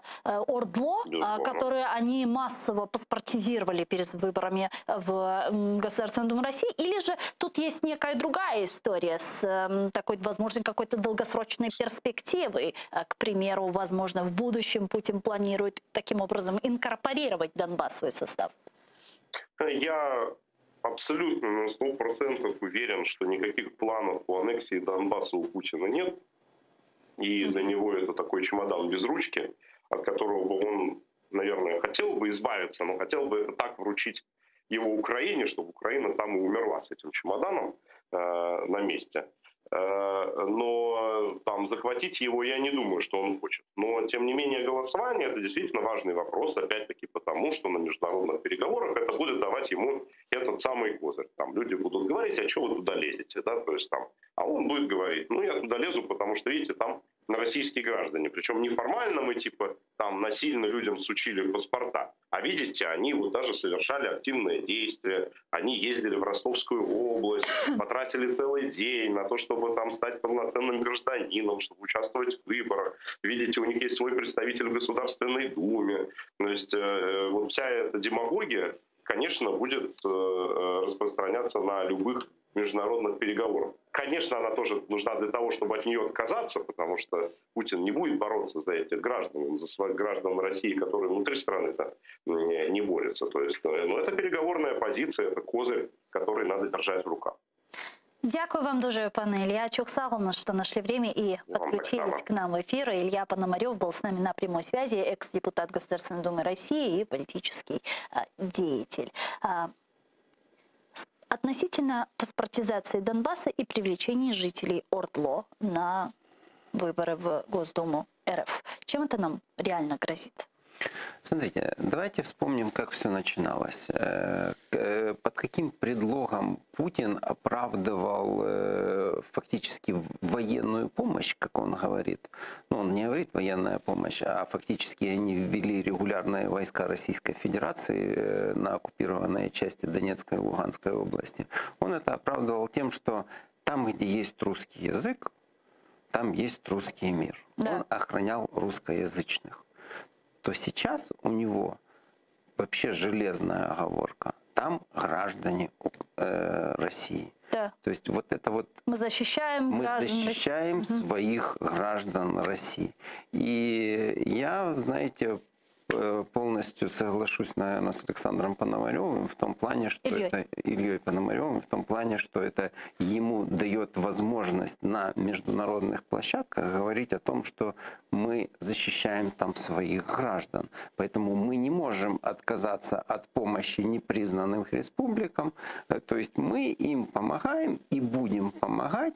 И это уже интерес идет национальной безопасности, в том числе и России, потому что там есть граждане России. То есть это его козырь, который он будет разыгрывать на международных площадках. Но в то же время президенту Зеленскому можно было бы это использовать в том, что проведение виборів, залучення наших громадян для голосування на російських виборах – це є повне нехтування Мінських угод. Тобто на сьогоднішній день Путін і влада Російської Федерації поставила хрест взагалі на Мінських угодах. І тому зараз можна казати, що Путін перечеркнув Мінські угоди, треба новий безпековий документ і новий документ для повернення і інтеграції окупованих частин Донецької і Луганської області. Це дає йому такий карт-бланш в тому, щоб закликати ООН в тому числі, позбавити право Російської Федерації щодо вето, вводити миротворців, тобто план 5-го президента України, введення миротворців на кордоні України з Росією, виведення російських збройних сил за кордон України і після того переход до політичної частини. Але ж якщо ми кажемо, що Путін поставив хрест на Мінських угодах, тоді вже ми маємо вимагати свої правила гри, ми маємо вимагати свій план дій, ми маємо вимагати від міжнародної спільноти, щоб вони допомогли нам справитись з російською агресією. І в той же час не забувати про анексований Крим, щоб це не було в нас два окремих питання. Це має бути одне питання. Не можна розглядати Донецьк-Луганськ окремо від Криму. Це має бути комплексне питання і інтеграція окупованих територій, і повернення анексованого Криму. Российская Федерация в любое для нее удобное время может перейти в наступление на юге Украины. Об этом заявил генерал-лейтенант и командующий Объединенных сил ВСУ Сергей Наев. Давайте вместе его послушаем. Військові загрози з боку Росії на півдні України з кожним роком тільки зростають. Сказати, що є прямі ознаки того, що Росія найближчим часом почне військову агресію, не можна. Однак стрімка мілітаризація окупованого півострова і створення надпотужної військової бази лише посилює загрози національній безпеці України у військовій сфері. Черговим приводом для актуалізації зазначеного питання є ініціювання керівництвом нашої держави роботи Кримської платформи. На цьому тлі Російська Федерація лише посилює тиск щодо недопущення вироблення дієвого механізму мирної деокупації Криму, погрожуючи можливим розширенням збройної агресії. Также Сергей Наев заявил, что ситуация в районе проведения ООС с конца августа начала обостряться. Едва ли не впервые за последние несколько лет российские оккупационные войска нанесли удары по городам вблизи линии разграничения Авдеевки и Счастья, что выглядит как демонстрация силы и безнаказанности со стороны РФ. Давайте послушаем. Основна мета таких провокацій – це демонстрація сили, безкарності та зухвалості. При цьому зазначеними діями противник намагається мотивувати військове командування операції Об'єднаних сил дати гідну відповідь з одночасною фіксацією порушень з нашого боку. Зараз з нами на прямому зв'язку Олег Жданов, військовий експерт та полковник запасу Збройних сил України. Пане Олеже, вітаємо вас. Селям алейкум. Витаю. Да. Пане Олеже, как вы в целом оцениваете шансы на полномасштабное вторжение России в Украину, о чем, собственно, выше говорит Сергей Наев? Ну, я тут соглашусь полностью с Сергеем Наевым. Он, в принципе, в своем же спиче дает ответ на этот вопрос. Да, наращивание сил осуществляется, и действительно Крым превращается в военную базу, но в Крыму группировка войск носит больше оборонительный характер. И наращивание сил было спровоцировано именно тем, что Россия, скорее всего, посчитала, что этого недостаточно для того, чтобы удержать Крым в случае проведения нами и нашими партнерами морской десантной операции. И тут же он, в принципе, дает ответ, что на сегодняшний день вероятность прямого вторжения очень низкая. Вот здесь я с ним согласен, потому что больше сдерживает, тут точнее даже не больше, а оба фактора, и военный, и политический, сегодня где-то в соотношении 50/50, которые не дают России возможности начать прямую и открытую агрессию против Украины. В середине сентября на полигонах Белоруссии и России прошли совместные учения «Запад-2021» с 10 по 16 сентября. Сейчас мы видим массовые военные учения на оккупированном полуострове Черноморском регионе. Вот в чем реальная угроза для Украины от этих учений? Вы знаете, Запад-2021, я бы, в принципе, не заострял на нем внимание, потому что там что-то пошло не так с самого начала. И они даже закончили эти учения на сутки раньше, чем планировали. Почему? Потому что Лукашенко не допустил на территорию Беларуси такого количества войск, как это было сделано в 2017 году, когда были учения Запад-2017.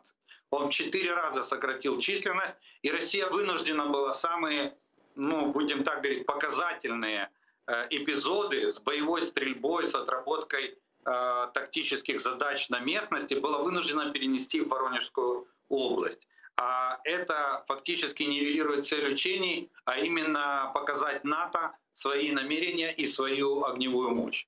Что касается учений в Черноморском акватории, то здесь эти учения намного интереснее в том плане, что Россия уже заранее отрабатывает вопросы борьбы с москитным флотом. Это, кстати, та концепция, которую мы на сегодняшний день приняли за основу для создания на первом этапе для создания военно-морских сил, вооруженных сил Украины. Сегодня президент Украины Зеленский во время своего визита в Нью-Йорк прокомментировал и отреагировал на информацию о возможности поставок систем «Железный купол» в Украине. Он сказал следующее, цитирую: «Мы в СМИ слышали, можно сказать, некоторые сигналы относительно поддержки ракетной программы Украины, имея в виду по «Железному куполу». Рано еще говорить, но тем не менее вы слышали эти сигналы и месседжи от США». То есть Зеленский намекает о том, что это такие позитивные, хороший сигнал. Насколько реально предоставление Америкой Украине железного купола? И объясните, пожалуйста, популярно для наших зрителей, что означает железный купол? Смотрите, о том, реально или нет, мы с вами узнаем в ближайшие пару месяцев, когда Конгресс Соединенных Штатов будет принимать военный бюджет США на следующий год. Именно об этом идет речь, что группа конгрессменов проявила инициативу включить в военный бюджет такой пункт, что передать Украине 2 батареи систем железного купола для тестирования. Они их сейчас тестируют сами, рассматривая вопрос принятия на вооружение этой системы в вооруженные силы США. У них нет еще пока их на вооружении. Это первые. Поэтому это абсолютно реально. Если этот пункт попадет в военный бюджет, то да, в следующем году мы получим 2 батареи и будем их тестировать. Что представляет собой железный купол? Это тактическое звено, то есть самое низшее звено ближнего радиуса действия. Но есть одна уникальная особенность. Дело в том, что он единственная в мире система, которая способна перехватывать артиллерийские снаряды и минометные мины, выпущенные по позициям, которые они защищают. Это оборонительная система, правильно я понимаю? Да, это исключительно оборонительная система, она не имеет вообще наступательных никаких свойств. Да, я просто почему уточняю этот вопрос, потому что наверняка вы помните реакцию России, такую истерическую, когда железный купол был предоставлен Румынии, они его назвали наступательным оружием. Я вам, кстати, скажу, что для нас, допустим, 2 батареи железного купола, у него радиус действия 70 километров максимальный и 4 километра минимальный, высоту до 10 километров. Если поставить 2 батареи, а это уже почти 280 километров полоса, то мы можем снивелировать и перехватить вот эти снаряды, которые летят вглубь нашей территории. Артиллерийские снаряды, выпущенные российскими войсками по нашим гражданским объектам. Мы можем защитить наши позиции, наших военнослужащих. Это дает реальный шанс. И у России нету противодействия этой системе. Вот в этом как бы для России огромная проблема, а для нас это может стать большим подспорьем. Ну и плюс, вы же представьте, что у нас только атомных реакторов почти 15 на территории Украины. Мы же понимаем, какие-то объекты повышенной опасности. Железный купол закрывает с вероятностью более 90%, закрывает 150 квадратных километров. Так почему нам не начать построение тактического звена системы ПВО страны с закрытия там стратегических объектов системой железной купол? Также политическое руководство Украины говорит об острой необходимости предоставления Украине военного оружия и, в частности, американских зенитно-ракетных комплексов «Патриот». Вот какие еще единицы, на ваш взгляд, военной техники и вооружения могли бы усилить украинскую армию? Ну, вы знаете, я скажу, что в нашей ситуации любые. Дело в том, что, вы же не забывайте, что я же сказал, политическая составляющая иногда играет даже большую роль, чем военная. Наступательного вооружения нам никто не даст. Патриот — это оборонительное вооружение, это система противоракетной обороны. Да, вполне реально. Правда, вопрос цены. Один комплекс в исполнении противоракетной обороны стоит порядка $7 миллиардов. Это 9 батарей он включает. Так что это деньги, вы сами понимаете, очень, очень большие. Но в любом случае, я считаю, что для нас на этапе перевооружения армии, если мы серьезно к этому вопросу подходим, то надо брать все, что предлагают. Дякую вам дуже, пане Олеже. Чохсагулно, що знайшли время і підключились к нам в ефір. Олег Жданов був з нами на прямому зв'язку. Військовий експерт, полковник запасу Збройних сил України. Пане Сергію, а как вы оцениваете вероятность полномасштабного вторжения России в Украину? Ну, знаєте, завжди така загроза була, вона і залишається, і треба бути готовим.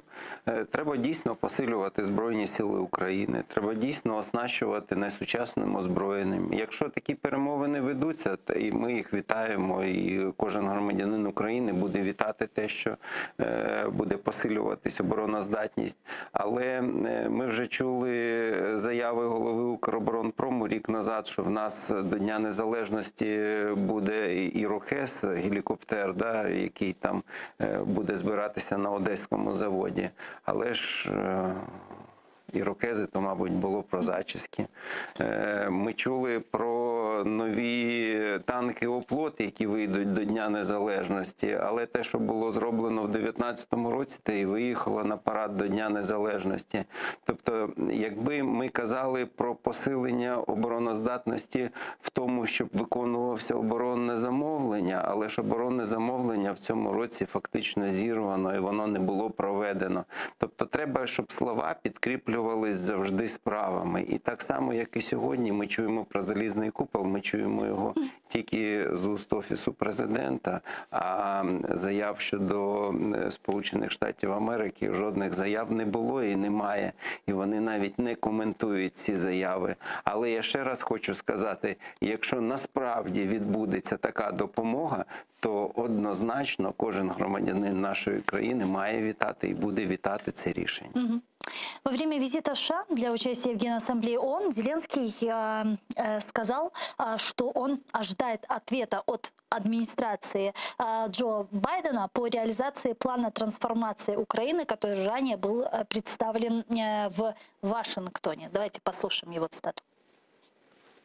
Ми очікуємо реакції від адміністрації Байдена. Ми очікуємо відповіді, наприклад, щодо оборонного сектора цієї програми трансформації. Ми очікуємо на офіційний приїзд делегації зі Сполучених Штатів Америки на чолі з міністром оборони. Очікуємо на цю зустріч.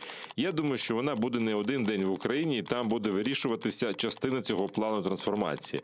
Це ще не остаточний результат, бо остаточним, ми розуміємо, це коли все перетворюється навіть не у контракти, а вже у конкретні дії. Не так швидко, але Але, тим не менш, я думаю, що ми у засобах масової інформації з вами чули, можна сказати, деякі сигнали щодо ракетної підтримки України, підтримки нашої ракетної програми. Я маю на увазі щодо залізного купола. Зарано ще говорити, але ви чули ці сигнали від Сполучених Штатів Америки. Действительно, контракты, соглашения, договоренности и реальные действия, конкретные действия – это две разные позиции. Мы это испытали на горьком опыте с Будапештским меморандумом. Если сейчас мы говорим о тех соглашениях, которые были заключены во время визита Зеленского в Вашингтон и встречи Джозефа Байдена, перейдут ли они действительно в конкретику? Програма трансформації, про яку ви кажете, вона була презентована, і наскільки я пам'ятаю, що урядовці з Сполучених Штатів на неї не прийшли. Там були виключно наша делегація і там якісь там чиновники нижчого звена. Тобто це була така це була програма трансформації, яка виключно працювала ось там на аудиторію виборців України Зеленського, що він якби поїхав з якоюсь там програмою трансформації. Але вона там дуже дивно виглядала, на скількись там мільярдів доларів, про яку трансформацію можна казати, якщо на сьогоднішній день всі реформи в нас зупинені. Судова реформа під загрозою, Сполучені Штати нам про це кажуть, що в нас майже хрест на судовій реформі, в нас реформа корпоративного управління на сьогоднішній день зупинена, тому що ми бачимо про призначення в Нафтогазі. В нас реформа, яка там, реформа СБУ, Безугла займається реформою СБУ. Ми бачили комісію щодо вагнерівців і фаховість цього народного депутата. Тобто, якщо такий народний депутат займається реформою СБУ, то ми всі розуміємо, яка це буде реформа. Ми маємо сигнал так само Сполучених Штатів, що зверніть увагу на ті темпи корупції, з якою боролися, і були впроваджені всі антикорупційні органи, але через корупцію кожна третя гривня українського бюджету втрачається. Тобто ось ці всі сигнали, я думаю, що українська влада або не чує, або не хоче чути. І пропонувати якусь трансформацію на сотні мільярдів доларів, це трошечки, так м'яко кажучи, ніяк, знаєте. Тому, я думаю, посадовці і не приділили увагу цій програмі трансформації. І як, напевно, я думаю, що якщо казати про якщо б ця програма була дієвою і все ж таки хотілося б отримати розголосу, то я думаю, що ця програма мала б була презентована спочатку українському суспільству, з чим їде президент. Ми ж до останнього дня не знали, з чим їде президент. Ми тільки чули заяви Кулеби, що президент буде розмовляти з Байденом на повищених тонах. Але коли пройшла зустріч, ми побачили, що ніяких підвищених тонів не було, і фактично зустріч пройшла в тому руслі, що було прогнозовано. Те, що і зарані було ясно, що Україна отримає допомогу військовій в оборонній галузі в обсязі 280 мільйонів доларів. Сьогодні розглядається можливість збільшення цієї допомоги до 300 мільйонів доларів. Ще раз підкреслюю, буде радісною новиною, якщо ці 20 мільйонів доларів додаткових – це є якраз програма залізного куполу, але на сьогоднішній день Сполучені Штати не коментують. Я не знаю, можливо, якісь інші сигнали є в президента Зеленського, але ж і я, і багато хто в українському суспільстві таких сигналів не бачив. І взагалі жодного сигналу з офіційних джерел інформації, в тому числі щодо посилів зі сторони Сполучених Штатів Америки на допомогу у вигляді там залізного куполу, чи допомоги, чи продажі, чи кредиту, взагалі нічого немає. Є тільки розмови з Офісу президента, як ми бачимо з заяв самого президента. Я предлагаю обсудить еще одну не менее важную тему. Это тему Северного потока-2. Следующая судьба газопровода «Северный поток-2» зависит от президента США Джозефа Байдена. Такую мысль высказал экс-министр иностранных дел Украины Павел Климкин. Давайте его послушаем. Усі карти від впливу на «Північний потік-2» наразі в руках Байдена. Маємо чесно сказати, рішення щодо «Північного потоку-2» – це тест для Росії щодо її альянсу з Китаєм. Байден дав Росії і Путіну від 6 до 12 місяців, щоб подивитися на поведінку Росії, поведінку щодо нас, але насамперед щодо Китаю та кібератак. У справі «Північного потоку-2» покладатися потрібно на себе, працювати над приборканням Росії насамперед зі США, а від Євросоюзу вимагати допомоги в перезавантаженні енергоефективності. Вот глава правления компании НАК «Нафтогаз» Украины Юрий Витренко заявил, что Украина и Россия еще не начали переговоры по продлению транзита газа после 2024 года.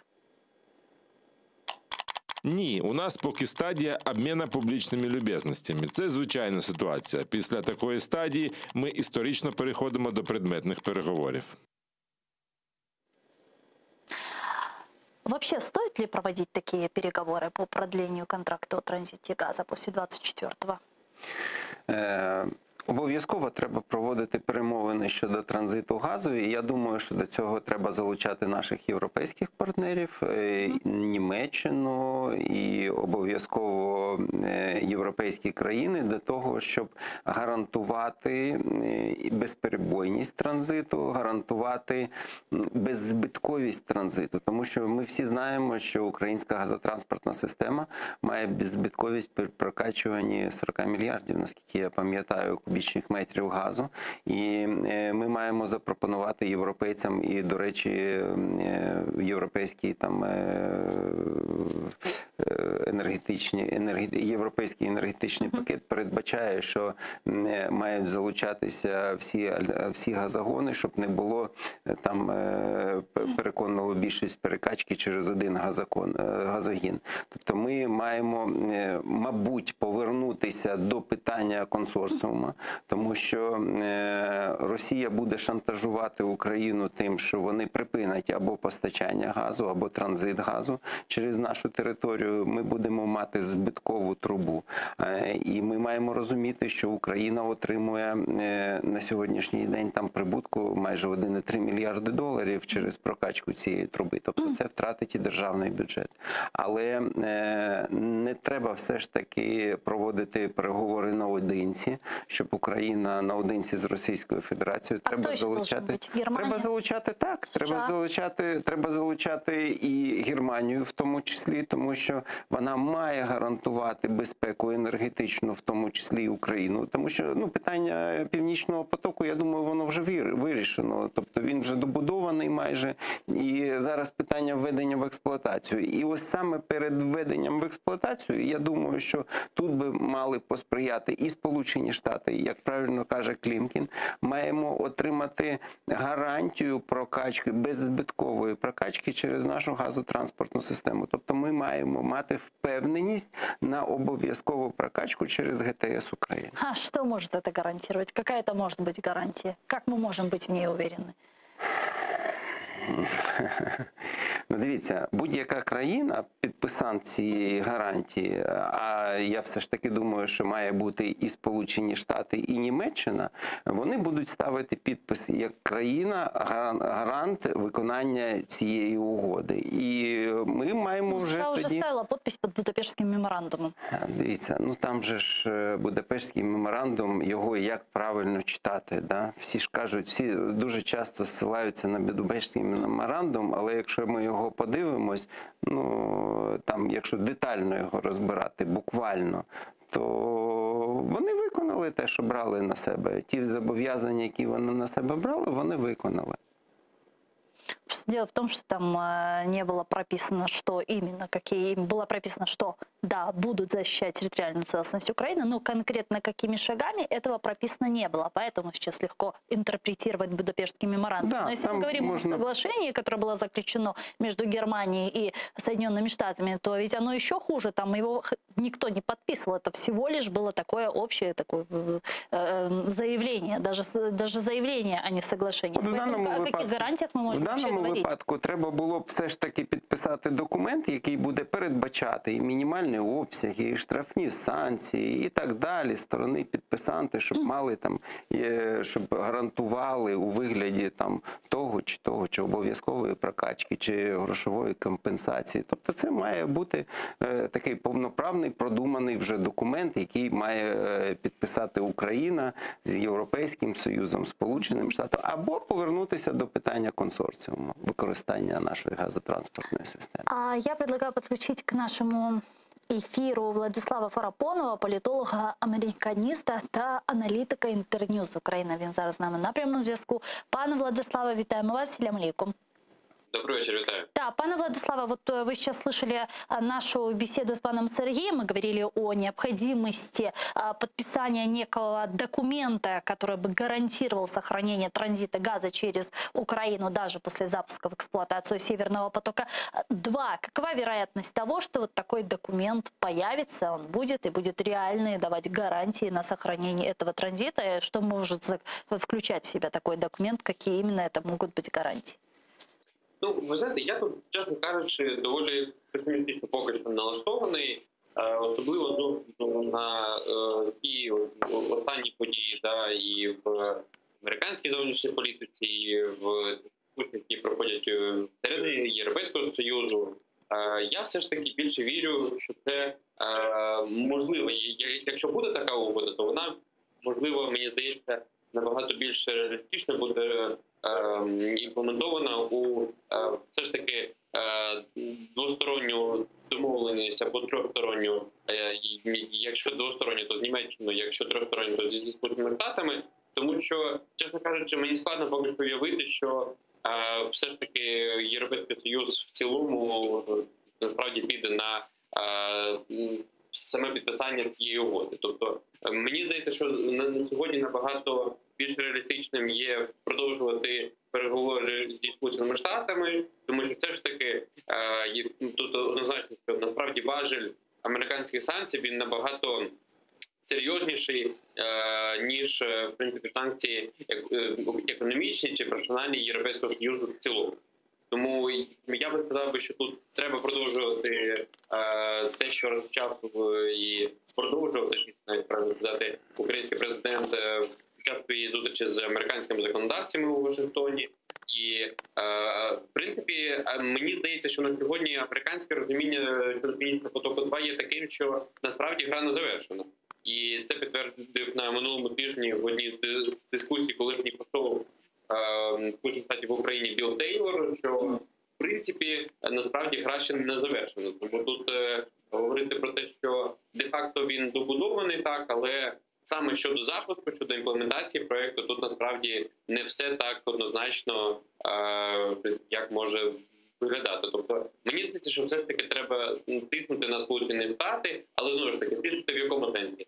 Тиснути не в тому сенсі, що ми будемо шантажувати якимось розворотом на схід, чи тут я навіть не буду гадати, щоб, знаєте, якимось чином неправильно не підказувати. Тому тут треба продовжувати дипломатичні переговори зі Сполученими Штатами щодо того, що дійсно нам потрібні більш конкретні гарантії. Да, однозначно це вже буде після того, як пройдуть вибори в Німеччині, щоб Німеччина зі Сполученими Штатами, незалежно від того, який буде сформований уряд, да, в принципі, що вони ці зобов'язання, які у цій заяві, ви абсолютно правильно сказали, що це не договір навіть, да, що це стейтмент, тобто заява, щоб ті пункти, які там передбачені, вони дійсно були реалізовані, чи, можливо, навіть були посилені. Тобто ніхто не забороняє більш активно цю позицію просувати, да, що там те, що є, ми хочемо в конкретних домовленостях бачити, і, можливо, навіть більші і фінансові компенсації і так далі. Тобто, знову ж таки, тут є, мені здається, місце для переговорів.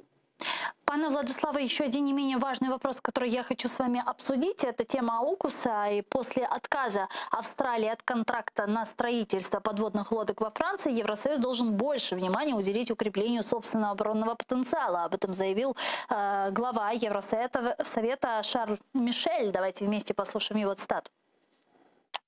Це не направлено проти наших союзників, але якщо ми будемо більш міцними і стійкими, це означає, і наші альянси також будуть сильніші. Елементарні принципи для союзників – транспарентність і довіра. Вони йдуть разом. А що ми бачимо? Ми бачимо явну нестачу транспарентності та благонадійності. Также президент Еврокомиссии Урсула фон дер Ляйен назвала неприемлемыми отношения к Франции, комментируя соглашение Великобритании, США и Австралии, за которого Париж потерял контракт на строительство подводных лодок. Давайте послушаем ее речь. Є багато відкритих питань, на які потрібно давати відповідь. З однією з наших держав-членів обійшлися неприйнятним чином. Ми хочемо знати, що сталося і чому. Треба з'ясувати в першу чергу, перш ніж продовжувати співпрацю, як звичайно. Ми друзі та союзники, а партнери мають говорити один з одним про питання, які викликають спільний інтерес. Цього, очевидно, не сталося. В свою очередь, пресс-секретарь Белого дома Дженнифер Псаки заявила, что США не откажутся от сделки с Австралией по поставкам атомных подводных лодок, несмотря на возмущение Франции. Но американский президент Джо Байден в ближайшие дни позвонит своему французскому коллеге Эммануэлю Макрону, чтобы обсудить ситуацию. Пане Владислава, как вы оцениваете то, что произошло? Это носит лишь только экономический, какой-то оборонный характер решения США, Франции, Австралии и Британии? Или же здесь есть какой-то политический, возможно, аспект, элемент? Ну, ви знаєте, тут є декілька таких важливих аспектів. Мені здається, коли ми говоримо саме про американське бачення цієї угоди, взагалі історії з такою, можливо, не дуже дипломатичною, насправді, реакцією і Франції, і, очевидно, дій Сполучених Штатів, тобто, чому вони взагалі обурюються?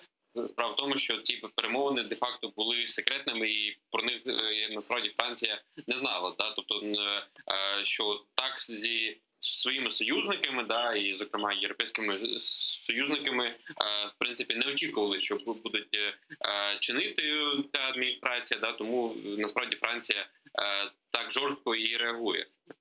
Я би сказав, що перший аспект, він такий суто технічний. Мені видається, що з самого початку і на саміті Великої Сімки цього року, і на саміті НАТО, мені здається, що в Джо Байдена і Еммануеля Макрона склалися особисті, не дуже такі, я би сказав, нормальні відносини, тобто ту хімію, яку ми часто кажемо на переговорах, і те, що говорив Володимир Зеленський на переговорах, що він не знає, чи виникла хімія, мені здається, що у них однозначно хімії не виникло.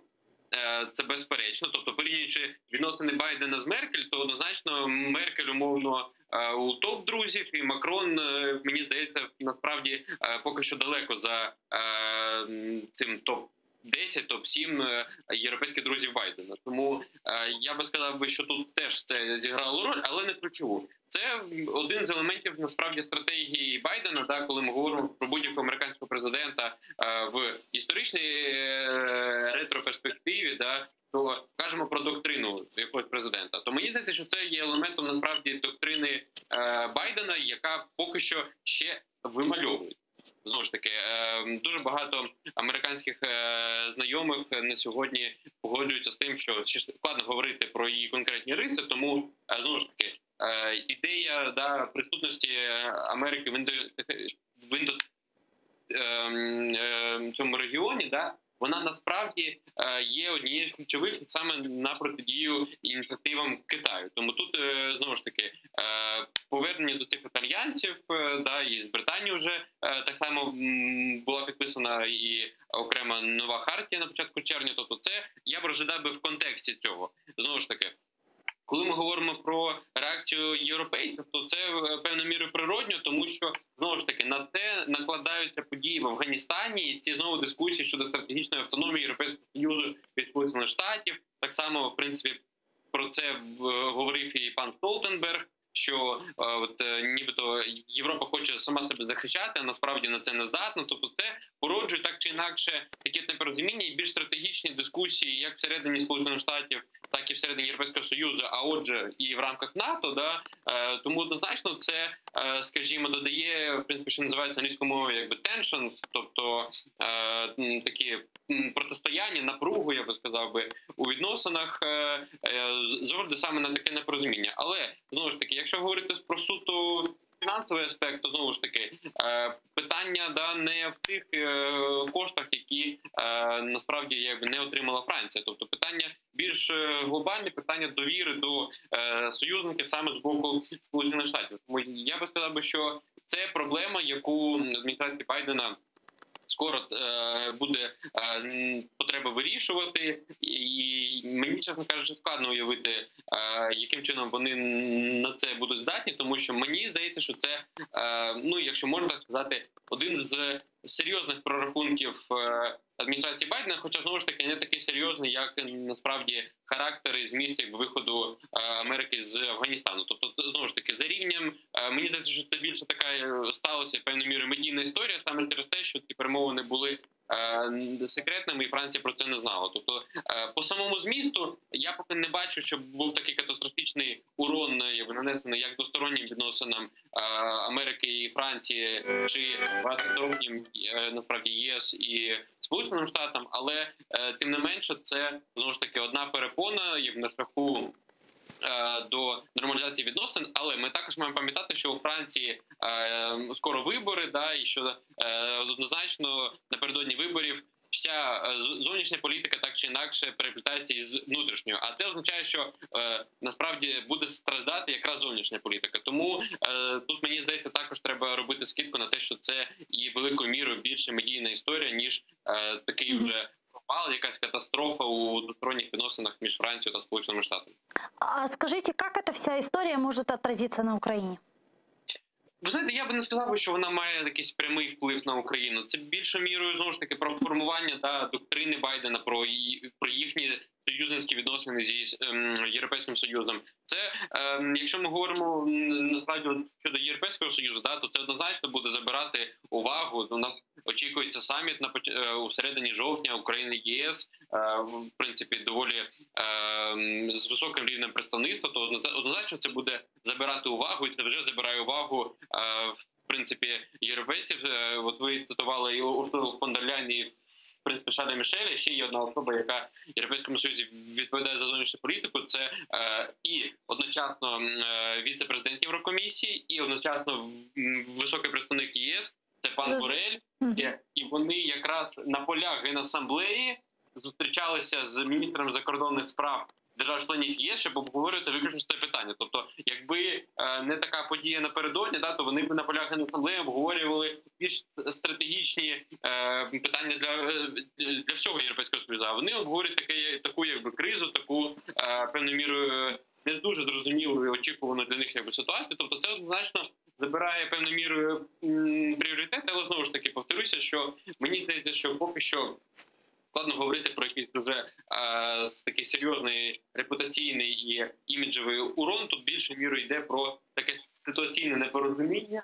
І знову ж таки подивимося, як європейці і американці будуть це між собою виправляти так, щоб це не вплинуло дійсно на зміст і НАТО, і насправді відносин між єС та Сполученими Штатами. Дякую вам дуже, пане Владиславе. Чохсагу, что вы нашли время и подключились к нам в эфир. Владислав Арапонов, політолог-американіст та аналітик Интерньюз Украина, був з нами на прямому зв'язку. Пане Сергію, многие в Украине политические аналитики с негативом воспринимают то, что произошло между Францией, Америкой, Британией и Австралией, так как делают такой вывод, что Соединенные Штаты Америки сейчас и Байден непосредственно кинули все силы на противостояние с Китаем, что остальные вопросы для Байдена это такая второстепенная история, и в этом плане он ничем не отличается от Дональда Трампа. Европейский Союз ему не интересен, и все эти процессы на территории европейского континента, в частности Украины, он делегировал Германии. И таким образом говорят о том, что вот Байден будет только Китаем заниматься, и для него Китай это главный соперник, главный конкурент, и как бы вот Россия и даже Украина отодвигаются на второй план. Украино-российская война. Так ли это?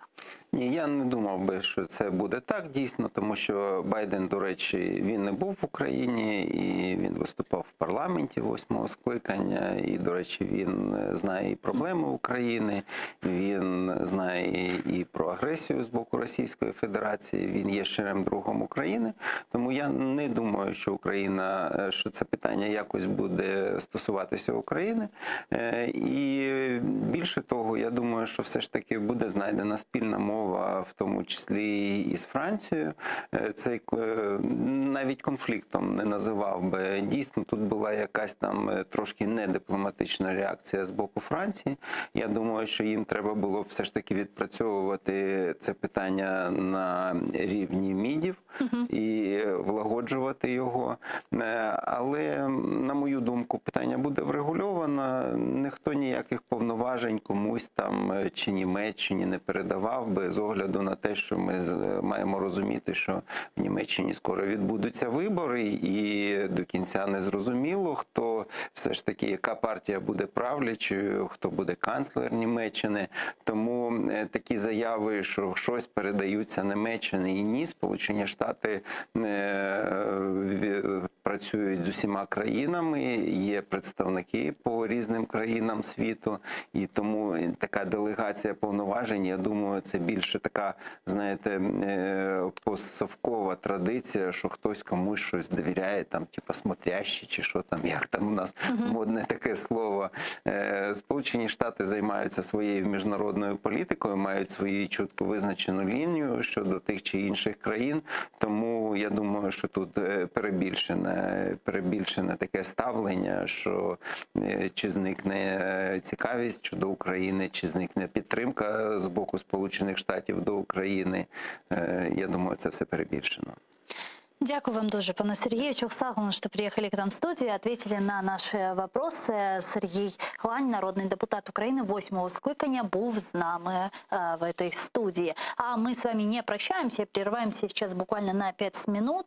После вернемся в эту студию, продолжим наш эфир уже на крымско-татарском языке. К нам должны подключиться представители Милли Меджлиса, то есть представительского органа крымских татар. Оставайтесь первым крымско-татарским и не забывайте подписываться на наш Patreon. Это поможет нам продолжать работу на информационном фронте. Көрішкен arkadaşlar.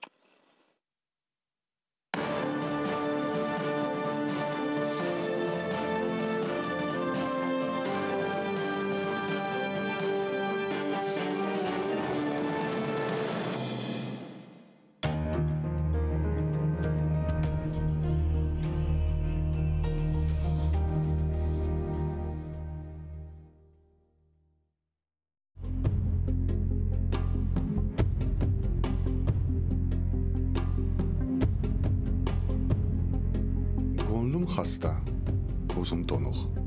Yaşaf soğuk, ölüm soğuk. Yazım, şiirim, fikrim bozuk. Hiçbirinin gereği yok. Vesselam. Бар dilер bizge kele. Bulbul yırlay, güller küle. Hayvanlar kul kişilerge. İnanmayman hiçbirine. Vesselam. Filan batır, tüvent korkak. Ahmet hırsız, Mehmet'ke bak. Nasıl kirsіз, nasıl аппақ. İnanmayman, hepsi alçақ. Vesselam. Бірі sevgen көз яш төке, бірі білген көп лaf ете. Бірі батыр, көтек севе. Hepsi eşek, hepsi tüye. Vesselam. Халыққа қызмет еткенлер бар, халқыны иддай еткенлер бар, cennetlерге кеткенлер бар. Бірі hırsız, бірі tuvar. Vesselam. Gerçek түгіл, не көк, не жер, не бұлардан туған bizler, Tanrım, yaşaf büyük horluq. Bizge yaxşı bir ölüm ber. Vesselam.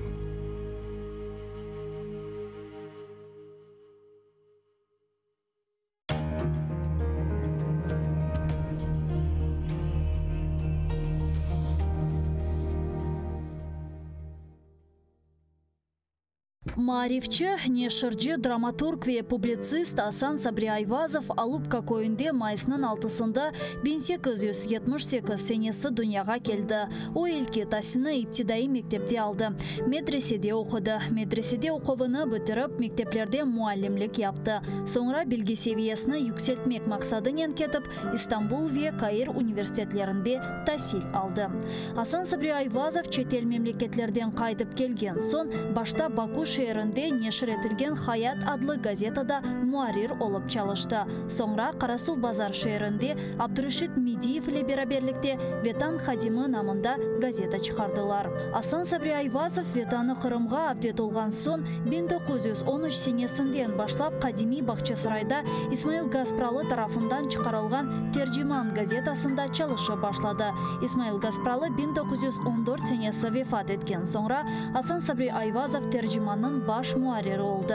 Sonra o Ahmetçit şehrinde Millet dep adlandırılgan gazeta neşir etti ve aynı zamanda Kırım Milli Kurultayı reisi vazifesinde bulundu.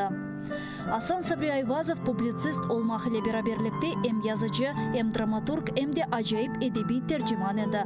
Anneciğim neredesin?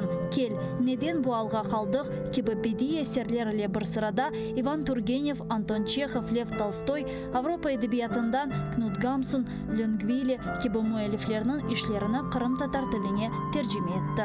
Асан Сабри Айвазов'ның icadi umur faaliyeti gayet gürlegen vakitte o Bolşevikler tarafından represiyaga uğrab 1938 senesi aprelinin 17'sinde vahşice öldürüldü.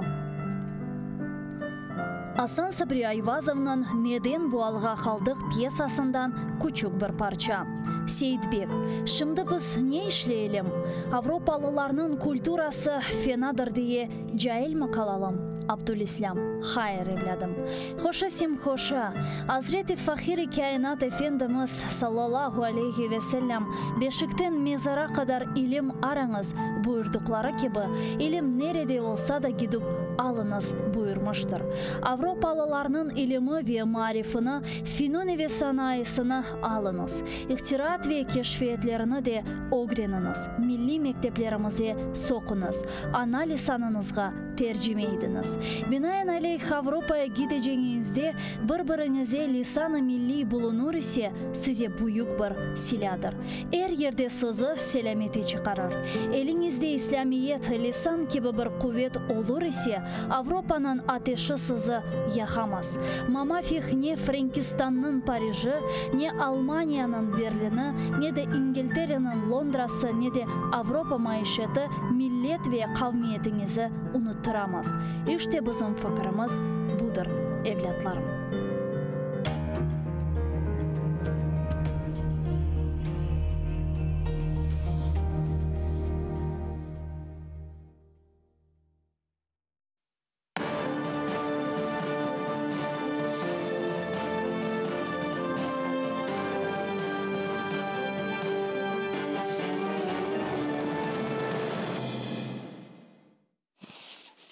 Assalamu alaikum, hayırlı akşamlar, saygılar телеканалының телесерджілері. Бүгін информацион программасының сейретесіңіз. Студияда сізлер үшін мен Гүлсім Халилова çalışам ve bu bölümümüzün evbekteki kısmına Kırım Tatar tilinde alıp baracağız ve Kırım'da, Kırım içerisi ve etrafında yüz bergen haberlerini muzakere etmeye devam etemiz. Men hatırlatam, biz canlı yayında çalışmaktayız. Demek, bizlerini meraklandırgan esas meseleler sırasında bu elbette ki Kırım'dır ve Kırım meselesinin halkara teşkilatlarda көтерілмесідір. Малум olğanı ki Birleşken Milletler'nin bağışlanız. Birleşken Milletler'nin Baş Asambleyasının 76. sesiyası başlanıla. Yarın Ukrayna Prezidenti Vladimir Zelenskiy anda çıkışta bulunmalı ve New York'ta bulunurken bergen intervyusunda Zelenskiy'nin degenine göre Birleşken Milletler Teşkilatı Kırım ve Donbas meselesini çözülüp yolu olarak yani çok mühim böyle bir meydandır ve bu meselelerini çözmeye yardım edebilir. Keliniz Zelenskiy'nin statusunu dinleyelim. І ми повинні не тільки говорити, а й вимагати відповідних дій. Ми шукаємо рішення по Донбасу і Криму на всіх майданчиках. Так, Організація ООН – це один з головних майданчиків. І ми не повинні пропускати таку можливість. Наприклад, у нас буде зустріч з президентом Турецької Республіки. І ми всі знаємо заяву Туреччини про невизнання анексії Криму з боку Російської Федерації та про невизнання виборів у Держдуму РФ через залучення до них жителів окупованих українських територій. Для нас дуже важливо, що ООН визнала Кримську платформу. Думаю, ми можемо говорити про підтримку України з боку наших партнерів в цей дуже непростий час. Бұнен бераберліктен нашымды чоқ музакире етілген меселер сырасында бұл Русияның Девлет Думасына өткерілген сечімлерідір ве бұтын дүния шымда Европа Бірлігі, Америка Бірлішкен Девлетлері, Түркия Жұмхурет ве Ляхре анда өткерілген, Қырымда өткерілген сечімлерінің нетижелеріні қабыл етмейлер. Іште Қырымда бұл сечімлер насыл өткерілді, Қырым татарлар бұл сечімлерді иштирак етті ма деген суалеріні біз Құрылтай Меркези сечім комиссионымыздың рейсі Зайраға Смидляға бермеге азыр. Мұсы обызлешімді жанлы бағдай. Зайраға, селям алейкум, мерабаныз. Алейкум селям. Зайраға, демек Қырымда Русия Девлет Думасына сечімлер насыл кечті сізін хаберлеріңіз бар ма? Чоқ мы инсан қошылды, қошылғанлар сырасында Қырым татарлар oldu mu? Birinciden aslında seçimler Kırım'da değil bir yerde olmadı. Bu seçimlerge işagan bir demek afyora seçimler öyle şekilde geçmi. 3 gün arasında olan sebebi ve elektron şekilde seçimler bilirsiniz böyle bir mutant gibi olan bir şey. Neden sebep öyle formanı uydurdular?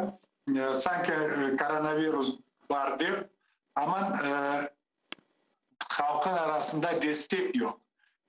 Kırım'da değil, bütün Rusya'nın topraklarına asıl da faal adamlar iştirak etmediler. Ben chatten bakıp gülüyordum. Nasıl olup 2 günün arasında elektron şekilde ve başka şekilde 3'ten 1 payı bile bu seçimlerge koşulmagan edi. Son endi bakasınız 3. günde sanki faal iştirak etken insanlar ziyade oluyor. Ama 1. günde askerlerini, büdjet hizmetlerde olan insanlarını, bu silahlı hizmetlerde olan kimselerin hepsilerini mecbur etip birinci günlerde bu seçim komisyonlarına nevbetle mağlup tutup mecbur ettiler iştirak etmeye. Ve o yerde ne distansiya desin, ne maske desin, öyle bir şey aslında bir kıvağa asmaydı. Birinci adamların sayısını göstermek. Ama nasıl olsa da sayıları çok olmadı ve 50%'e yakın bu seçimlerde bile 3 gün arasında adamlarını çıkaramadılar. Kalgan bütün rakamlar yalan uydurulgan ve her yerde olan gibi sözden gözeticilerini saylav bölüklerden çıkaraydılar. Adayların demek işançlı adamların onlara bu seçim komisyonların işlerini gözetici olarak hareketlerini yapmaya çareler vermediler. Ve ondan da gayrı çok yerlerde gördünüz bültenlerine topnen bu urnalarga bırakıldı. Ondan gayrı demek başka bir sürü kanunga ters, adaletke ters hareketler oldu. O sebebinden bilirsiniz bu elektron şekilde reyberu bu yerde de çok problemler oldu. Başta bir rakamlarını gösterdiler, sonra tam ters rakamlarını çıkan, iştirak etken adamların ve kimge rey bergen. Ben başından aytkan edim. bu seçimlerden o güne sözden seçimde o güne endi rakamlar belli edi. Ne kadar çıkışını gösterecekler, kaysi partiya ne kadar rey kazanacak ve biz da biraz o güne laf etken zamanda onlarga gerek konstitusyon çoğunluğu ve onlar onu demek çizdiler, sızdılar. Ama bu onların partiyasının en çok rey görsetilgen partiyasının halk arasında Rusya'da yaşayan halkların arasında asıl bir hürmeti yok. Hem düşük rakamlarda destek ama en yüksek görsettiler. O sebebinden seçim yok idi. Var seçimge uşagan bir şov desem ama bu şovunu cemaatin milletin parasından kullanıp faydalandılar işte. Ve endi ne kadar onlar nasıl kanunlar kabul edecek endi beklemek gerek. Yakın zamanda endi tavuk ufak hayvanlarını daçalarda tutmaya yasak ettiler. Ondan sonra tabii işler yasak olur. Ve bu aynı şekilde davranışlar gereklerge namıl koyar başka bir şeylerge Galadamur'dan o güne olan hareketler. Bir kimsege bu halk gereği yok ve onlarını kullanıp hareketler şuğa gelir. Зайраға, я Қырым татарларына халқына алажақ олсақ, бұл seçimler өткерілмезден evvel çok mu baskı yapıldı? Bundan evvel çünkü biz Kore'deki işte mektepte çalışkanlarına bilmeyeyim, hastahanelerde yani devlet strukturlarında çalışkan insanlarına mecburi şekilde studentlerine hatta olsun barmağa böyle zorlay edilir. Bu sefer bu gibi baskılar yapıldı mı? Yapılsa ne kadar şiddetli şekilde oldu? Evet, öyle baskılar oldu ve kemer yerlerde o kadar bu mektep müdürleri, rehberleri seçimge demek seçimge varacaksın. Bültenine böyle bu onların saygı gösterken demek partiye vereceksin. Ve bültene foto çekip atçot Viber'ge, WhatsApp'a yollarsın. Eğer böyle davranmasanız işten de çıkararız ve öyle baskılar oldu. Ama namzet olarak, aday olarak Allah'a şükür bizim milletimiz o kadar demek sersem değil, bir iki tanesi tap oldu işte. Tap oldu. Ama faal bizim milletimiz iştirak etmedi. Başka millette ben tekrarlayayım çok faal iştirak etmedi. Bu bütün rakamları, bütün gösterilen faizleri bu yalan, uydurulgan yalan. Мына Зайраға веда шуны сұрамаға істейм, мына базылары алида іште seçimlerге барып, санки дерсін бірде-бір şey değiştire bileceklerini düşünürler деп айтмаға mümkün. Yani öyle küçük bir kesim olsa da ama öyle insanlar var. Misal olarak işte Milli Hareketini hatırlar ekkende NDKT'nin de işte bu gibi bir gayeleri olğanını seslendirirler. Sanki dersin işte devletke kirmek gerek, içeriden kureşmek gerek, anda bulun işte bilmeyeyim bir halka yardım kararları çıkarmağa gerek işte böyle ignorировать boykot yapıp ve ilahri hiç koşulmayıp netmeyip aksine daha da zorlaştırıla vaziyet dep aytalar. Küçük olsa da ama küçük böyle kısım bunu aytkan insanların kısmı var. Siz onlara nasıl bir cevap verirdiniz? Yani bu gibi bakış bu meselege sizin fikrinizce şimdiki şaraitlerde mantıklı mı? Bir şey aytacağım. Oldu bir tane Gozduma'da bir deputat. Son halkımızda aytkan ne boğun başı kesti bir şey beceri almadı. Ve beceri almaz. Paralel şekilde kullanmağa toponimika. Оны біле бежере алмады. Ne için degende umarım ne bizim şehirlerin, ozenlerin, dağların, adımların bizim ana tilimizde görme, eşitme istekleri var. Ne bizim millet olarak Kırım'da görmeye istemiyorlar. Ve sonra bu çoksa çıktı ana hükümet taraftarları bu fake eken, bu başka şey eken. Ya fake olsa niçin hükümet kendisi bu fake çıkargan adamı tapıp cizamlamay? Eğer bir yerde internette demek bu hükümetke karşı bir iki pis söz yazsa test tapanlar. Ne VPN ne başka bir şey korçamamay tapanlar. Ama bizim halkına hakaretlediğin zamanda ne tapınma ne başka bir şey.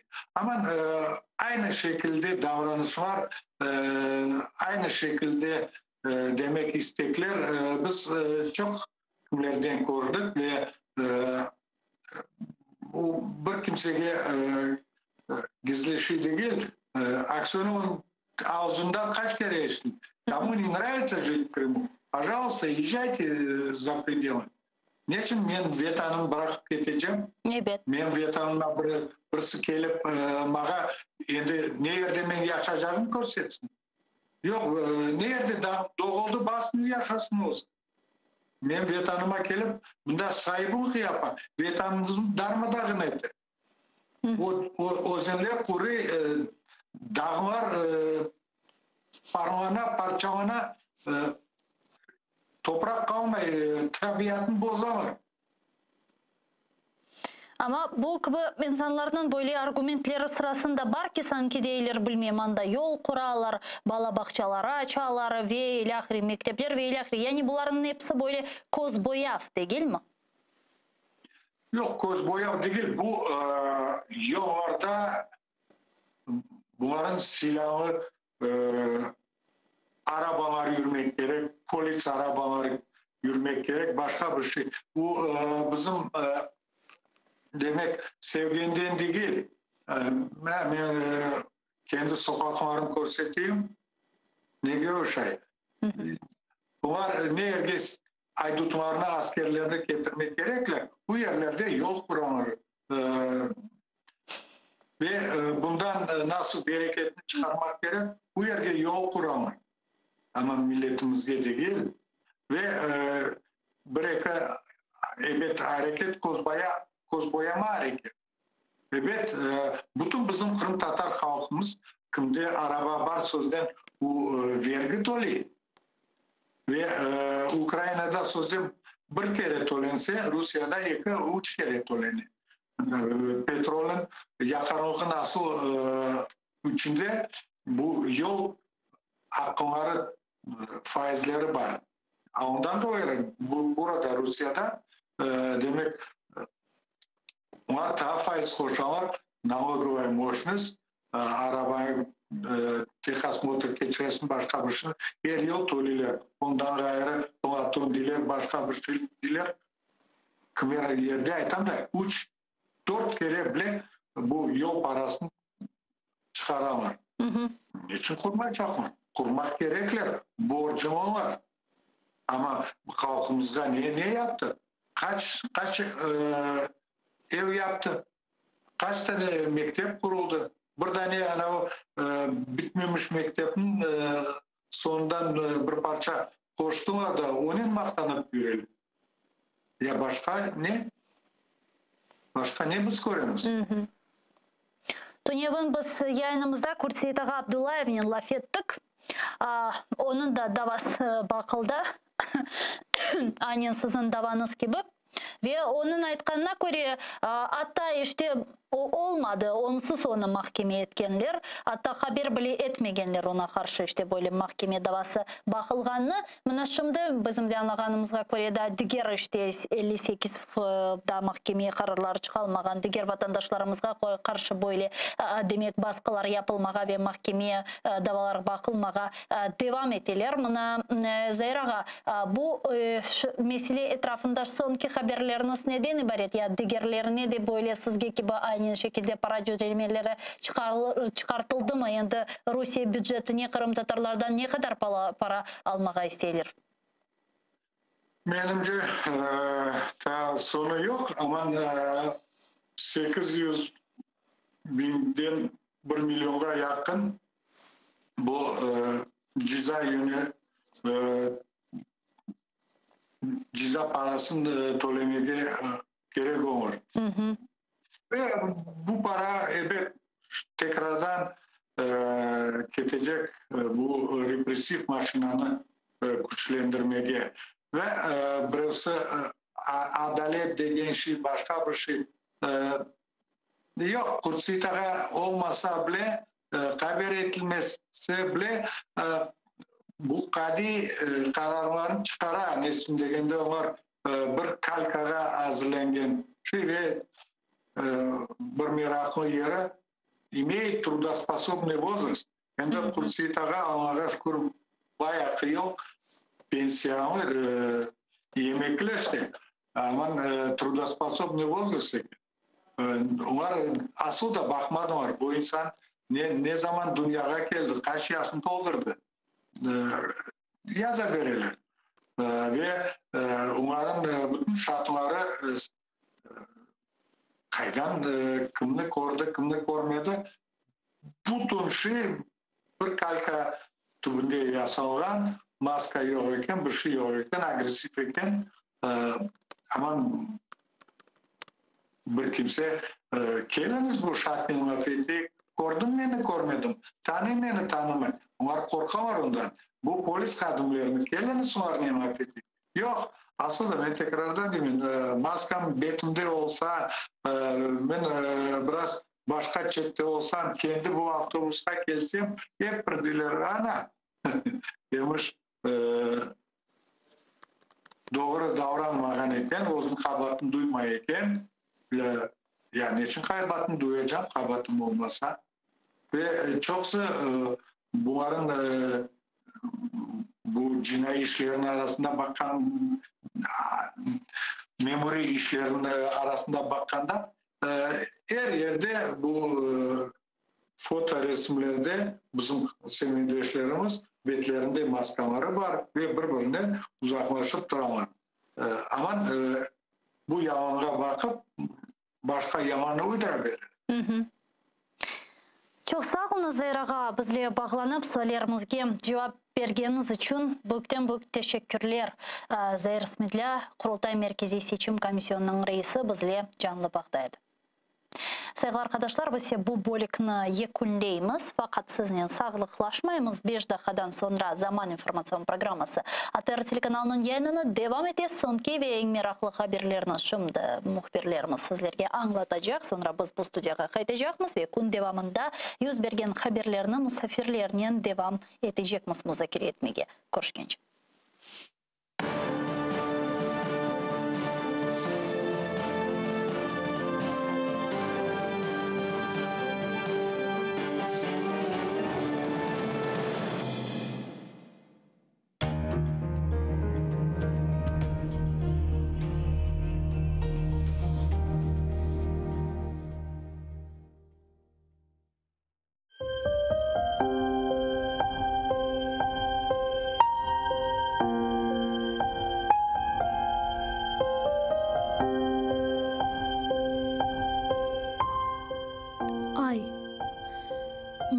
Sil yüzünden menden ışık kızganma. Men bir garip yolcu edim. Kaldım kara dağlarda. Yol şaşırdım, kun aşırdım. Sana bakıp ağlar da ah çekerim. Aç yüzünü, meni yaman koş sanma. Aç yüzünü, saç nurunu, uçurumlar, Kayalar ışık alsın, aydınlansın, kolgeleri silinsin. Toprak topman kardeş isen, koksundaki şu taşlar, granitler kara yerge ayna gibi korunsun. Yüreğime sırdaş isen, kozumdaki şu yaşlar, çiçeklerge dökeceğim, oçıklarga karışsın. Tan yıldızı doğar eken, elbet meni o bekler. Saç nurumna, yolcu garip asretine kavuşsun.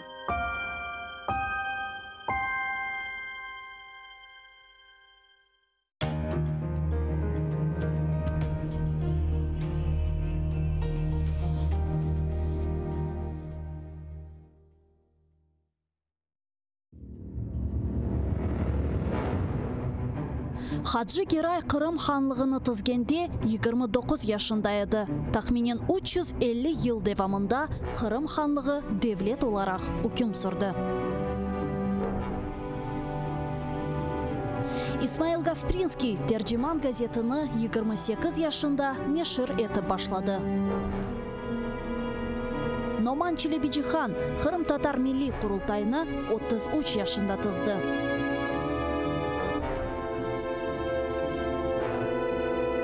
Bekir Çobanzade 27 yaşında profesör olarak Latin elifbesini Türkiye devletlerge teşvikat etti.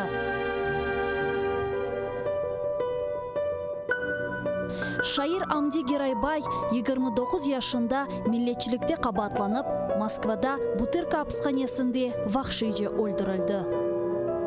Ahmetхан Sultan birinci kere karamanlıkını 23 yaşında kazandı. 25 yaşında ise 2 defa karaman oldu. Musa Mahmud 1978 senesi hakimiyetke karşı isyan etip ozunu yaktı. Milli meşal oldu. Ayşe Setmuratova 27 yaşında adalet kureshine kirişti ve bütün ömrünü Kırım Tatar Milli Hareketine bağışladı. Genç ve yaşlar, fedakarlık ve kahramanlık için kureş meydanı açıktır.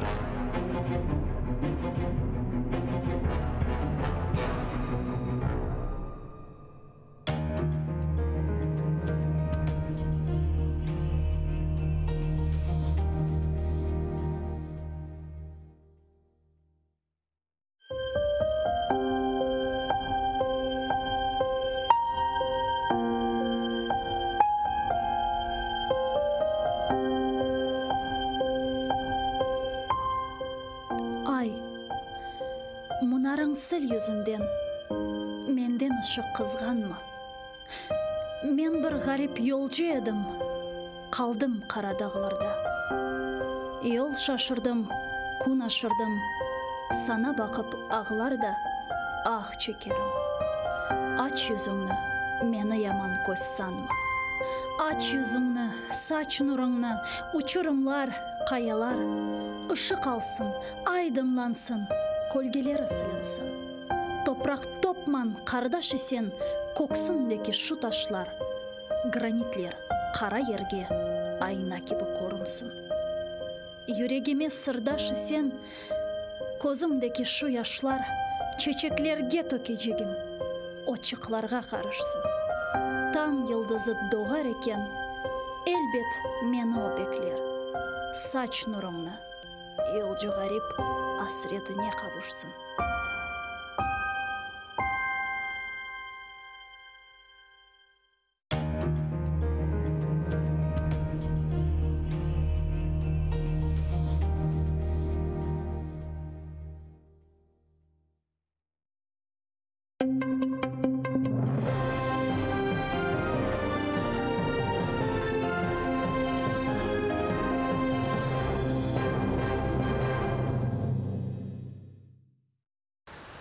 На дебатах Генасамблеї ООН президент України говоритиме про окупований Крим та Донбас. По прибуттю до Сполучених Штатів Володимир Зеленський заявив, що Об'єднані Нації – один з головних майданчиків, який може допомогти звільнити окуповані українські землі. Голова держави матиме виступ з трибуни Генасамблеї у середу. Він каже, це ще одна можливість висловити протест російській окупації та нагадати про переслідування незгодних з агресором. Важливо, що ми повинні про це говорити і не тільки говорити, наполягати і знаходити дієві рішення, на жаль, окупацію наших територій і використовувати всі можливі майданчики для цього. До речі, незважаючи на те, що це один з головних майданчиків,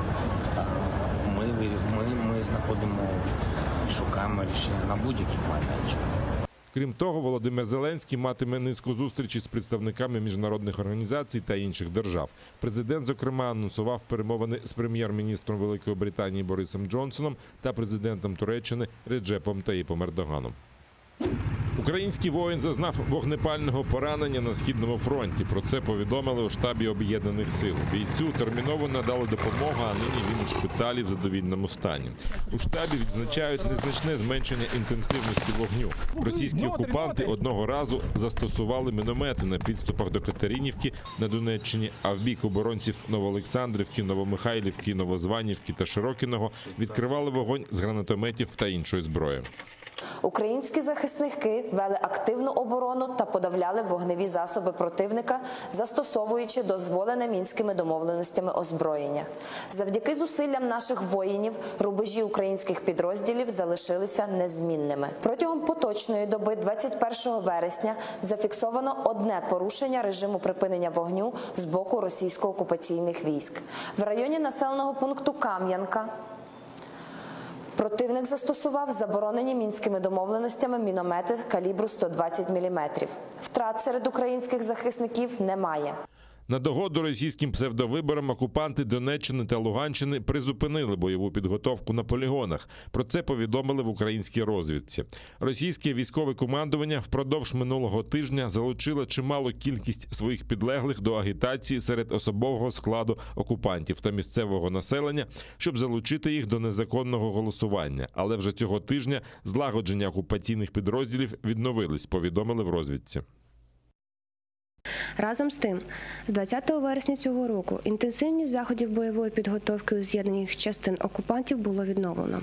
Зокрема, розпочато проведення військових зборів мобілізаційного резерву та зборів зі снайперами, коригувальниками артилерійського вогню і командирами мінометних батарей.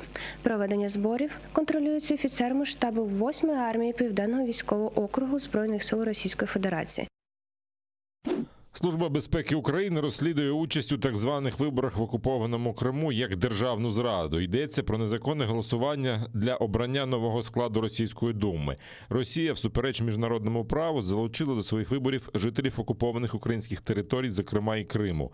В СБУ заявили, що документують усіх причетних до псевдовиборів як із числа офіційних представників Росії, так і серед громадян України. Вони, всупереч українському законодавству, легітимізують окупаційну владу, несуть шкоду незалежності України та є співучасниками міжнародного злочину, кажуть у спецслужбі. Покарання для них передбачає до 15 років за ґратами.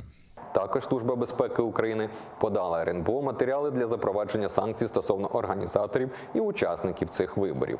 Зокрема, мова йде про 33 кандидатів у депутати Держдуми Російської Федерації, а також 54 членів територіальних виборчих комісій. Минулої п'ятниці з ініціативи СБУ РНБО прийняли відповідне рішення. Сполучені Штати, Велика Британія, Франція, Польща та інші країни не визнають та засуджують російські вибори в окупованому Криму. Раніше з заявою про невизнання псевдоголосування виступили в Євросоюзі. До всього там засудили масову російську паспортизацію жителів окупованих українських територій, а в Державному департаменті Сполучених Штатів закликали Москву виконувати свої міжнародні зобов'язання, припинити тиск на незгодних і поважати права людини. Крім того, США наголосили на непорушній підтримці територіальної неподільності України. Вибори в Державну Думу Росії в окупованому Криму не визнала й Туреччина. Про це йдеться в заяві прес-секретаря Міністерства закордонних справ Республіки Танжу Бігліча, опублікованому на сайті відомства. Туреччина, як і раніше, підтримує територіальну цілісність України і не визнає незаконну окупацію Криму, йдеться в заяві. Туреччина, як і раніше, підтримує територіальну цілісність України і не визнає незаконну анексію Криму. Відповідно, результати виборів в Державну Думу Росії, що відбулися 17-19 вересня 2021 року, також у Криму, не мають юридичної сили для Туреччини. Не допустили до годівниці. 4 кримських колаборантів, які 5 років відсиділи в Держдумі Росії, не потрапили туди знов. Це так звані герої Кримської весни Наталя Поклонська, Світлана Савченко, Андрій Козенко та єдиний кримський татарин з Думи минулого скликання Руслан Бальбек.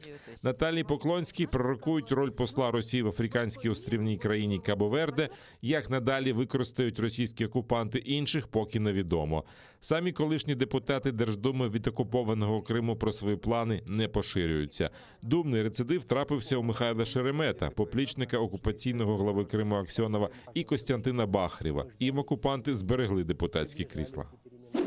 ФСБшний експерт підтвердила монтаж аудіозаписів кримсько-татарських бранців. Про це заявив адвокат Еміль Курбєдінов після засідання Південного окружного військового суду в російському Ростові-на-Дону.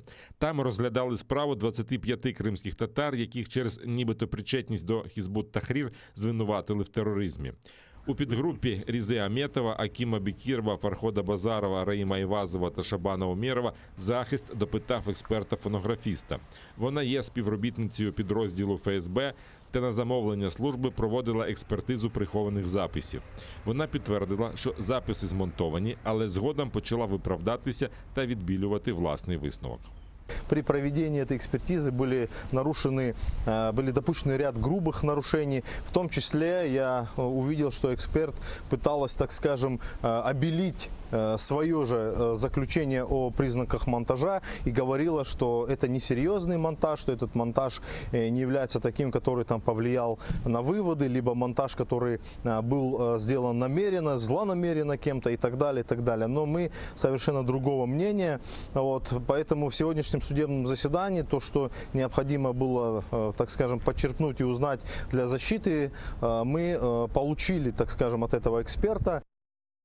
Жодної ненависті на національному чи релігійному ґрунті від Вадима Бектемірова не було, і до закидів у тероризмі він не має жодного стосунку. Про це на допиті в російському Південному окружному військовому суді заявили родичі та сусіди бранця. Його через нібито причетність до Хізбут-Тахрір окупанти звинуватили в тероризмі та спробі захоплення влади в Росії. За словами адвоката Еміля Курбєдінова, свідки захисту заявили, що знають Бектемірова лише з хорошого боку. Захист також клопотав про виклик на судилище всіх причетних до справи. Это те эксперты, специалисты, понятые, статисты, кто принимал участие в ходе уголовного дела, кто принимал участие при, так скажем, опознании Вадима, кто принимал участие при других процессуальных мероприятиях, при составлении, значит, процессуальных документов, изъятии, обыске, и также при выполнении экспертиз, которые были заказаны Федеральной службой безопасности.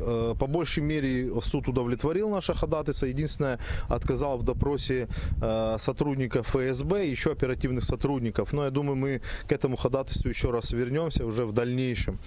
Жодних подробиць пояснити не змогли. В окупаційному райсуді Сімферополя допитали понятого та 2 свідків звинувачення проти фрілансера Радіо Свобода Владислава Єсипенка.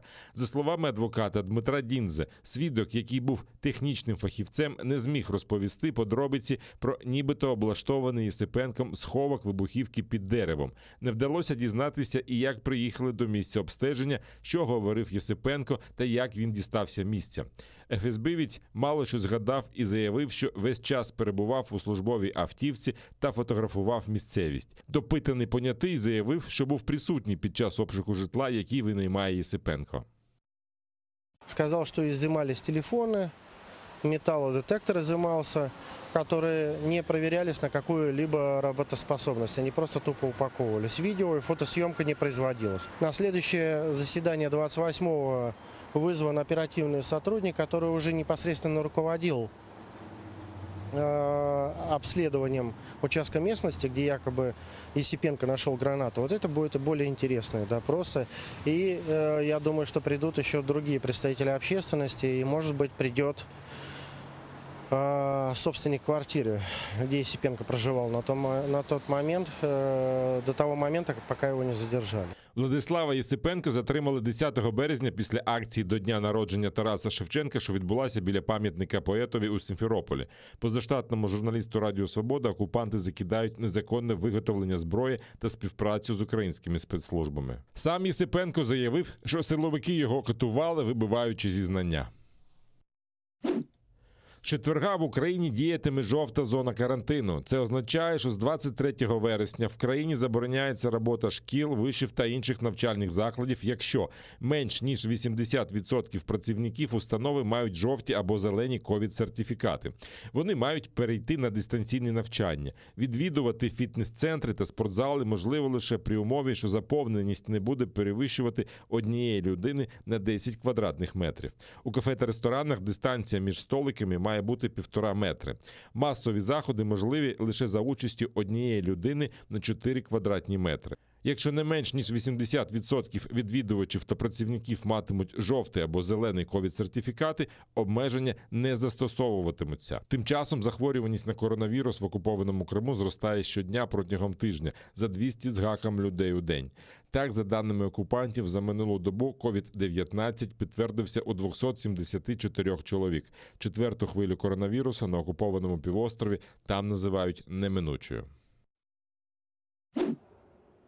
США з листопада послаблять антиковідні обмеження для вакцинованих іноземних мандрівників. Після прибуття їм не доведеться сидіти на карантині.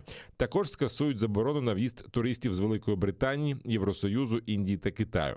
Поки американські кордони закриті для більшості мандрівників з цих країн, а також з ПАР, Ірану та Бразилії. Правило діє 1,5 року з початку пандемії. Заборона не стосується лише громадян США. Вимога про вакцинацію для в'їзду не буде поширюватися на дітей. При цьому пасажири, не щеплені від коронавіруса, повинні надати свіжий негативний ПЛР-тест. Здати аналіз доведеться і після прибуття у США. Пом'якшення карантинних заходів поки не торкнеться мандрівників, які перетинають сухопутні кордони з Мексикою та Канадою. Тим часом Великобританія і Євросоюз давно закликали США послабити обмеження на в'їзд іноземців. Вакцинованим американцям дозволили в'їжджати в країни ЄС ще в червні, а на британську територію в серпні. Авіакомпанії також кілька місяців домагалися скасування заборони. Після рішення влади США акції багатьох американських та європейських авіакомпаній зросли в ціні. Громадянам Росії в'їжджати в США не забороняли, проте американська влада поки не повідомила, чи визнає вакцинованими тих, хто прищепився російськими препаратами.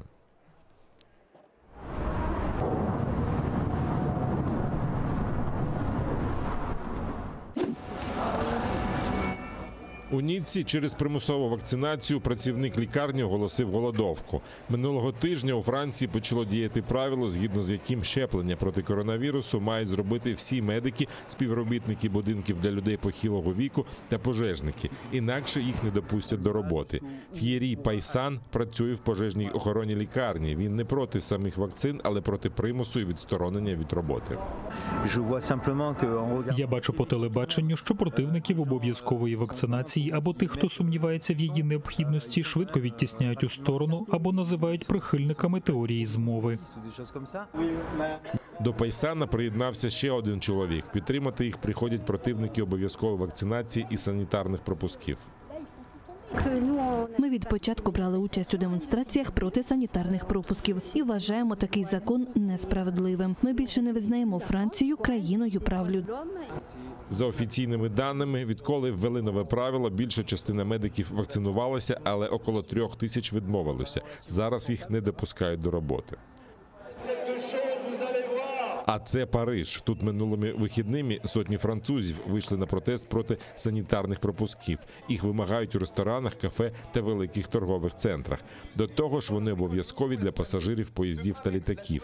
Мітингувальники також виступають проти обов'язкової вакцинації медиків. Мета не виправдовує засоби. Ми не можемо миритися з дискримінацією за ознакою вакцинованості. Це поділ людей. Ми не розуміємо такої логіки і не знаємо, до чого все це призведе. У Парижі проти санітарних пропусків протестують із середини липня. Цього разу мітинг був мирним, але іноді такі заходи закінчуються сутичками з поліцією. Приєднуйтесь до сім'ї АТР та підпишіться на сайт нашого телеканалу. Для цього наберіть в браузері atr.ua, натисніть на кнопку «Вступити в сім'ю АТР», виберіть суму і натисніть кнопку «Підтримати АТР». Після цього заповніть дані своєї картки та електронної пошти. Оберіть регулярність платежу, погодьтеся з умовами програми та натисніть кнопку «Оплатити». Перший кримсько-татарський телеканал АТР – це максимальна та ексклюзивна інформація про Крим. Це єдиний осередок свободи слова для кримсько-татарського народу. Підписка на наш сайт – це підтримка нашої інформаційної боротьби та ваш внесок у повернення півострову додому, в Україну.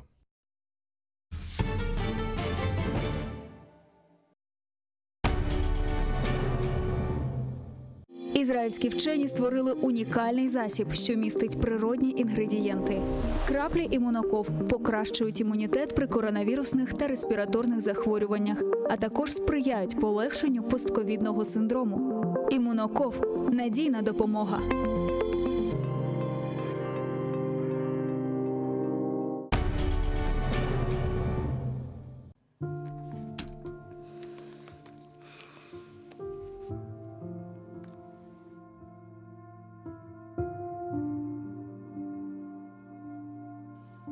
Gittim.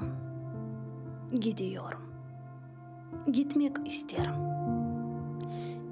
Türk ocağında tütmek isterim.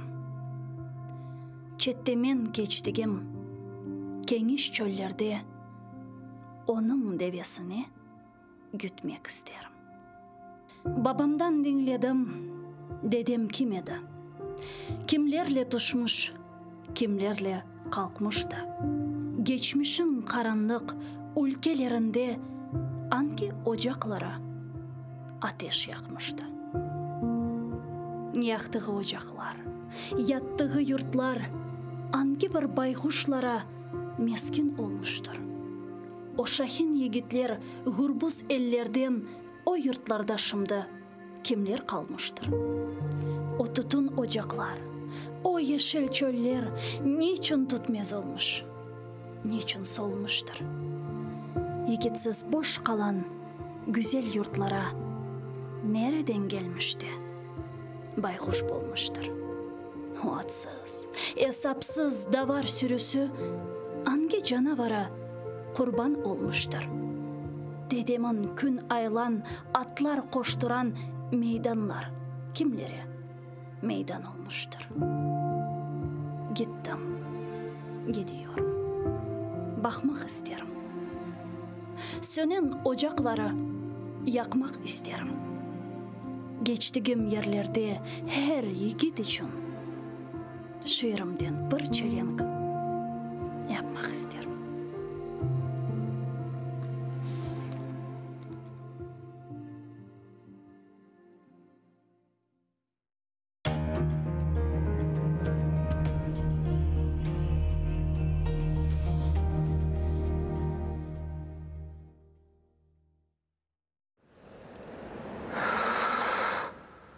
Eşittesiniz mi? Meni hata unuttunuz mu?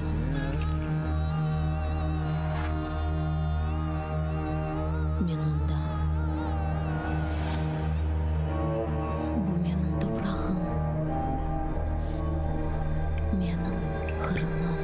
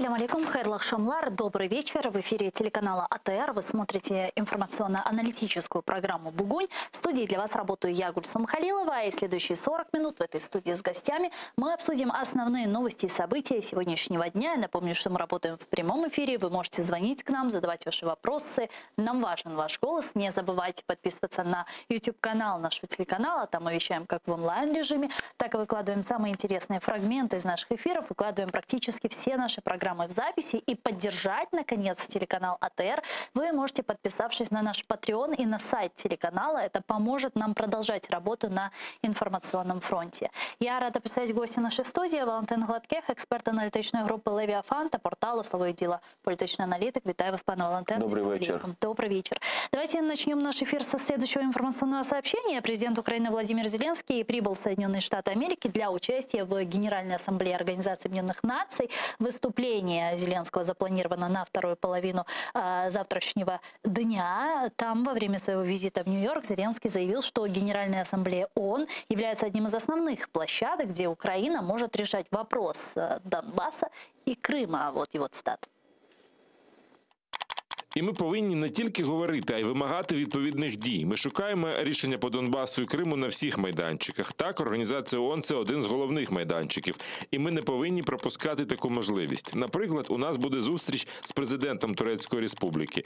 І ми всі знаємо заяву Туреччини про невизнання анексії Криму з боку Російської Федерації та про невизнання виборів у Держдуму РФ через залучення до них жителів окупованих українських територій. Для нас дуже важливо, що ООН визнала Кримську платформу. Думаю, ми можемо говорити про підтримку України з боку наших партнерів в цей дуже непростий час. Также министр иностранных дел Украины Дмитрий Кулеба сообщил, что красной нитью для президента во время выступления на Генеральной Ассамблее ООН и тех переговоров, которые будут в рамках Генеральной Ассамблеи, будет тема Крыма. Давайте послушаем цитату главы внешнеполитического ведомства. Це дуже принципово. По-перше, ми успішно запустили Кримську платформу. По-друге, Крим є питанням номер 1 для нашої держави та дипломатії. Буде непроста розмова з генеральним секретарем ООН на цю тему, адже ми хочемо бачити більшу залученість ООН до питань Криму. Президент їде до Нью-Йорка з чіткою метою – консолідувати ще більшу підтримку світу для України. Це стосується питань протидії російської агресії, залучення інвестицій до України, боротьби з пандемією COVID-19. Когда Зеленский говорит о том, что на ООН в выступлении и так далее нужно не только говорить, но и требовать от Организации Объединенных Наций каких-то соответствующих действий. Что он имеет в виду? Ну, по крайней мере, каких конкретных и соответствующих действий мы ждем от ООН? У нас есть это понимание? Ну, в кращому випадку, давайте подивимося просто в принципі на обсяг повноважень Організації Об'єднаних Націй. Що максимально може зробити Організація Об'єднаних Націй? Ну, схвалити якусь чергову резолюцію. Ну, а далі, просто спираючись на цю резолюцію, безумовно, національні уряди можуть схвалювати якісь вже свої власні рішення. Наприклад, там застосовувати якісь санкції. Ну, гіпотетично такий сценарій можливий. Ну, але просто, ну, розумієте, в чому справа? Якщо ви йдете до перукарні, то ви очікуєте, що перукар вас там підстриже, да, надасть якісь інші перукарські послуги. Ви ж не очікуєте, що в перукарні вам виріжуть апендицит, наприклад. Ну, або там, я не знаю, зроблять якусь там пластичну операцію. Тобто цим займаються інші органи і інші спеціально навчені люди. Тобто наші очікування, то он преувеличені? Ні, наші очікування не перебільшені. Тобто треба просто розуміти, що якщо вам треба підстригтися, то ви йдете до перукарні і стрижетеся. Ви повинні розуміти, що я йду туди, бо в мене є така потреба. І я очікую саме такого результату. Якщо ви йдете до якогось органу і очікуєте там отримати якусь послугу або рішення, яке в принципі не притаманне цьому органу, ну тоді ви глибоко помиляєтеся і вводите себе в оману, і вводите в оману всіх інших. Тому треба розуміти, коли Зеленський, українська делегація їде до Організації Об'єднаних Націй, то треба розуміти, які повноваження має Організація Об'єднаних Націй, які можуть рішення схвалити, в принципі, ООН як цілісна установа. Коли Кулеба і Зеленський говорять, що вони будуть зустрічатися з генеральним секретарем Організації Об'єднаних Націй, буде непроста бесіда. Безумовно, ми розуміємо, що насправді на що може генеральний секретар зробити. За великим рахунком він має величезний обсяг цієї дипломатичної ваги. Ну, тобто він може говорити з багатьма іншими лідерами, він може доносити і відстоювати також певні погляди. Ми розуміємо, що формально сказати, що ООН схвалила рішення провести там деокупацію Криму, ну, умовно кажучи, або там припинити війну на Донбасі. Ну і що далі? Кого це до чого зобов'язує? Ну, росіяни є постійним членом Ради безпеки з правом вето. Ну, тобто без їхньої участі, в принципі, схвалити, реалізувати будь-яке рішення нереально. Тобто схвалити рішення, яке йде в розріз з їхніми інтересами, ООН в нинішньому форматі не може. Тому, до речі, недаремна українська сторона і багато хто інших гравців геополітичних в світі говорять про те, що треба переглянути процедуру схвалення рішення Організації Об'єднаних Націй. І це дійсно назріле питання. Тобто Україна не тільки тригер. Наразі нема. Наразі це може бути лише ідеєю. Ну і треба шукати, як цю ідею тепер реалізувати. Але знову ж таки реалізувати цю ідею, це означає наштовхнутися на інтереси інших потужних геополітичних гравців, які не хочуть втрачати статус-кво. Ну не хочуть, так, наприклад, щоб туди потрапили інші країни до цього постійної ради безпеки з правом вето. Ну не хочуть, щоб туди вони розширилися, умовно кажучи. Ми розуміємо, що це також для багатьох є переляк і бояться як скриньку Пандори відкрити. Тому треба усвідомлювати, що з одного боку так, Зеленському є про що говорити і з іншими політичними лідерами. Не даремно він же згадав Ердогана.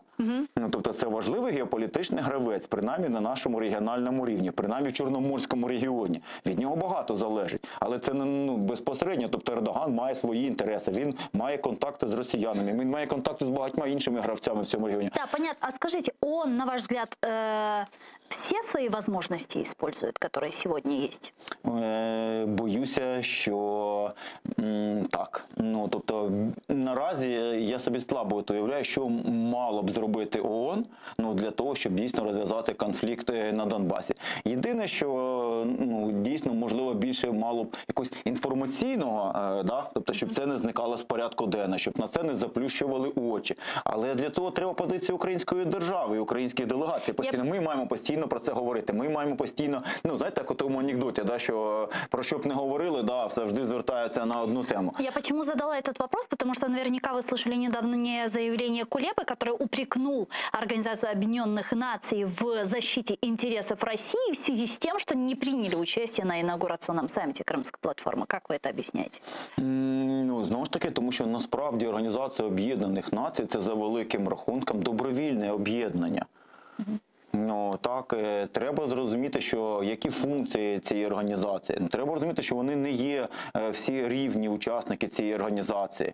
Що ця організація виникла після Другої світової війни, що її творцями були переможці, які творили, знову ж таки, в своїх власних інтересах. І Україна, до речі, також є одним із засновників Організації Об'єднаних Націй. Але ж ми прекрасно розуміємо, що так сталося через бажання Радянського Союзу збільшити своє представництво в цій організації. Замість одного голосу мати 3 голоси, умовно кажучи.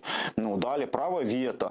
Багатьом не подобається право вето, але ми розуміємо, що право вето виникло також не на порожньому місці. Воно виникло для того, щоб великі держави, які склалися на той момент, тому що все лежало в руїнах після Другої світової війни, тобто треба ж усвідомлювати особливості моменту, вони не могли схвалювати рішення одна проти одної, щоб кожна держава визнала, що вона має визнати право іншої на вето. Тобто, якщо комусь щось не подобається, я маю відмовитися від якихось дій, для того, щоб не підштовхнути світ до глобальної ядерної катастрофи. Тому тут треба розуміти, що нам здається, що всі дуже розумні заднім числом, як каже приказка. Тобто всі дуже розумні зараз, як би треба було зробити ООН. Справа полягає в тому, що коли ООН створювали, існував двополярний світ. Розумієте, тобто було протистояння двох блоків, соціалістичного і капіталістичного. Тобто абсолютно було і інший формат взаємовідносин. Тобто ніхто не думав, що колись буде анексовано там Крим, умовно кажучи. Розумієте, це в 49-му році це просто було абсурдне питання, після Ялти, умовно кажучи, конференції цієї. Тому треба сказати, що так, ми повинні дійсно максимально використовувати всі міжнародні майданчики. ПАРЄ, да, де там делегації, ми маємо використовувати ООН і багато інших міжнародних платформ, де тільки є багато учасників. Але треба усвідомлювати обмеженість використання цих інструментів. Не треба думати, що лише використовуючи ці інструменти, ми можемо дуже швидко і просто вирішити цю проблему. Але треба мислити і альтернативними сценаріями. Якщо ми не будемо їх використовувати, то краще все одно не стане. Тобто треба усвідомити, що так, ООН не може бути рішенням, але без цього не буде рішення. Да, тут просто вопрос в том, что должен быть толк от того, что мы используем эти площадки. Да, безусловно, с информационной точки зрения поднимать эти вопросы, говорить, декларировать, это очень важно, что мы делаем последние 7 лет, но, и, конечно же, есть ожидание, чтобы это к чему-то привело, чтобы было увеличено, к примеру, это давление, было увеличено санкционное давление. Это дипломатичные инструменты. Но ведь с 2014 года мы же видим, что санкции не были настолько ужесточены, как бы нам хотелось. И те персональные, которые мы сегодня видим, к сожалению, недостаточно эффективны. Так я вам скажу більше, що найлегші санкції, які були накладені на Російську Федерацію, це ті санкції, які були накладені в результаті анексії Криму. Тобто виходить так, що в результаті найбільшого злочину, з точки зору міжнародного права, це взагалі просто шок, якщо так можна сказати, коли одна держава анексує територію іншої держави. Тобто є прикордонні конфлікти, є коли держави розпадаються і утворюються якісь там самопроголошені держави. Але коли одна держава в Європі забирає територію іншої держави, це просто нонсенс, мовно кажучи. І що ми бачимо в результаті на Російську Федерацію за тим злочином, бо анексія це є злочин, тобто там не треба дискутувати навіть довго. Да? Є факт, бо територія України, от вона включена в склад Російської Федерації. Все це доконаний склад злочину, якщо так можна сказати. Результати санкцій які? Мінімальні. Потім починається війна на Донбасі, санкції посилюються, потім росіяни обвинувачують в тому, що вони вбивають громадян Великої Британії на території Великої Британії, пам'ятаєте? Тобто на них посилюють санкційний тиск, потім їх звинувачують в тому, що вони втручаються в вибори на території Сполучених Штатів Америки, на них посилюють санкції. Тобто це все не є таким, ми дуже, звикли говорити санкції проти Російської Федерації. Забуваємо сказати, що не всі санкції, які накладалися на Російську Федерацію, накладалися в результаті подій в Україні. І треба чесно собі віддавати звіт в тому, що, мабуть, у зв'язку з подіями в Україні росіяни найменш болючі санкції отримали. Тобто значно більш болючі санкції вони якраз отримали в результаті своєї зухвалої поведінки на міжнародній арені, зокрема у протидії з європейцями і американцями. А о чому це говорить? Це говорить... Не свидетельствує ли це крахи миропорядка? Ні, абсолютно не свідчить. Тут просто треба також усвідомити, не можна міркувати категоріями все або нічого. Всі говорять, що окей, ООН не є настільки ефективним, як нам хотілося. Але світ без ООН стане кращим? Просто треба розуміти, так само, як багато... Дело ж не без ООН, дело о том, что может создавать какую-то альтернативную площадку или каким-то образом попытаться реформировать ООН. Ведь ООН же это тоже организация, которая была создана после легинации, правильно? То есть была легинация, а потом уже это была переформатированная история легинации, правильно? То есть может стоит что-то уже поменять? Так, але проблема полягає в тому, що крах легінації якраз і увінчався Другою світовою війною. Тобто, якщо ви хочете щось поміняти, давайте Третю світову війну влаштуємо, за її результатами переобладнаємо ООН. Якщо буде кому її переобладнувати, перевлаштовувати. Я схильний думати, що в даному аспекті правий Ейнштейн був. Бо колись у нього спитали, пане Ейнштейне, якою зброєю буде вестися Третя світова війна. Він сказав, я не знаю, якою зброєю буде вестися Третя світова війна, але четверта буде вестися кийками і камінням. Тому тут треба розуміти, що насправді люди, які причетні сьогодні до схвалення політичних рішень, тим більше на політичних рішень на глобальному рівні, вони зацікавлені в тому, щоб уникнути ядерної катастрофи, щоб уникнути глобальної війни.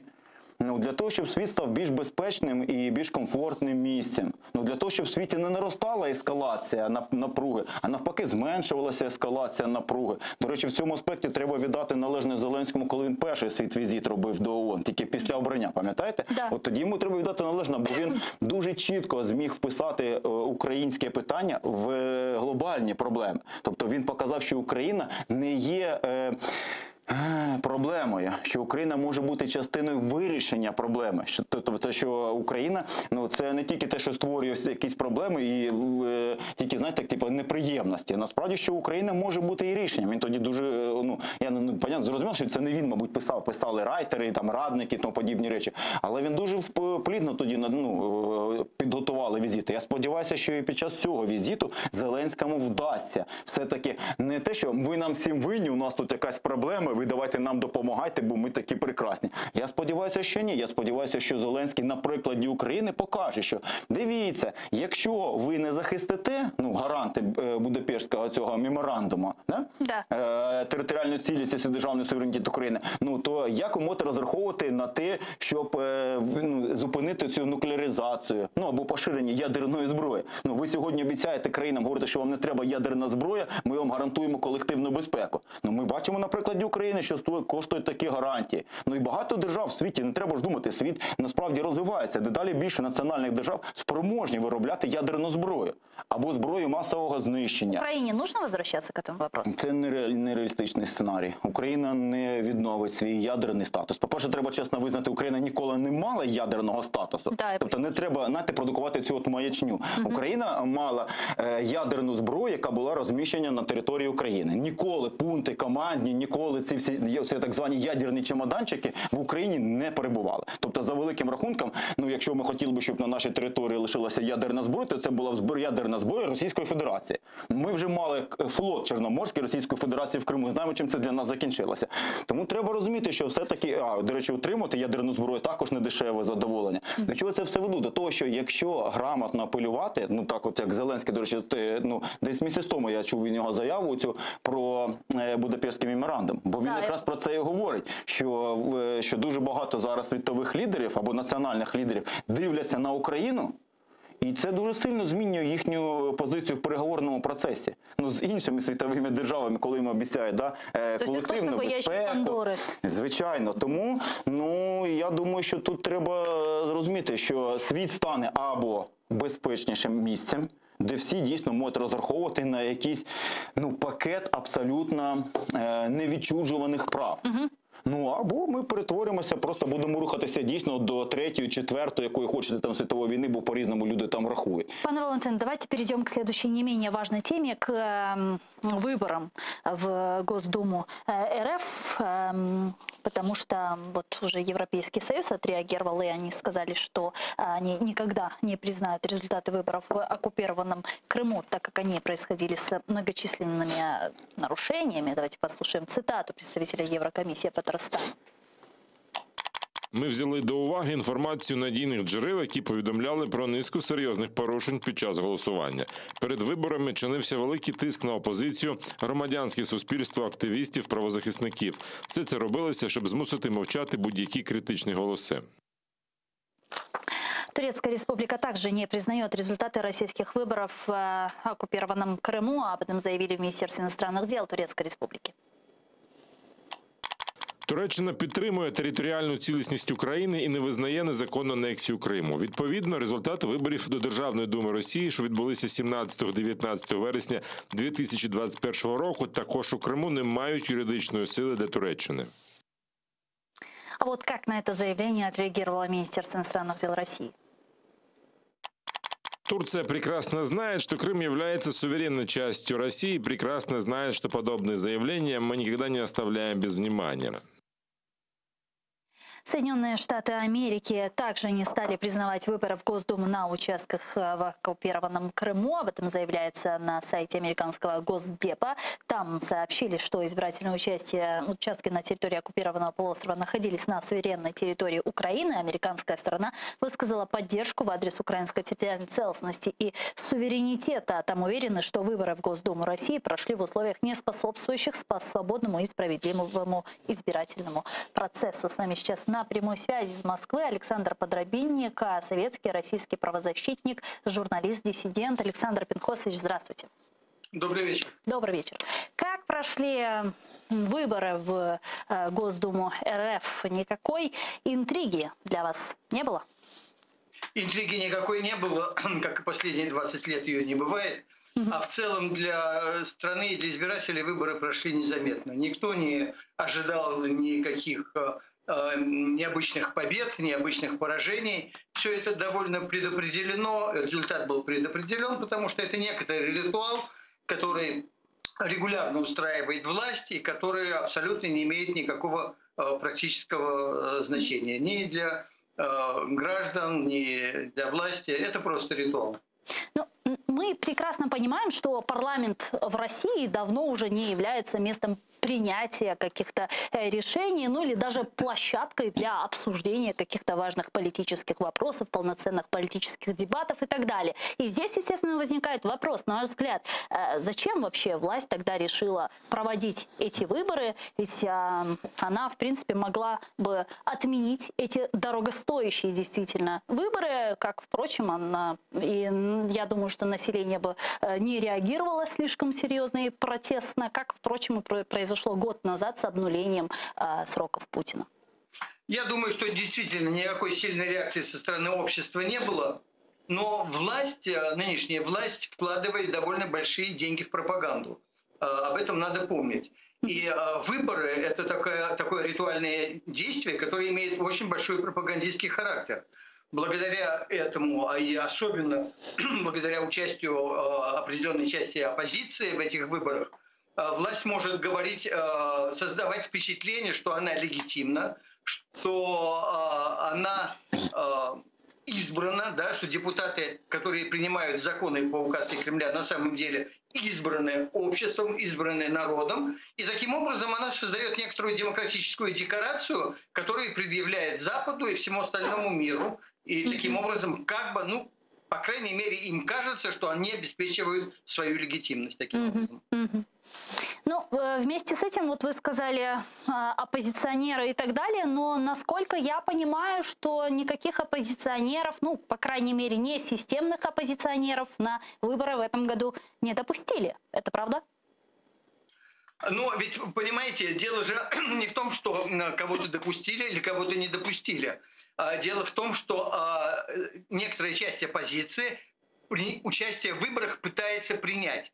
Они приходят туда, они пытаются зарегистрироваться. Некоторые зарегистрировались, и даже некоторые получают мандаты. Несколько мандатов есть у известных оппозиционеров, ну, по крайней мере, у такого, как Владимир Рыжков, да, у некоторых еще есть. И важен сам факт участия в этих выборах. Вот факт участия в выборах как бы делает эти выборы осмысленными. Потому что власть говорит, ну вот смотрите, оппозиционеры пришли, голосуют, да, но они не набрали голосов просто в силу того, что они не очень популярны. Но выборы у нас есть, конкуренция, политическая конкуренция есть, а результат, ну, это, извините, просто оппозиция не популярна. И это вот такой маркетинговый ход со стороны власти. Ну и, к сожалению, он достаточно эффективен в сегодняшнем мире. Вместе с этим многие политические аналитики из России, в том числе, говорят о том, что, ну, главную задачу Кремль выполнил, а именно обеспечил фон для беспроблемного переизбрания Путина в 2014 году. Это так? Нет, это не так, потому что от Думы не зависит, будет Путин избран на следующий срок, или избран, да, вот так, избран на следующий срок или не будет избран. Это не решают депутаты Думы. Дума носит, это карнавал, это абсолютно карнавальный характер. Депутаты Думы проголосуют так, как им велят в администрации президента, и никак иначе. И так происходит последние 10-15 лет абсолютно точно.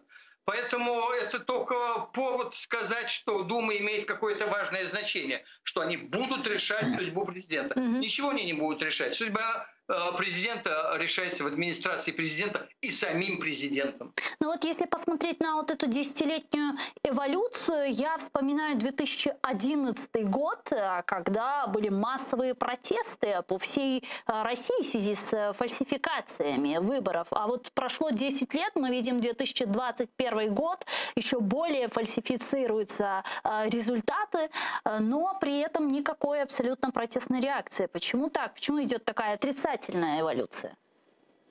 А дело в том, что общественные протесты вызваны не столько таким раскладом мандатов в Государственной Думе, сколько фактом оскорбление общества. Вот в 2011 году общество было оскорблено рокировкой Медведева и Путина. Это вызвало шок в обществе. Такое циничное отношение к людям вызвало шок. И это было триггером к уличным протестам. И так бывает и в других случаях. Могут быть и выборы таким триггером, да? Но мы вспомним, что, например, Майдан в Киеве 2014 года был вызван не выборами и не какими-то фальсификациями, да, а действиями полиции и спецслужб по отношению к демонстрантам. Это стало триггером. И такие протесты могут быть вызваны разными причинами, в том числе и выборами, но не обязательно только ими. А вообще говоря, ну что же, общество привыкло к тому, что все фальсифицируется, никто не верит в эти выборы и в результаты этих выборов, поэтому шока не наступает. Все знают, кто так и будет. Мы видим, как сегодня цивилизованный мир не признает результаты выборов на территории оккупированного полуострова. Вместе с этим мы видели, как Россия активно привлекала жителей ОРДЛО и перед выборами массово их паспортизировала для того, чтобы они приняли участие на выборах в Госдуму. И даже там 12 поездов, свыше 200 автобусов отправили на территорию неподконтрольную Украине Донбасса и вывезли в Ростов-на-Дону для того, чтобы те проголосовали. На ваш взгляд, почему Путину было так важно участие жителей ОРДЛО на этих выборах? Ну, Кремль предлагает максимум усилий для того, чтобы доказать всему миру, что Крым – это российская территория, а не аннексированная, что граждане Крыма – это российские граждане. И вот сам факт голосования в Крыму, да, особенно высокая явка, скажем, и активность избирателей – это еще одно подтверждение того, что Крым якобы является российской территорией. А что касается восточных территорий Украины, то Россия осуществляет ползучую аннексию. Она такая очень постепенная, но она не менее опасная, чем та, которая была в 2014 году в Крыму. Таким образом, российская власть пытается представить население этих территорий как российско-ориентированное и готовое войти в состав России. Я думаю, что подобные шаги будут предприниматься еще не один раз. И, конечно, Кремлю выгодно держать Украину в напряжении, в постоянном ожидании того, что эта территория будет аннексирована военным образом. Дякую вам дуже, пане Олександре. Чухставлено, что нашли время и подключились к нам в эфир. Александр Подробинник, диссидент, советский и российский правозащитник, журналист, был с нами на прямой связи. Пане Валентин, а вы как считаете, действительно ли Россия от этой массовой паспортизации шляет такую ползучую аннексию Донбасса и, возможно, стратегическая цель ее полностью инкорпорировать? Я думаю, що якщо б вони хотіли анексувати територію окупованого Донбасу, то вони би це зробили. Ну, а той факт, що вони досить цього... їх устраює, в принципі? Їх влаштовує використовувати оці так звані ЛДНР як інструмент тиску на українську державу. Як своєрідні больові точки, де завжди можна щось спровокувати, ескалацію конфлікту, натиснути і відповідно спричинити цілу низку ланцюгових реакцій. Ну, власне кажучи, тут все дуже просто і очевидно. Ну, якщо б вони боялися санкцій чи ще чогось, ну так Крим анексували, не боялися санкцій. Ну, коли не виконують мінські домовленості і не бояться санкцій, хоча так само, знову ж таки, на них посилюється дипломатичний тиск. Тому, я думаю, і це треба пояснювати в першу чергу мешканцям тих окупованих територій ОРДЛО. Про що, до речі, Зеленський він справедливо сказав в тому інтерв'ю, пам'ятаєте, коли він сказав, що майбутнє тих територій є лише у складі України. Ну, поза складом України у тих територій ніякого майбутнього нема. Я про це писав, до речі, ще в 2014 році, ще до того, як там відбулися ці всі так звані референдуми.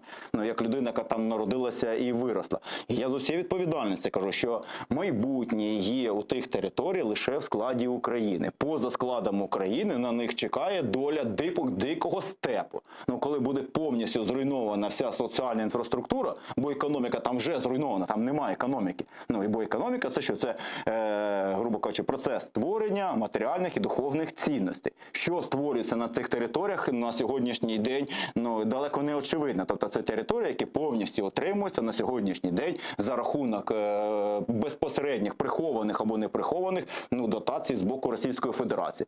І, грубо кажучи, тих пенсій, які виплачує українська сторона своїм пенсіонерам. Коли вони виїжджають на підконтрольну територію, отримують свої пенсії, з цими пенсіями повертаються, там створюють якийсь платоспроможний попит. Все інше, все працездатне населення, я з усією відповідальністю це заявляю, як людина, яка дуже добре з цим обізнана, на сьогоднішній день перебуває на заробітках. Хтось в Україні, хтось в Російській Федерації, хтось в інших країнах. Все, тобто, як такого там, я не знаю, економіки нема. Все, тобто, таке може бути майбутнє. Тим більше ми знаємо, що з точки зору географії це дуже проблемний регіон. Тобто, для того, щоб підтримувати ту щільність населення, яка там була, необхідно було створити певну інфраструктуру соціальну. Для того, щоб ту соціальну інфраструктуру підтримувати, необхідно було достатньо потужну економіку мати. Інша справа, що ця економіка також створилася в межах радянського, цього комплексу економічного, тому функціонувала трошки на інших принципах. А на сьогоднішній день там все, там, можу сказати, визнати процес. Перший – деіндустріалізація, вже по суті відбулася. Далі буде депопуляція, далі буде деурбанізація, далі буде криміналізація цих регіонів. Все, от і все майбутнє вам буквально в одному реченні обмалював тих територій. Для певних обставин росіянам, можливо, доведеться взяти на себе відповідальність, щоб там не було взагалі вже гуманітарної катастрофи. Але це їхня провина, вони створили там цю гуманітарну катастрофу. Тому... И вот это вот все дает основание, то, что вы сказали выше, то, что они паспортизируют, то, что проводят выборы на территории оккупированного полуострова, незаконно дает основание не признавать в целом результаты выборов в Нижнюю палату парламента Росії. Чому цього не відбувається? Тому що цього не відбувалося і минулого разу. Це ж не перші вибори, які відбуваються до органів державної влади Російської Федерації. Да, почему это не происходит? Почему эти выборы в целом не признаются в Украине или Европарламентом, Еврокомиссией, западными партнерами и так далі? Тому що всі зацікавлені в тому, щоб в Росії були легальні, легітимні органи державної влади, з якими можна мати міжнародні взаємини. Тому що не визнати результатів виборів, це серйозний, власне кажучи, такий крок, який автоматично буде обмежувати тебе в маневрі, розумієте, да? Твої ж виборці потім тебе спитають, а чого ви не визнали вибори на тій території, а тепер з ними намагаються спілкувати. Ваші ж політичні опоненти вам постійно будуть цим дорікати. Ви ж не визнали результати виборів, а тепер ви з ними їдете на переговори. З ким ви їдете на переговори? Хто, від кого, від чиєго імені говорять ці люди? Коли ми, наприклад, не визнаємо результати виборів... Может, уже стоит начать изоляцию полностью? Абсурдна історія так само. Я думаю, що, до речі, росіян абсолютно влаштовує ця ізоляція. В чому парадокс і полягає, що вони там, можливо, якраз цього і прагнуть. Тобто вони в будь-який момент готові опустити железний занавес? Так вони до того, в принципі, давно вже готують своє суспільство. Тобто ця концепція фортеці в облозі, вона реально працює. Причому ця ж фортеця ж не буде зразка Радянського Союзу. Бо дітки радянської еліти не жили в Штатах, не вивчалися, я не знаю, там в Британії. Ні, вони всі жили в цих закритих городках в кращому випадку. Може, там в цьому Московському державному університеті на міжнародці вчилися. А на сьогоднішній день у них буде залізний занавіс з обмеженим колом. Тобто, грубо кажучи, ті, хто хоче, вони за цю залізну завісу без проблем виїжджають, а для всіх інших ця залізна завіса, нема вам там що робити, то поїхали, відпочивайте собі в Туреччині в кращому випадку. А за великим рахунком, я думаю, що російська влада була б зацікавлена, щоб навіть росіяни не відпочивали в Туреччині, в Єгипті, а їхали відпочивати на Чорне море кудись, або на море Лаптєвих, там також, можна кажуть, в плащах навіть засмагати. Треба розуміти, що їх, в принципі, побудовують ці автарки умовно, я знову ж таки повторю, бо вона буде умовна, бо вони дуже сильно залежать від світових ринків. Причому як для валютних надходжень, для задоволення своїх буденних потреб, і так і для джерел. за допомогою яких вони можуть потім ці потреби задовольнити. Для того, щоб купувати мерседеси і айфони, простіше кажучи, треба продавати газ і нафту. Ви розумієте, що газ і нафту купують не росіяни, газ і нафту купують на світових ринках. І мерседеси вони купують також не в Росії, а купують на світових ринках. Тому я думаю, що Росію не виключать зі світових економічних відносин. Не виключать в силу багатьох причин, не тільки тому, що комусь це дуже вигідно там і хтось заробляє на Росії. В силу багатьох інших моментів. Тому ці розмови, давайте виключимо їх від SWIFT, відключимо.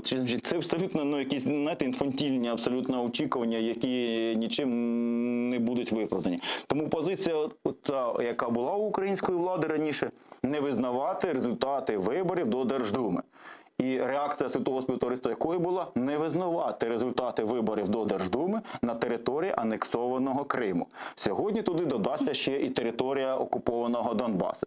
Але навряд чи світове співтовариство піде на те, щоб не визнати результати виборів на всій території Росії. Крім того, знову ж таки, хто не буде визнавати? Скільки там було міжнародних спостерігачів? Хто може там зафіксувати ці порушення? Це більше не вибори насправді, тобто це просто певна електоральна процедура, яка не відповідає взагалі, мабуть, за жодним критеріям тому, що ми називаємо демократичними стандартами. Це не стосується лише організації процесу голосування, бо нас дуже хибно люди розуміють, що вибори – це голосування, підрахунок голосів. Нічого подібного. Вибори – це функціонування плюралістичної, конкурентної політичної системи, коли різні суб'єкти перебувають в рівних можливостях. Це рівний наявний доступ до засобів масової інформації. Це рівний доступ до фінансування. Ви розумієте, що якщо хтось в Росії наважиться фінансувати якусь опозиційну політичну партію, то у нього дуже скоро зникнуть джерела для фінансування. Тобто це також питання до конкурентних політичних систем. В Росії всього цього нема. Але навіть в таких умовах вони ще примудрилися і рахувати втупую так, щоб не перейматися. Коли ці всі вкиди. Це росіяни показують. Я просто хочу сказати, що це не мої, припущення чи фантазії. Це росіяни, повно в інтернеті заходимо і дивимося, телеграм-канали російські, повна інформація про те, як втупую це все робилося. Тому, що тут скажеш? Але з іншого боку, які наслідки для російської влади буде, якщо не визнають вибори взагалі? Та їм все одно, розумієте, в чому справа? Вони є, у них немає цієї зовнішньої легітимації, те, що називається. Це нормально, це немає нічого такого крамольного, бо нас дуже часто люблять розказувати про те, що там всюди є зовнішня легітимація. Мовно кажучи, коли ми потребуємо, щоб результати наших виборів були визнані Європейським Союзом, Сполученими Штатами Америки. І ми дуже від цього залежимо, бо якщо вони не визнають, це потягне певні наслідки. Росіянам абсолютно байдуже. Визнали їх вибори, не визнали їхні вибори. Мається на увазі російській політичній еліті, розумієте? Тобто їхня легітимність укорінена абсолютно в інших механізмах. Дякую. Тому особливих опцій, насправді, у нас нема. Тобто ми мали зробити цю заяву, ми її зробили. Зробили абсолютно правильно. Світове співтовариство не могло проігнорувати цей кричущий факт. Воно прореагувало. Але сподіватися на те, що ми не визнали вибори і Путін вийшов. Ви знаєте, світове співтовариство не визнало наші вибори, тому я зараз буду спокутувати свою провину, посипати голову попелом і проведу вам чесні вибори. Ні, так не буде.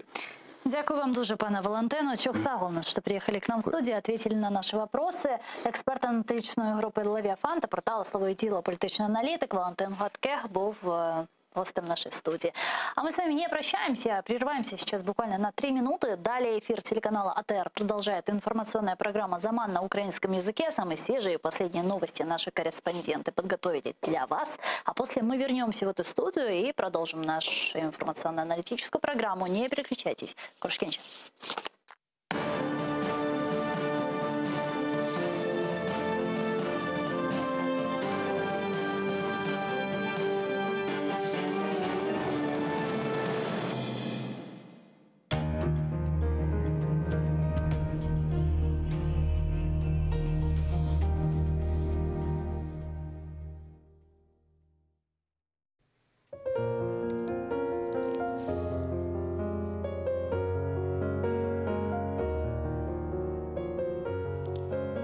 Дерендір денизін, суында қайық.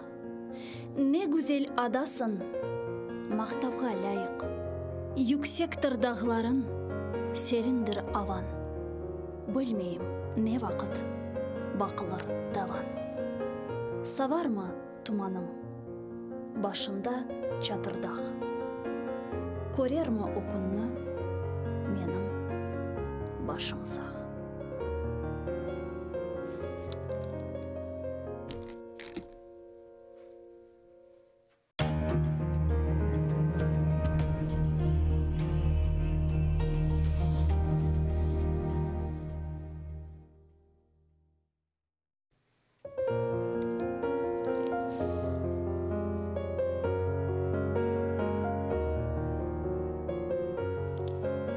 Дерендір денізін, суында қайық.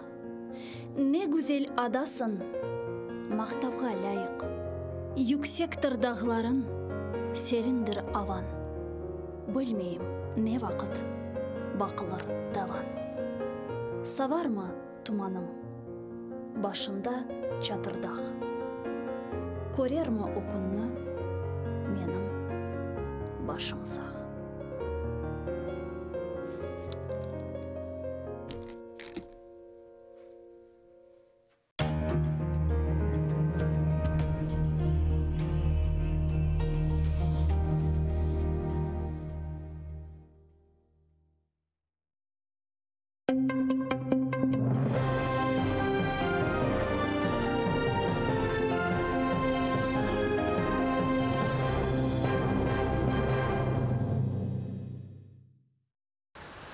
На дебатах Генасамблеї ООН президент України говоритиме про окупований Крим та Донбас. По прибуттю до Сполучених Штатів Володимир Зеленський заявив, що Об'єднані Нації – один з головних майданчиків, який може допомогти звільнити окуповані українські землі. Голова держави матиме виступ з трибуни Генасамблеї у середу. Він каже, це ще одна можливість висловити протест російській окупації та нагадати про переслідування незгодних з агресором. Важливо, що ми повинні про це говорити і не тільки говорити, наполягати і знаходити дієві рішення, на жаль, окупації наших територій і використовувати всі можливі майданчики для цього. До речі, незважаючи на те, що це один з головних майданчиків, ми знаходимо і шукаємо рішення на будь-яких майданчиках.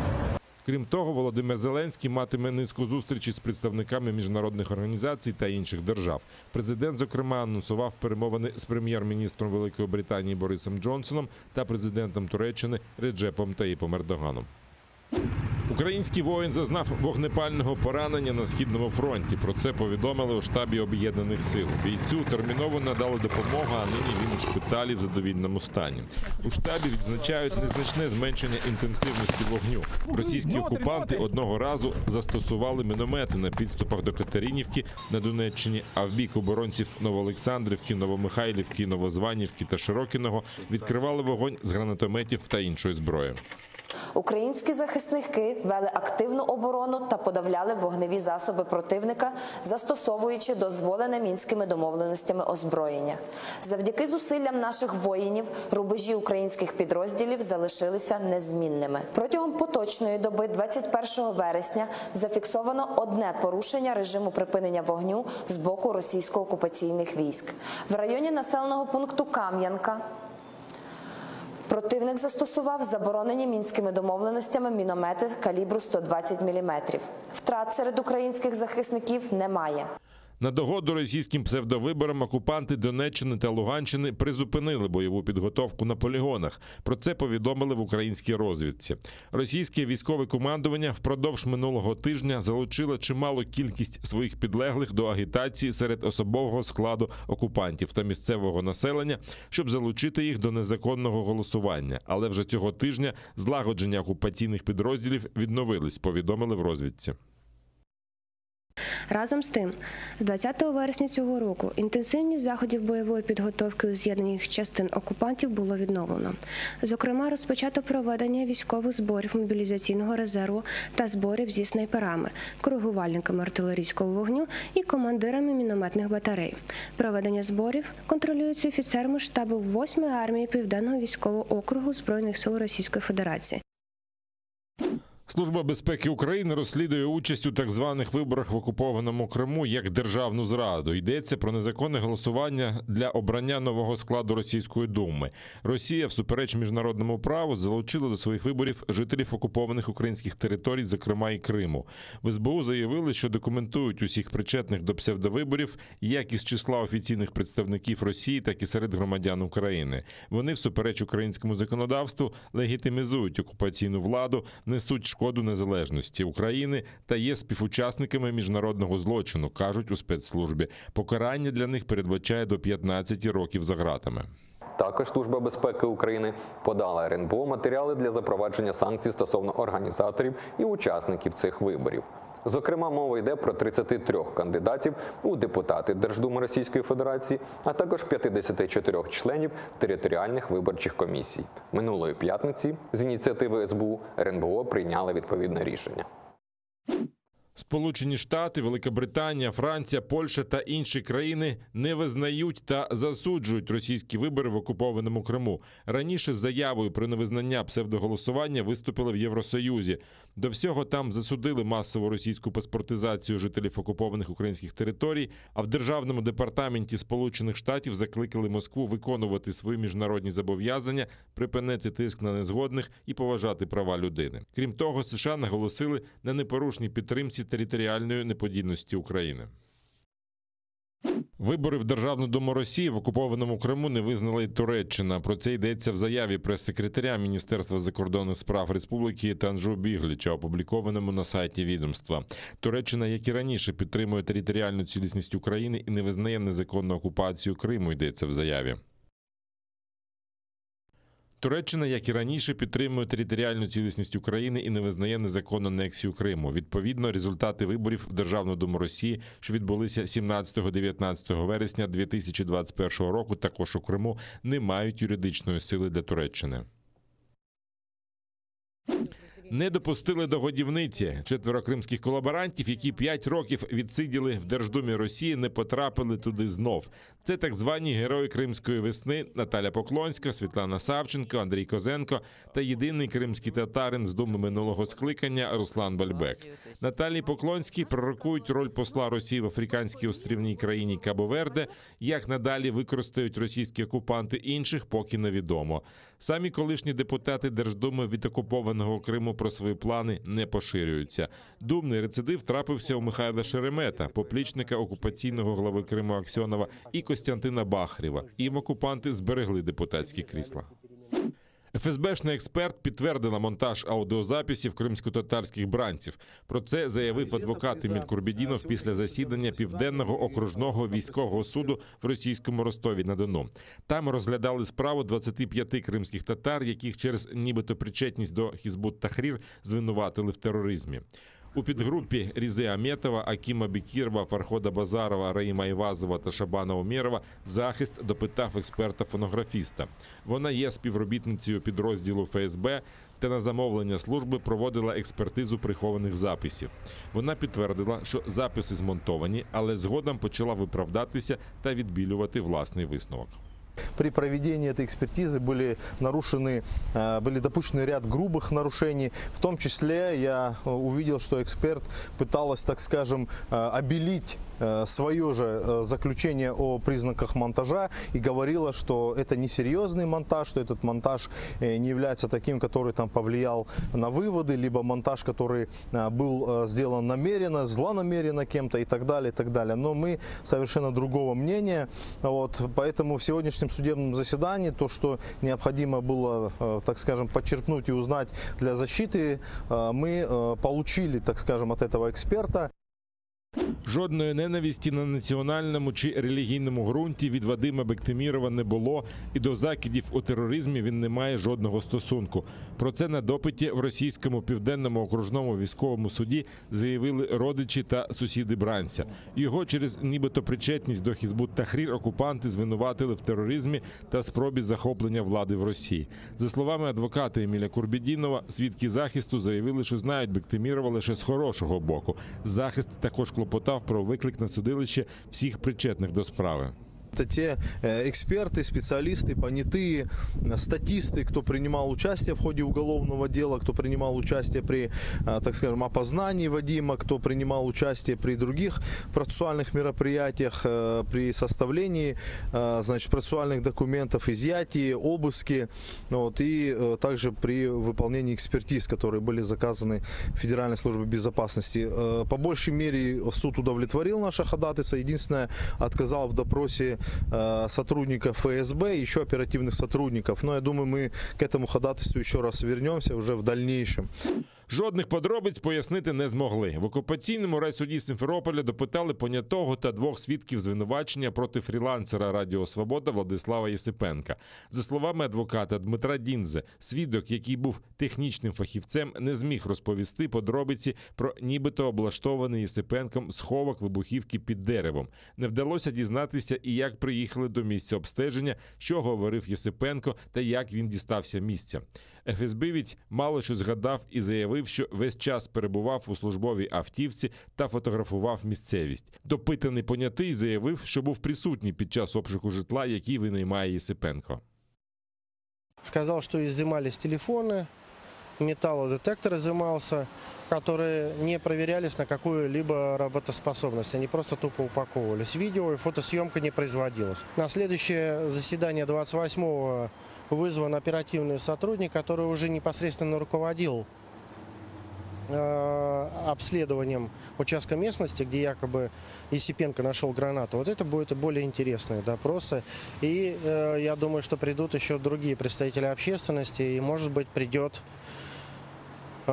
собственник квартиры, где Єсипенко проживал на тот момент, до того момента, пока его не задержали. Владислава Єсипенка затримали 10 березня після акції до дня народження Тараса Шевченка, що відбулася біля пам'ятника поетові у Сімферополі.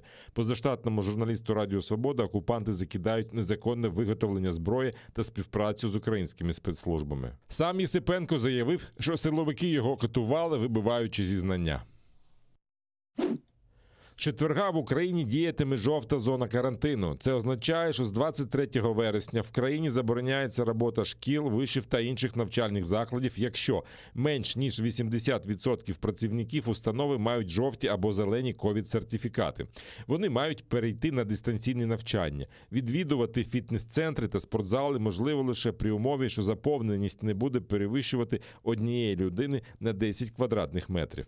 У кафе та ресторанах дистанція між столиками має бути 1,5 метри.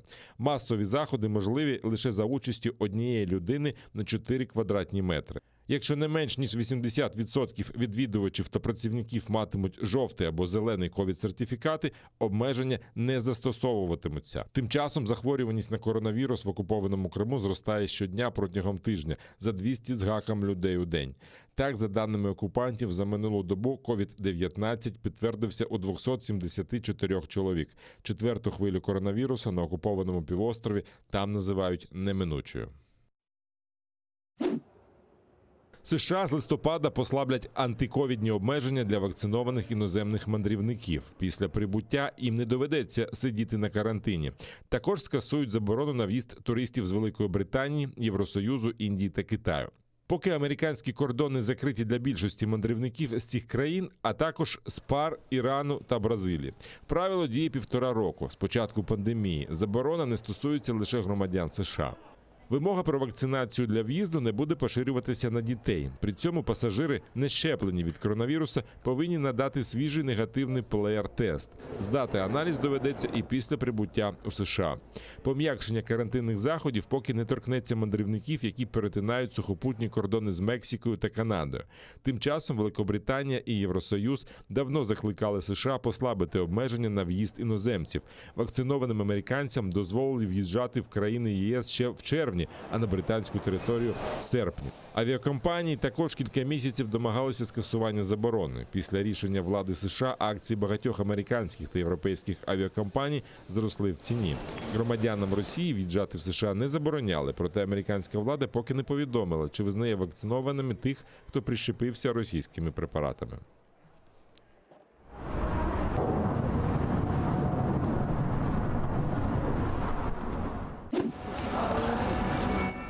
У Ніцці через примусову вакцинацію працівник лікарні оголосив голодовку. Минулого тижня у Франції почало діяти правило, згідно з яким щеплення проти коронавірусу мають зробити всі медики, співробітники будинків для людей похилого віку та пожежники. Інакше їх не допустять до роботи. Т'єрі Пайсан працює в пожежній охороні лікарні. Він не проти самих вакцин, але проти примусу і відсторонення від роботи. Я бачу по телебаченню, що противників обов'язкової вакцинації або тих, хто сумнівається в її необхідності, швидко відтісняють у сторону або називають прихильниками теорії змови. До Пайсана приєднався ще один чоловік. Підтримати їх приходять противники обов'язкової вакцинації і санітарних пропусків. Ми від початку брали участь у демонстраціях проти санітарних пропусків і вважаємо такий закон несправедливим. Ми більше не визнаємо Францію країною прав людини. За офіційними даними, відколи ввели нове правило, більша частина медиків вакцинувалася, але около 3000 відмовилося. Зараз їх не допускають до роботи. А це Париж. Тут минулими вихідними сотні французів вийшли на протест проти санітарних пропусків. Їх вимагають у ресторанах, кафе та великих торгових центрах. До того ж, вони обов'язкові для пасажирів поїздів та літаків. Мітингувальники також виступають проти обов'язкової вакцинації медиків. Мета не виправдовує засоби. Ми не можемо миритися з дискримінацією за ознакою вакцинованості. Це поділ людей. Ми не розуміємо такої логіки і не знаємо, до чого все це призведе. У Парижі проти санітарних пропусків протестують із середини липня. Цього разу мітинг був мирним, але іноді такі заходи закінчуються сутичками з поліцією. Крим очима американця. У Києві біля пам'ятника Володимиру Великому відкрили виставку фотографій Жюльєна Брайана. Серед світлин знімки зроблені на півострові в 30-х та 50-х роках минулого століття. На цій фотографії кримчани на осінній набережній Ялти. А це підлітки з ялтинського спортивного табору. Жюльєн Брайан кілька разів відвідав Крим. Його дуже цікавило життя дитини. Була нагода побачити це в Криму в піонерському таборі «Артек». Він дуже часто був презентований радянською владою як приклад щасливого життя людини в Радянському Союзі. В інших місцях фотограф міг побачити реальне, набагато складніше життя дитини. У 1958 році Жюльєн Брайан ще раз поїхав у Крим. З того періоду ми презентуємо вид вулицю Ялті, а також фотографії спортивного табору молоді. Для нас було особливо важливим, щоб фотографії Криму були презентовані на цій виставці. Фотовиставка організована Інститутом національної пам'яті та посольством Польщі в Києві. Жюльєн Брайан відомий в Польщі тим, що документував там перші дні Другої світової війни. Фотографії, представлені на виставці, лише невелика частина колекції світлин, зроблених на території Радянського Союзу. Всі знімки зберігаються у сина Жюльєна Брайана Сема. Кілька років тому він передав копії цієї колекції Інституту національної пам'яті Польщі. В моїй оцені презентована Ця виставка, на мою думку, дуже цікава, тому що показує людину. Брайана найбільше цікавила людина і місце, де вона проживає. Którym żyje, zawsze było najbardziej interesujące. На виставці також можна побачити фотографії, зроблені в Києві, Харкові та Одесі. Жюльєн Брайан був в Україні у 30-х роках, також після Другої світової війни у 46-му та 47-му роках та під час відлиги у 50-х роках. Це дозволяло йому побачити всі зміни, які здійснювалися в суспільстві. З його записок, з його листів ми дізналися, що він дуже любив знаходити тих самих людей в Україні, яких він фотографував раніше. Це не було можливим завжди, але він намагався це робити. НКВД та КГБ уважно обирали місця в Україні, куди могли приїхати іноземні фотографи та журналісти. Контролювала радянська влада і Жюльєна Брайана. Тож він міг фотографувати лише те, що йому дозволяли. 1 жовтня. Dbano nawet o to, żeby... В Радянському Союзі також дбали і про те, щоб села, до яких приїдуть люди з-за кордону, були добре підготовані, передусім, щоб там не було браку їжі. Не забракло там живності. Інна Полякова, Ельдар Ісматов, Заман, АТР. Приєднуйтесь до сім'ї АТР та підпишіться на сайт нашого телеканалу. Для цього наберіть в браузері atr.ua, натисніть на кнопку «Вступити в сім'ю АТР», виберіть суму і натисніть кнопку «Підтримати АТР». Після цього заповніть дані своєї картки та електронної пошти. Оберіть регулярність платежу, погодьтеся з умовами програми та натисніть кнопку «Оплатити». Перший кримсько-татарський телеканал АТР – це максимальна та ексклюзивна інформація про Крим. Це єдиний осередок свободи слова для кримсько-татарського народу. Підписка на наш сайт – це підтримка нашої інформаційної боротьби та ваш внесок у повернення півострову додому, в Україну.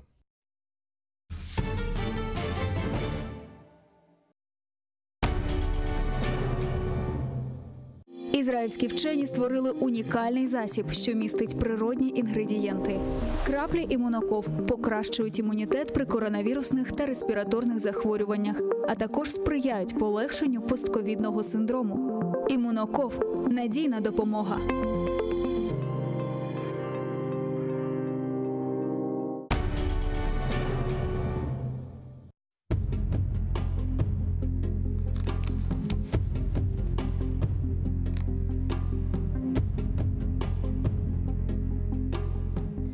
Çeşit özenler ve arıklar akalar. Çeşit köprüler var olarının üstünde. Kaydadır deniz üstünde de kuralar. Kaydadır kayalar, bedaklar koksunda. Hem uzun, hem kıska, ken ve tarlar. Olardan maşinalar geçiyor, adamlar. Lakin söyle. Olardan mana ne fayda? Benim sana geçecek köprüm kayda? Bir köprü var, o da güller bahçesinde. Onu bilem gençlikten, emgen sütümden. O iki ağaç beş tahta parçasından. Ana baba izleri var üstünde. Kene bir köprü var, lakin ölçüsüz. Ağaçsız, tahtasız, taşsız ve demirsiz. Ömür geçti, gitti. Onu seç almadım. Sana hala o köprüden geç almadım. Çeşit arıklar, akalar dünyada. Çeşit köprüler onların üstünde. Lakin bana onlardan ne fayda? Tuğan evime gidecek o köprü kayda?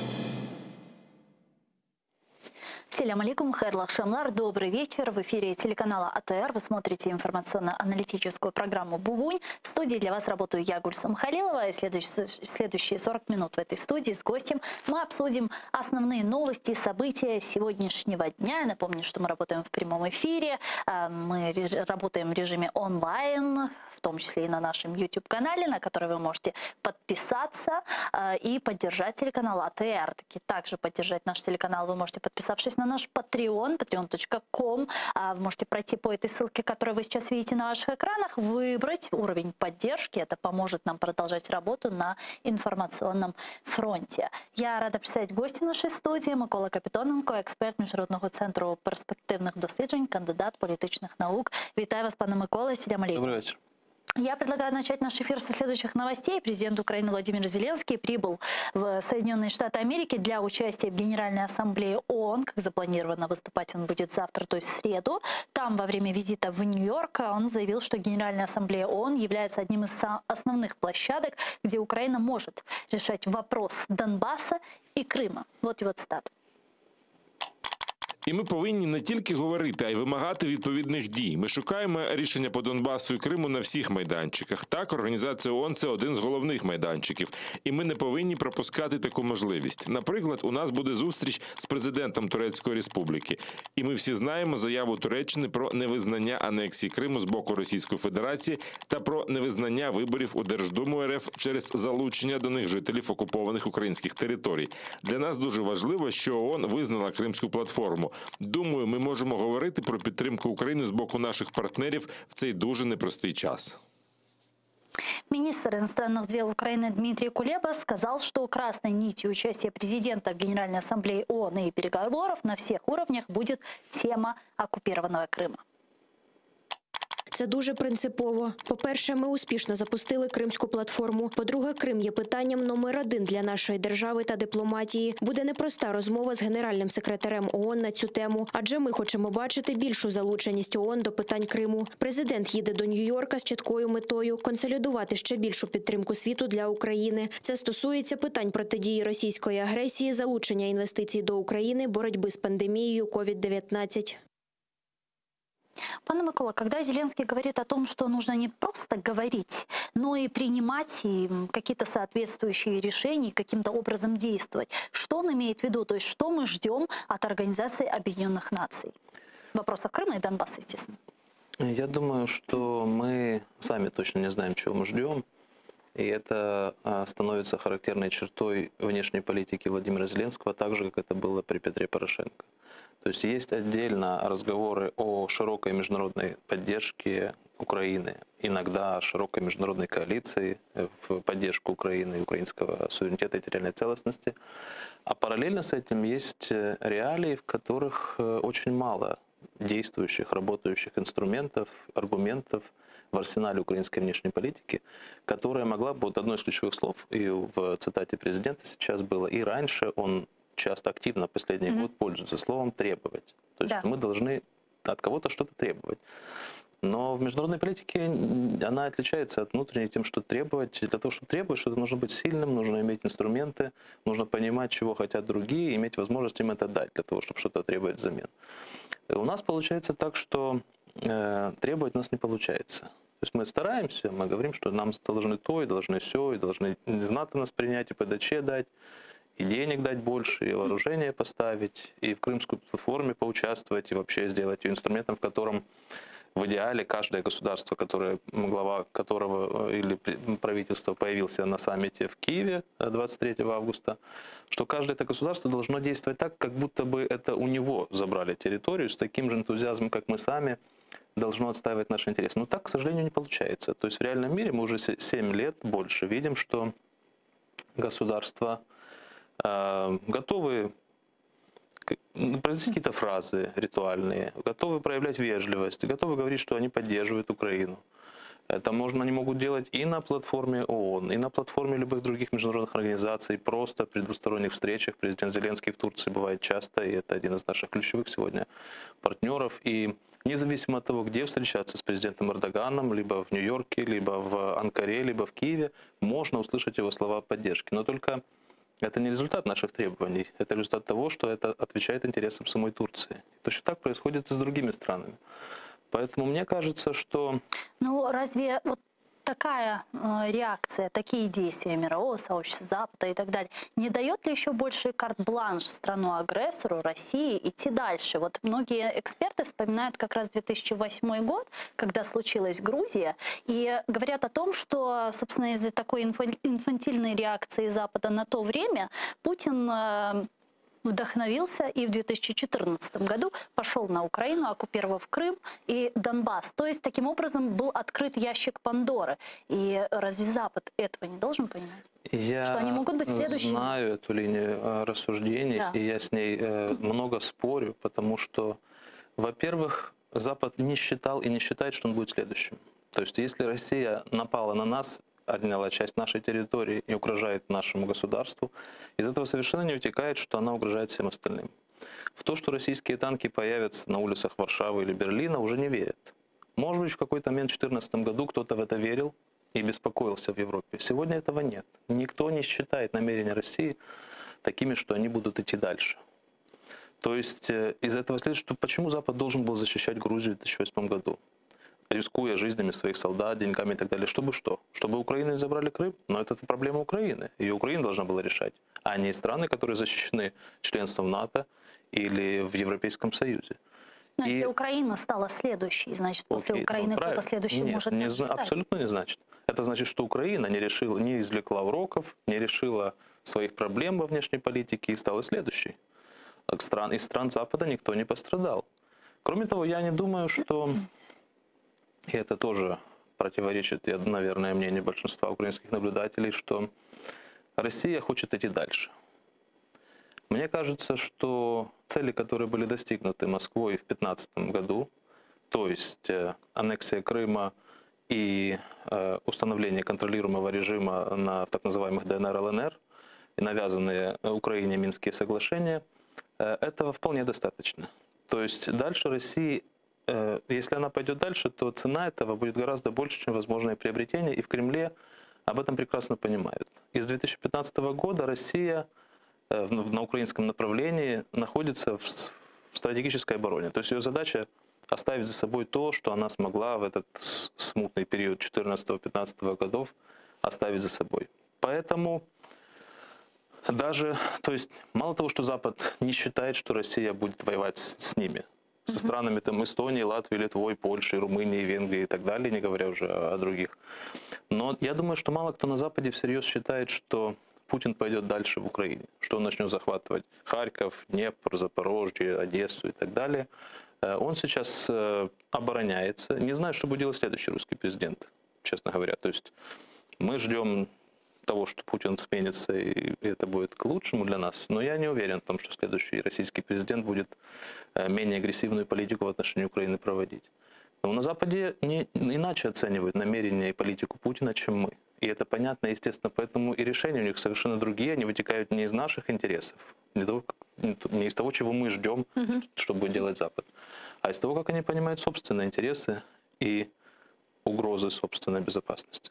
В таком случае сейчас, исходя из ваших слов, Украине, безусловно, нужно готовиться к какому-то смену режима, возможно, в России какой-то другой международной конъюнктуре, и в какой-то момент использовать ситуацию и забрать свои территории.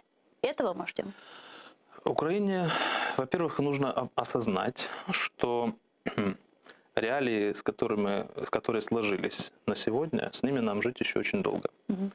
Это касается и вопроса конфликта на Донбассе, который подчиняется общим тенденциям конфликтов такого типа за последние 30 лет. Они очень длительные, то есть они быстро не решаются по разным причинам. И причем, чем дольше они тянутся, тем сложнее их решить.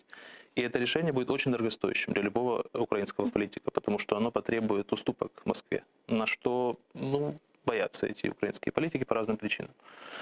А вопрос Крыма, он еще более сложен, чем вопрос Донбасса. То есть вопрос Донбасса есть периоды, там, допустим, в 2019 году приблизились к тому, чтобы какой-то компромисс найти, потом опять отдалились. То есть, возможно, какие-то вещи конъюнктурные поменяются в восприятии действительности в Кремле или у нас, и какой-то компромисс будет найден по Донбассу. Но по Крыму это вопрос исключительно сложный. И нам нужно не ждать, что в России настанет кризис, она распадется, или вдруг появится какой-то справедливый, добрый президент и вернет нам Крым.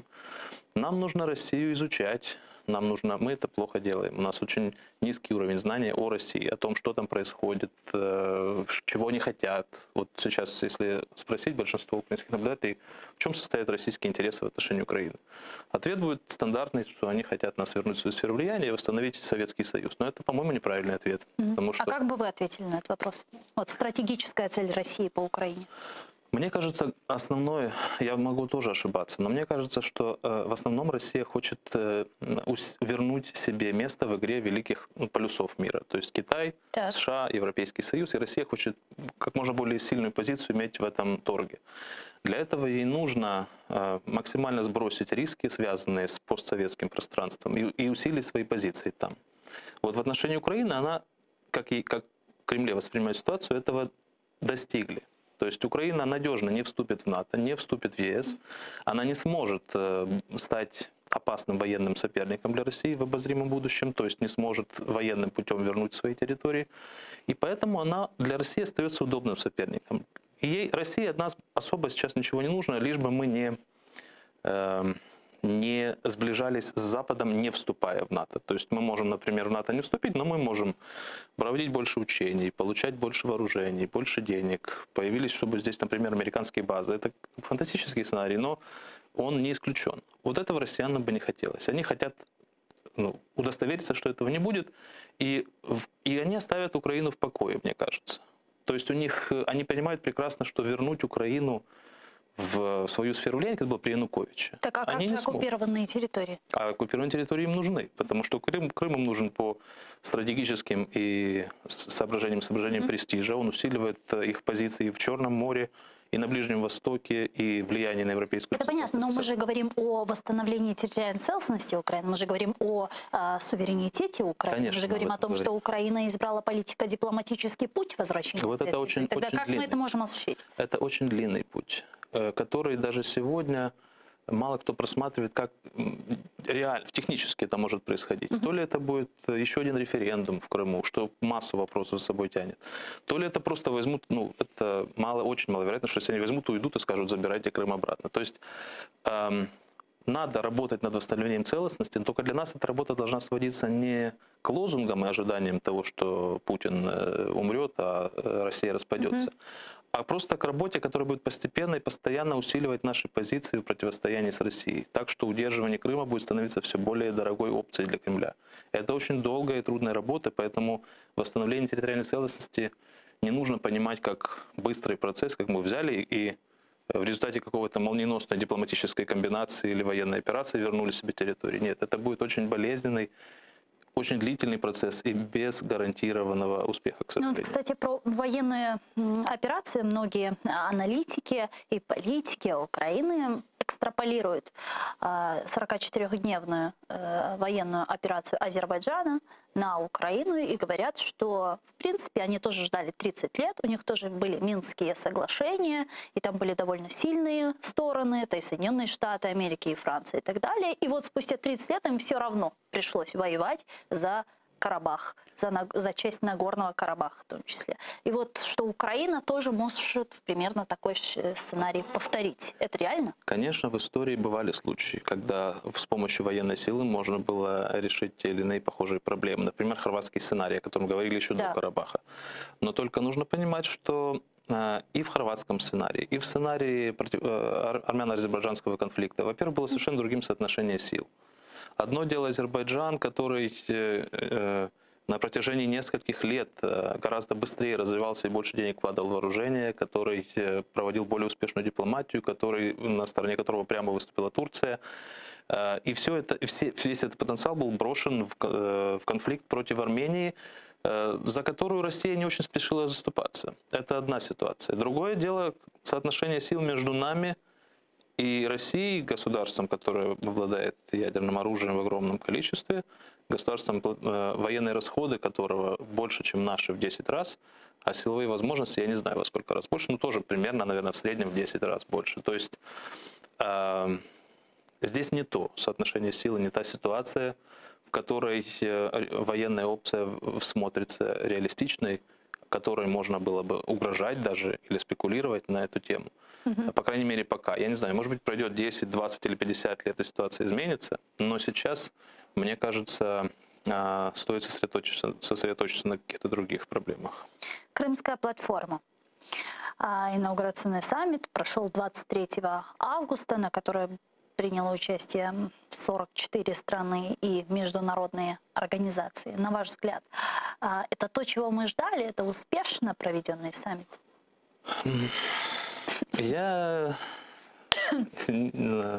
задала сложный вопрос. Он сложный, потому что я хорошо знаю людей, которые были вовлечены в создание Крымской платформы. Я знаю их энтузиазм, профессионализм и усилия, которые они потратили. Я не хочу их ставить под сомнение, поэтому я даю время этому проекту. То есть, сколько? Год хотя бы. Давайте вот будет 23 августа 2022 года, и мы подумаем, вот что за этот год Крымская платформа сделала реально. Потому что потенциал есть. Я не могу сказать, что это просто пиар-проект. Действительно есть и основания для сотрудничества многих стран, хотя вот, как мне кажется, что показал саммит Крымской платформы, что Крым постепенно превращается из вопроса глобальной безопасности, каким он был в 2014 году, то есть 100 стран, которые проголосовали за Крымскую резолюцию в марте месяце 2014 года, показали, что большинство мира обеспокоено произошедшим и считают это вызовом глобальной безопасности, что подорван будет международный порядок. А саммит показал, что все-таки наиболее такое высокое представительство было у стран региона, наших соседей, Восточная Европа и Черноморский бассейн. То есть для них, Крым стал проблемой региональной безопасности. Можно по этому поводу причитать, можно по этому поводу радоваться, но, как мне кажется, из этого нужно извлечь урок и понять, что если это проблема региональной безопасности, то нужно перемещать центр тяжести всех разговоров в Крыме в региональную плоскость. То есть мы должны сотрудничать в первую очередь со странами региона, которые тоже считают, что продолжающаяся оккупация Крыма – это проблема не только Украины, но и их тоже.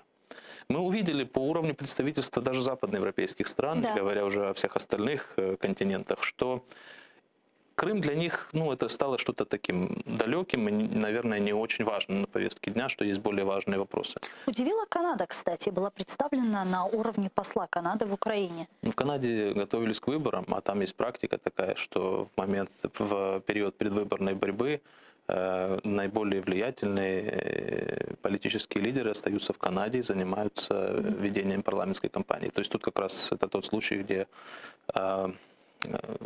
просто такое стечение обстоятельств, это ничего не значит. А что касается тюркского мира, из всего тюркского мира была представлена только Турецкая республика на уровне министра иностранных дел. Азербайджан и вовсе не принял участие, о других тюркских странах я уж вообще не говорю. Да, я так понимаю, что для Турции тоже вопрос представительства на Крымской платформе был сложным вопросом, потому что у них... Ждали Эрдогана. Конечно, ждали Эрдогана, Эрдоган не приехал, и это тоже можно сделать поводом для зрады, но мы должны ценить то, что есть, и должны понимать, что Турция ведет свою игру, и в этой игре Россия играет важную роль.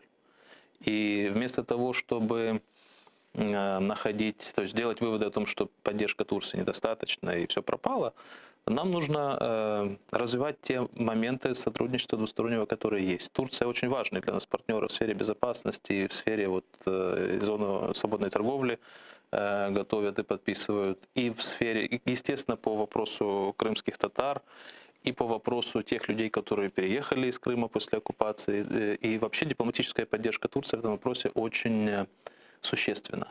То есть, да, не приехал Эрдоган, понимая важность российского фактора на Крымскую платформу, но сотрудничество с Турцией нужно продолжать.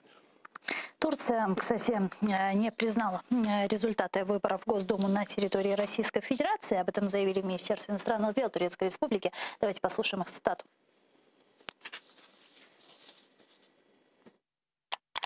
Туреччина підтримує територіальну цілісність України і не визнає незаконну анексію Криму. Відповідно, результати виборів до Державної думи Росії, що відбулися 17-19 вересня 2021 року, також у Криму не мають юридичної сили для Туреччини. В России, естественно, отреагировали на это заявление. Вот что сказала спикер МИД России Захарова. Турция прекрасно знает, что Крым является суверенной частью России, прекрасно знает, что подобные заявления мы никогда не оставляем без внимания. Соединенные Штаты Америки также не признают выборы в Госдуму на участках, находившихся на территории временно оккупированного полуострова. В Госдепе считают, что избирательные участки на территории Крыма находились на суверенной территории Украины. И там уверены, что выборы в Госдуму в России прошли в условиях, не способствующих свободному и справедливому избирательному процессу. Пане Микола, мы видели, как Россия массово паспортизировала жителей ОРДЛО перед выборами в Госдуму. Они даже 12 поездов и свыше 200 автобусов отправили в Ростов-на-Дону с ОРДЛО, чтобы те там проголосовали. Но про Крым я уж вообще не говорю. Там все сфальсифицировано и не только там.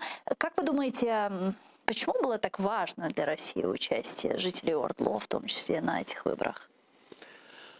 Я думаю, что участие жителей ОРДЛО в выборах было логическим следствием того, что там началась паспортизация, и началась она не вчера.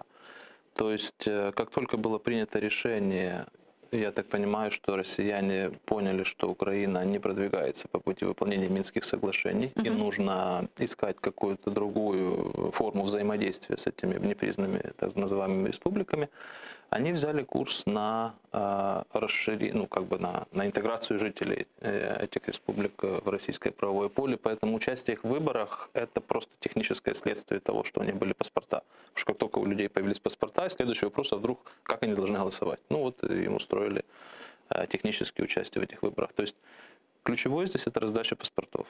А раздача паспортов – это просто один из сценариев, который россияне выбрали не от хорошей жизни. То есть на самом деле они не очень хорошо знают, что делать с этими территориями, как правильно с ними поступить.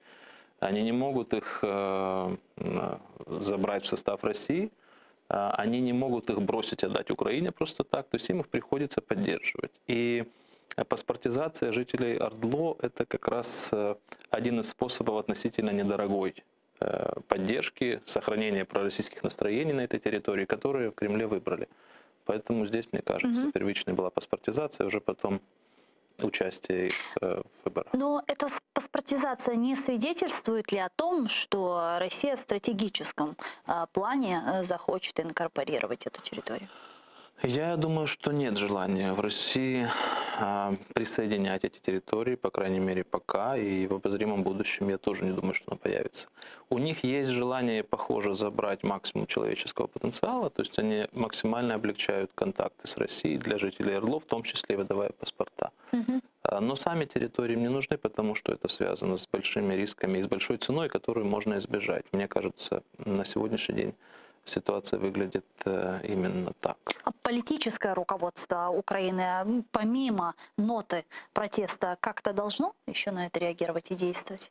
Мы не можем как-то здесь противопоставить что-то этому, потому что эти граждане вне нашего де-факто правового поля находятся. Мы можем со своей стороны создавать для них какие-то стимулы для того, чтобы они выбирали украинское гражданство, а не российское, но поскольку эта территория оккупирована, нам очень трудно конкурировать, так скажем, с российским гражданством, потому что для них украинское гражданство будет источником проблем и неудобств, а российское гражданство, наоборот, источником разного рода бонусов. Поэтому я думаю, что здесь мы мало что можем сделать, кроме, естественно, как на всех площадках заявить о своей оценке. Представитель украинской делегации в трехсторонней контактной группе в Минске Сергей Гармаш также прокомментировал массовую паспортизацию жителей ОРДЛО, и он сказал, что российская политика относительно Донбасса не предусматривает интеграции этих территорий. Давайте послушаем его цитату. Можна вже вводити новий термін «гібридна анексія». Якщо до цього часу ми використовували слово «окупація», то зараз це гібридна анексія, оскільки дійсно вже повністю залучаються і в економічний, і в політичний процеси мешканці цих територій. Ползучая аннексия. Я против того, чтобы изобретать разные новые термины. Их можно бесконечно выдумывать. Мы уже сделали такое с гибридной войной, почему-то забыв о том, что большинство войн на протяжении последних пары тысяч лет были как раз гибридными, в смысле того, что в них использовались самые разные методы одновременно. И вот сейчас, если гибридная агрессия разная и так далее, были дискуссии в Украине в 2014, 2015, 2016 годах, что, собственно, происходит на Донбассе. Как это называть? Оккупацией, эффективный контроль, есть такой международно-правовой термин, когда вроде бы оккупации формально нет, то есть они не стали частью России, объявлены как Крым. Но в то же время фактически на этой территории все контролируют оккупационные силы. То есть вот между этими можно спорить о том, что это оккупация или эффективный контроль. А всякие там гибридная агрессия или похожие слова, они только запутывают. Мы признаем эти территории оккупированными на уровне нашем законодательном. Для международного права это немного более сложный вопрос, потому что россияне отрицают, что они там находятся. И доказать это, в общем-то, не так просто, несмотря на то, что все это знают, но в юридическую плоскость не так просто перевести, как в случае с Крымом. Поэтому есть для таких ситуаций понятие эффективного контроля. Это то, что практически происходит на оккупированном Донбассе. По Донбассу, вы помните, было очень много планов, которые озвучивались из офиса президента. Говорили, что есть и план А, говорили о том, что если план А не будет реализован в виде Минских соглашений, то перейдут к плану Б. Потом говорили о том, что есть некие кластеры, уже согласованные с Украиной, которые предложили Франция и Германия. Правда, их никто не видел, только видели слив, который опубликовали в СМИ России. Потом Зеленский говорил о том, что в случае, если вообще не получится реализовать какой-то план, ну, будут строить стену с Донбассом и так далее. Что происходит? Вот это все говорит о том, что на самом деле никакого плана нет? Да, это говорит о том, что план был. Вначале он состоял в том, чтобы действительно урегулировать конфликт на Донбассе. А урегулировать его можно было только найдя соглашение, компромисс с Москвой. Такой компромисс в 2019 году президенту Зеленскому, как я думаю, казался вполне достижимым. Для этого нужно было сначала провести обмены, потом развести войска, открыть дополнительные пункты, разминирование, демилитаризация. И все эти шаги позволяли построить минимальный уровень доверия между сторонами. В таких конфликтах это обычная процедура, который был разрушен. То есть Путин не доверял Порошенко, и поэтому при Порошенко такого продвижения было невозможно, а новый президент пришел с чистого листа, начал это. И вот эти шаги, они были сделаны в 2019 году. И они привели к нормандской встрече. Они привели к нормандской встрече, да. Это был ключевой момент. То есть нормандская встреча в декабре 2019 года должна была показать, возможно ли движение дальше в политическую сферу, самую сложную сферу, где вопросы выборов, вопросы возврата контроля над границей, выведение российских войск, амнистии, внесение изменений в украинское законодательство. Эти пункты оказались настолько опасными для Зеленского, что он не смог, не захотел или посчитал, что не нужно все-таки заходить так далеко, что лучше оставить конфликт низкой интенсивности в таком виде, в котором он есть. И с того момента плана другого не было. Конфликт живет своей жизнью, и он развивается по наиболее вероятной траектории, в которой отступление от которой стоит со временем все дороже. Ну а риторика Зеленского, соответственно, стала в другую сторону клониться, все больше напоминать в этом смысле риторику предыдущего президента и позицию предыдущего президента. И она приводит к тому же результату, что конфликт продолжается в том же виде. Но вы заметили, что эта риторика очень сильно изменилась как раз в мае месяце этого года, когда мы видели наращивание российских войск у границ Украины? Ну, она несколько раз менялась. На самом деле важным в этом плане был и июльское перемирие прошлого года, которое довольно долго длилось, и оно было нужно обеим сторонам, я так понимаю. Потом какой-то из них оно стало менее нужно и прекратило свое действие. Его сложно удерживать без дальнейших шагов. Просто режим перемирия удерживать сложно, это дорого, требует усилий, поэтому оно достаточно легко срывается. Потом были и учения российские были, и были кластерный, как вы сказали, план, который, в принципе, и сейчас находится как основной такой вариант, смысл которого сводится к тому, что давайте выполнять Минские соглашения, но только в какой-то более смешанной последовательности. Давай вынесем сначала вопросы безопасности на первый план, как этого хочет Украина, и в этом поддерживает ее Германия и Франция. А потом уже будем обсуждать все остальное. Насколько оно сработает, не важно, потому что неизвестно, потому что важны не детали, а принципиальный факт, то, что позиции Украины и России пока нет зоны возможного компромисса. Россия на таких условиях хочет вернуть территории под наш контроль, которые для нас неприемлемы. Поэтому дальше мы, конечно, Зеленский меняет риторику, потому что фактически все равно изменить что-то в ходе конфликта не удастся, поэтому можно поменять риторику и возложить, во-первых, вину всю на Россию, во-вторых, получить симпатии избирателей. Это вполне понятный ход. Тем более, что вообще риторика украинского руководства, внешнеполитическая, начиная с весны примерно, довольно ощутимо поменялась. Мы стали более резко говорить, оценивать действия Запада, мы стали от них что-то требовать, опять возвращаясь к этому же. Мы стали упоминать о Китае иногда, о котором еще боялись упоминать еще в прошлом году. Ну, то есть это заметно, да. То есть это все, можно сказать, игра в процесс? Ну, это часть, у нас, к сожалению, конфликт на Донбассе и Крым стали частью внутриполитической жизни. То есть наши политики заботятся о том, чтобы выигрывать следующие выборы, а не о том, как тяжелые решения принимать и решать конфликты Ну, например, тот же на Донбассе конфликт. И это, в этом трудно их обвинить, потому что так происходит везде. То есть в мире в современном конфликты тянутся десятилетиями похожие, потому что всегда их решение связано с какими-то проблемами, непопулярностью, критикой, рисками и так далее. А занятие такой решительной позиции, оно приносит какие-то дополнительные баллы во внутриполитическом процессе. Поэтому мы здесь не являемся исключением. Ну и вообще, украинское общество достаточно дорого платит за именно внутри, своей внутренней жизнью, за продолжающийся конфликт, в частности, на Донбассе. Вместе с этим вот недавняя новость о том, что был заключен договор между Соединенными Штатами Америки, Австралией и Великобританией.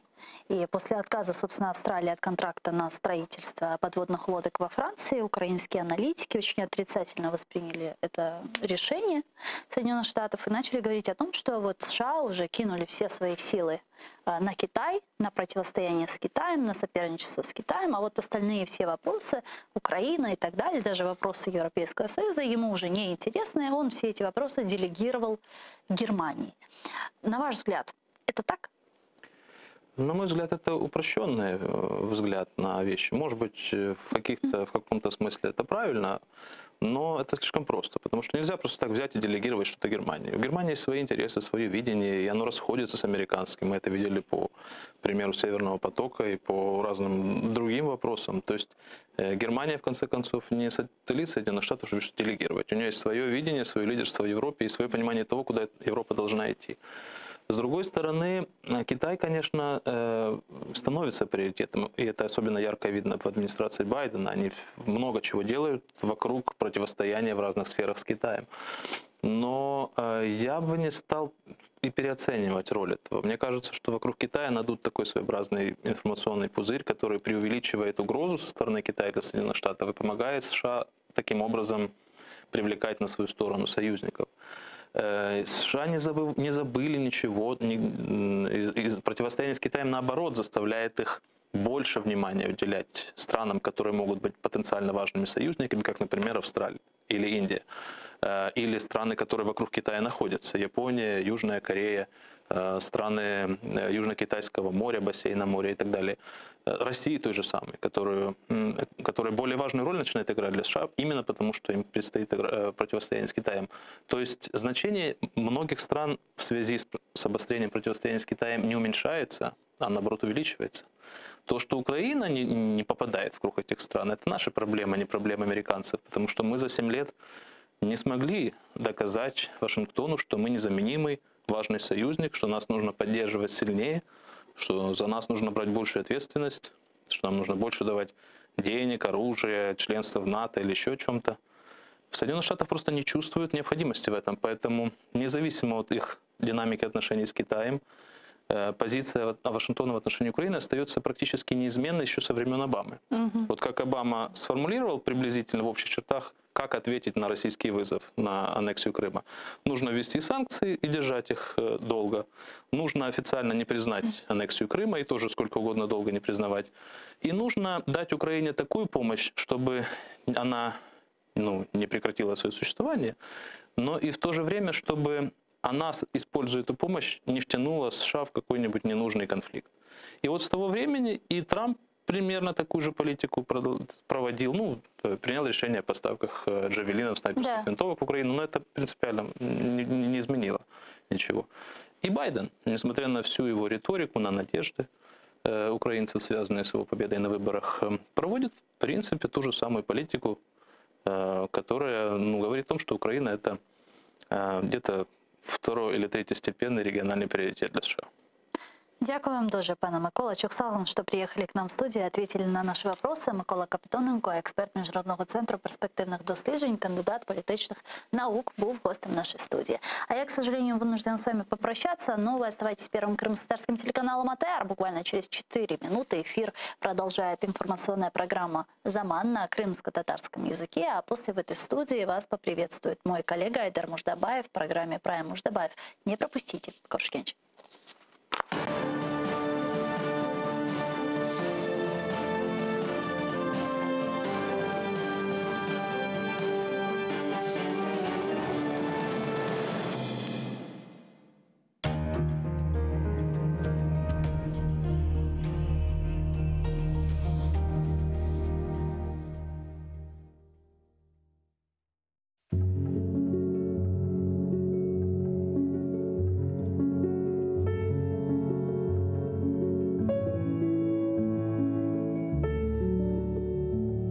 Вы знаете, что люди могут не вернуться.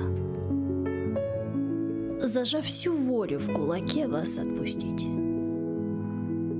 И как-то утром с мыслями, но не о вас проснуться. И больше вас не ждать, и не о вас грустить. Вы знаете, что люди могут не вернуться. Не выдержав свой мир, сломав, вас не простить. И со слезами на глазах от вас на 1000 ключей замкнуться. И понимая, что нет сил вас навсегда забыть. Вы знаете, что люди могут не вернуться. И могут не писать, не волноваться, не звонить. И никогда вам больше к ним не прикоснуться. Задумайтесь. А кто еще вас сможет так же полюбить?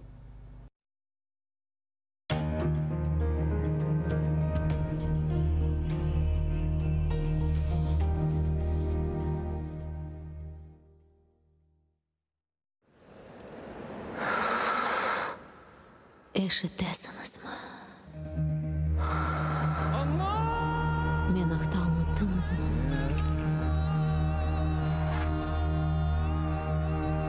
Мен мұнда. Бұл менің топырағым. Менің қырымым.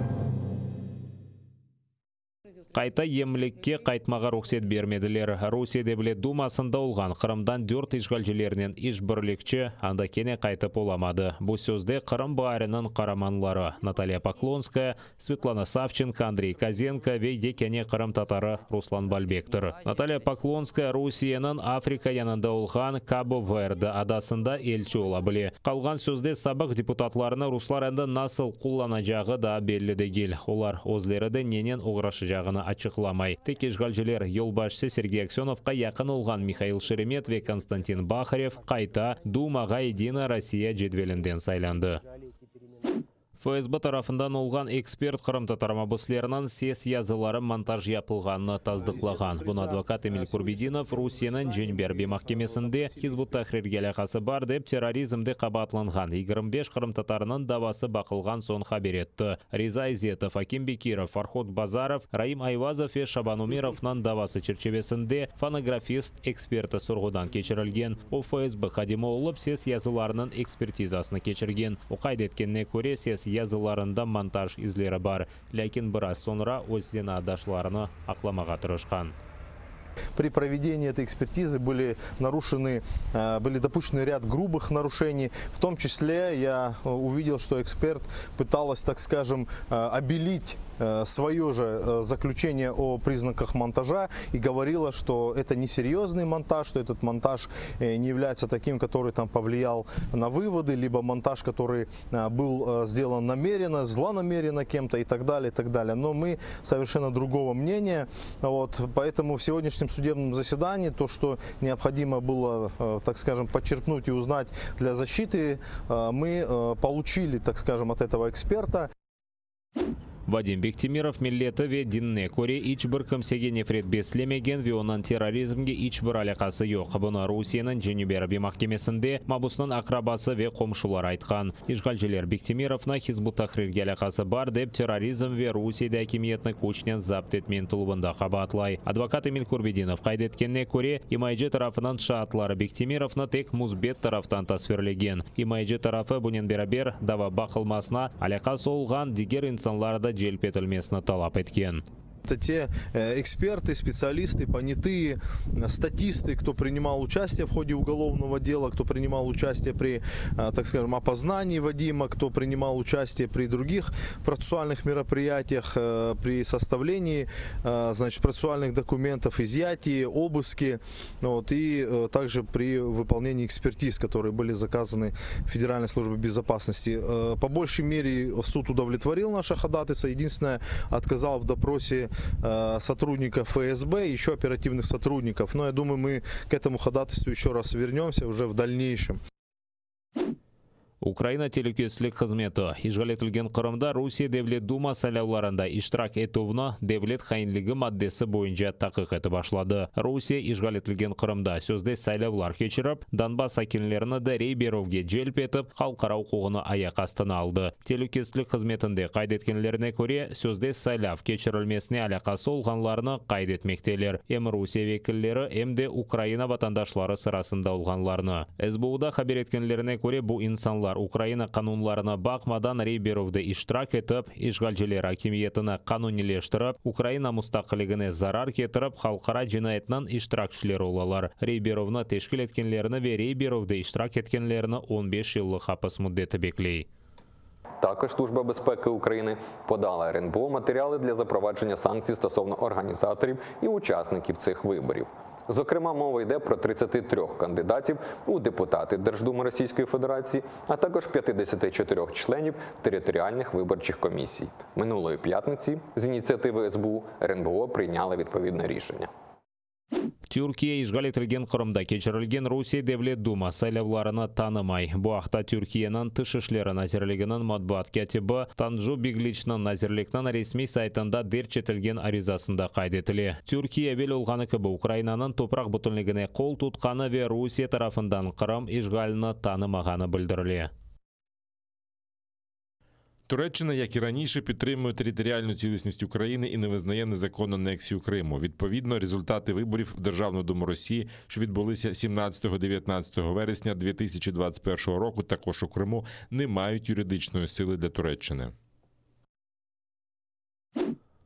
Америка Бірлескен Девлетлері, Бүйік Британия, Франкистан, Полония ве башқа мемлекетлер Русия ишғал етілген Қырымда кечірген сайлауларыны танымай ве тақбих еті. Бұндан evvel сайлаулар танылмағаны аққында аризаны Авропа Бірлігі тарқатты. Бұнан берабер Украинаның ишғал етілген территорияларында Русия паспортлары берілмесіні тақбих еттілер. Американың Девлет департаментінде Москваны өз халқара мejburiyetlеріні еріне кетіріп, оларының саясетінен разы олмағанларының басқысыны тоқтатып, инсан ақларына ететмеге чағырдылар. Бұнен берабер Америка үкіметі Украинаның топрақ бүтінлігіне қол тұтмаға девам етежегі қайдетілі. Даванын ич бірінжеліклерін аңлатып оламады. Ахмеджеттің ишғалжелер махкемесінде Радио Свободаның мұхбірі Владислав Есипенкаға қаршы ұйдырылған дава черчевесінде Қабатлав тарафынан уч шаатыны сұрғыдан кечіргенлер. Адвокат Дмитрий Дзинзе хабар еткенне көре, техники мутихасы Санкидерсін Есипенка тарафындан терек түбінде ясалған силя едегі аққанда тариф етіп оламаған. Бұнен берабер ойерген насыл барып еткенні, Есипенка не айтқанны ве онда насыл кетірілген айтып оламаған. Бұл ФСБ хадима қайдеткен көре, очо қысы вақыт машина ішінде отырып ресім шығарған. Соруға чекілген дабыр шат Есипенканың евінде Тентуф насыл кечірілгенні тариф еткен. Сказал, что изымались телефоны, металлодетектор изымался, которые не проверялись на какую-либо работоспособность. Они просто тупо упаковывались. Видео и фотосъемка не производилась. На следующее заседание 28-го вызван оперативный сотрудник, который уже непосредственно руководил обследованием участка местности, где якобы Есипенко нашел гранату. Вот это будет более интересные допросы. И я думаю, что придут еще другие представители общественности, и, может быть, придет собственник квартиры, где Есипенко проживал на тот момент, до того момента, пока его не задержали.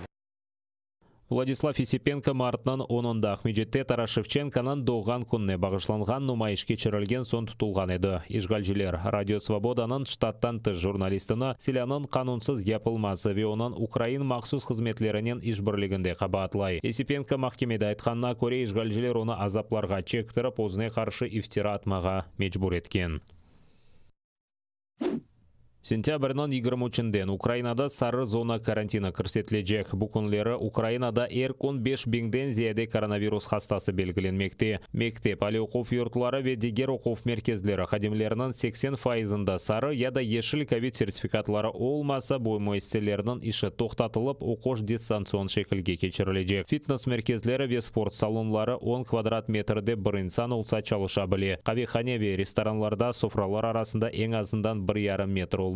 Кутлеве тедбірлер бір инсан үшін 4 квадрат метр олса кечіріле біле. Мойсте қадемлері ве муштырелер арасында сары ве ешіл ковид сертификация еплерінен сайысы %80-ден зияде олса сыңырланулар көрсетілмейжек. Ешғал етілген Қырымда күн-күнден чин вирусына ұқыраған инсанларының сайысы артмақта. Күн 400-ге яқын инсанда коронавирус белгіленмекте. Ешғалжілер коронавирусынан 4-ші далғасы башламасыны қайдеті. Ишгалжилерінің құветшілері атып өлдірген Наби Рахимовтан жесетіні бермейжеклер. Қырымның юқары Рус махкемесі адвокат Сиер Паничнан шикаетіні кері қайтырған. Уақмеджетінің Киев район махкемесі мерхумның умыр арқадашына жесет берілмесіне рет еткен қарарыны шикаеті тежек олды. Ишгалжилер құветшілері қайдеткеніне көре Наби Рахимовны қаршылық көстергені үшін атып өлдіргенлер ве онан терроризмге алақасы бар. Имайджи тарафы более фкірнен разы дегел чүнке Рахимов яшаған евде атып өлдірілді. Известно, никакой террористической акции не было. Это Рахимов был убит по месту его постоянного проживания в ходе проведения оперативно-розыскного мероприятия. Никаких других доводов, доказательств следователь в Киевском районном суде не привел. Однако судьей Киевского районного суда безосновательно и немотивированно было отказано в нашей жалобе на действия следователя. Өзбекстандан сияси қачақ Наби Рахимов майысынан 11-ді ФСБ қадемлері тарафындан атып өлдірілген еді.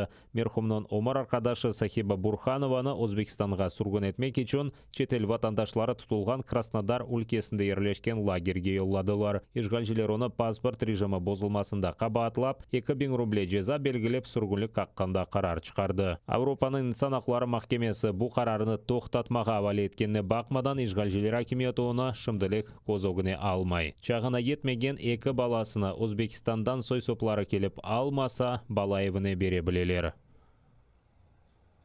Жебеде Украин арби яраланды. Бұны бірлешкен құветлер операциясы штабында хабер еттілер. Арби әжеле тибби ярдым берілген сон қастақаниге еткізілген ұшымды тұрғын алды. Штабта сонки күнлер атышулар ексілгеніні қайдетілер. Ишгалжилер бір кере Донецк жеварындаки Катериновка қасабасына 120 калибрлы майныларнен ұжым еткен. Новоалександровка, Новомихайловка ве Широкина тарафлары граната атыжы тертібатлары или атышке тұтылған. Українські захисники вели активну оборону та подавляли вогневі засоби противника, застосовуючи дозволене мінськими домовленостями озброєння.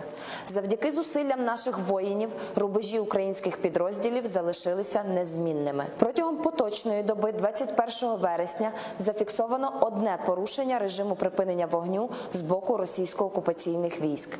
В районі населеного пункту Кам'янка противник застосував заборонені мінськими домовленостями міномети калібру 120 мм. Втрат серед українських захисників немає. Русия Девлет Думасына сайлаулар кечірілген вақыт ишгалжилер арбиталемлер кечірілуіні тоқтатқан. Бұны Украина истихбаратында хабер етелер. Русия арбилері кечкен автодевамында ишгалжилер незаретінде олған женкеверлер ве ерлі сакенлер арасында сайлауалды тешвиқат кечіріп, инсанларына қанунсыз сайлауларға желп етмеге тырышқан. Бұл авто есе ишгалжилер ордысы кенеде талемлер башлатқан. Разом з тим, з 20 вересня цього року інтенсивність заходів бойової підготовки у з'єднаних частин окупантів було відновлено. Зокрема, розпочато проведення військових зборів мобілізаційного резерву та зборів зі снайперами, коригувальниками артилерійського вогню і командирами мінометних батарей. Проведення зборів контролюється офіцерами штабу 8-ї армії Південного військового округу Збройних сил Російської Федерації. Қырым америкалы фотографнан Козлеронен Киевде Владимир Великий heykeli yanında Julien Bryan tarafından çekilgen fotoresimler sergisi açıldı. Ularның arasında Yarımada'da 1930 ve 1950 seneleri yapılgan fotografiyalar. Mında Qırım sakinleri Yalta yalısında yürü. Bu ise Yaltadaki sport lagerinde bulungan osmurlar. Жульєн Брайан кілька разів відвідав Крим. Його дуже цікавило життя дитини. Була нагода побачити це в Криму в піонерському таборі «Артек». Він дуже часто був презентований радянською владою як приклад щасливого життя людини в Радянському Союзі. В інших місцях фотограф міг побачити реальне, набагато складніше життя дитини. У 1958 році Жульєн Брайан ще раз поїхав у Крим. З того періоду ми презентуємо вид вулиць у Ялті, а також фотографії спортивного табору молоді. Для нас було особливо важливим, щоб фотографії Криму були презентовані на цій виставці. Фотосергіні Milli Hatara Institutu ve Kiyevdeki Poloniya elchixonasi tashkil etdi. Julien Bryan 2-chi Jan Jenkining birinchi kunlarida Poloniyada fotoresimlarini chekkani sebebinden anda mashhurdir. Sergida taqdim etilgan fotografiyalar Sovetlar Birligining territoriyasida chekilgan fotoresimlar to'plamining tek bir parchasidir. Butun fotografiyalarni Julien Bryanning o'g'li Sam saqlay. Bir qancha yil evvel Sam bu to'plamning kopiyalarini Poloniya Milli Hatara Institutuna berdi. В моїй оцені презентована dzisiaj Ця виставка, на мою думку, дуже цікава, тому що показує людину. Брайана найбільше цікавила людина і місце, де вона проживає. Którym żyje, zawsze było najbardziej interesujące. Bundan beraber sergide Kiyev, Kharkov ve Odessada chekilgan fotografiyalarni ko'rmak mumkin. Жульєн Брайан був в Україні у 30-х роках, також після Другої світової війни, у 46-му та 47-му роках та під час відлиги у 50-х роках. Це дозволяло йому побачити всі зміни, які здійснювалися в суспільстві. З його записок, з його листів ми дізналися, що він дуже любив знаходити тих самих людей в Україні, яких він фотографував раніше. Це не було можливим завжди, але він намагався це робити. Фотограф ve jurnalistler Ukraynaның angi yerlerine kele bilgen hakkında NKVD ve KGB karar çıkaraydı. Sovetler hakimiyeti Julien Bryan'ı da nezaret etip, ona neni resimge almak mümkün olganını aytaydı. Dbano nawet o to, żeby... В Радянському Союзі також дбали і про те, щоб села, до яких приїдуть люди з-за кордону, були добре підготовані, передусім, щоб там не було браку їжі. Не забракло там живності. Açık havada olgan sergini oktyabrning 31-ne qadar ko'rmak mumkin. Inna Polikova, Eldar Ismatov, Zaman, ATR. Телеканалымыздың сайтында абоне олып ATR қорантасына қошылыңыз. Бұның үшін браузерде atr.ua адресіне yazып сайтқа кіре білесіңіз. Анда есе ATR қорантасына қошылмақ үшін ATR-ге қол тұтмақ догмені баса білесіңіз. Бұндан соң өз банк картаңыз ве электрон адрес аққанда мәліматыны толдырыңыз. Төлевлер насыл мұнтазам тарзда олажағыны қайдеті программаның шартларына қабыл етіп төлемек догмесіні басыңыз. Бұрынже ве екене Қырым-Татар телеканалы бұл Қырымда олған керчекні көстерген телеканалдыр. Қырым-Татар халқы үшін есе екене сербестлік мейданы. ATR сайтына абоне олып информацион күреште бізге ярдым етіп, Ярымада ишгалжілерден азат етілмесі үшін өз иссеңізні қоша білесіңіз.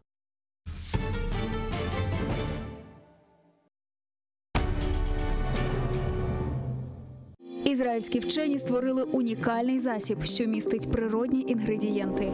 Краплі імуноков покращують імунітет при коронавірусних та респіраторних захворюваннях, а також сприяють полегшенню постковідного синдрому. Імуноков – надійна допомога.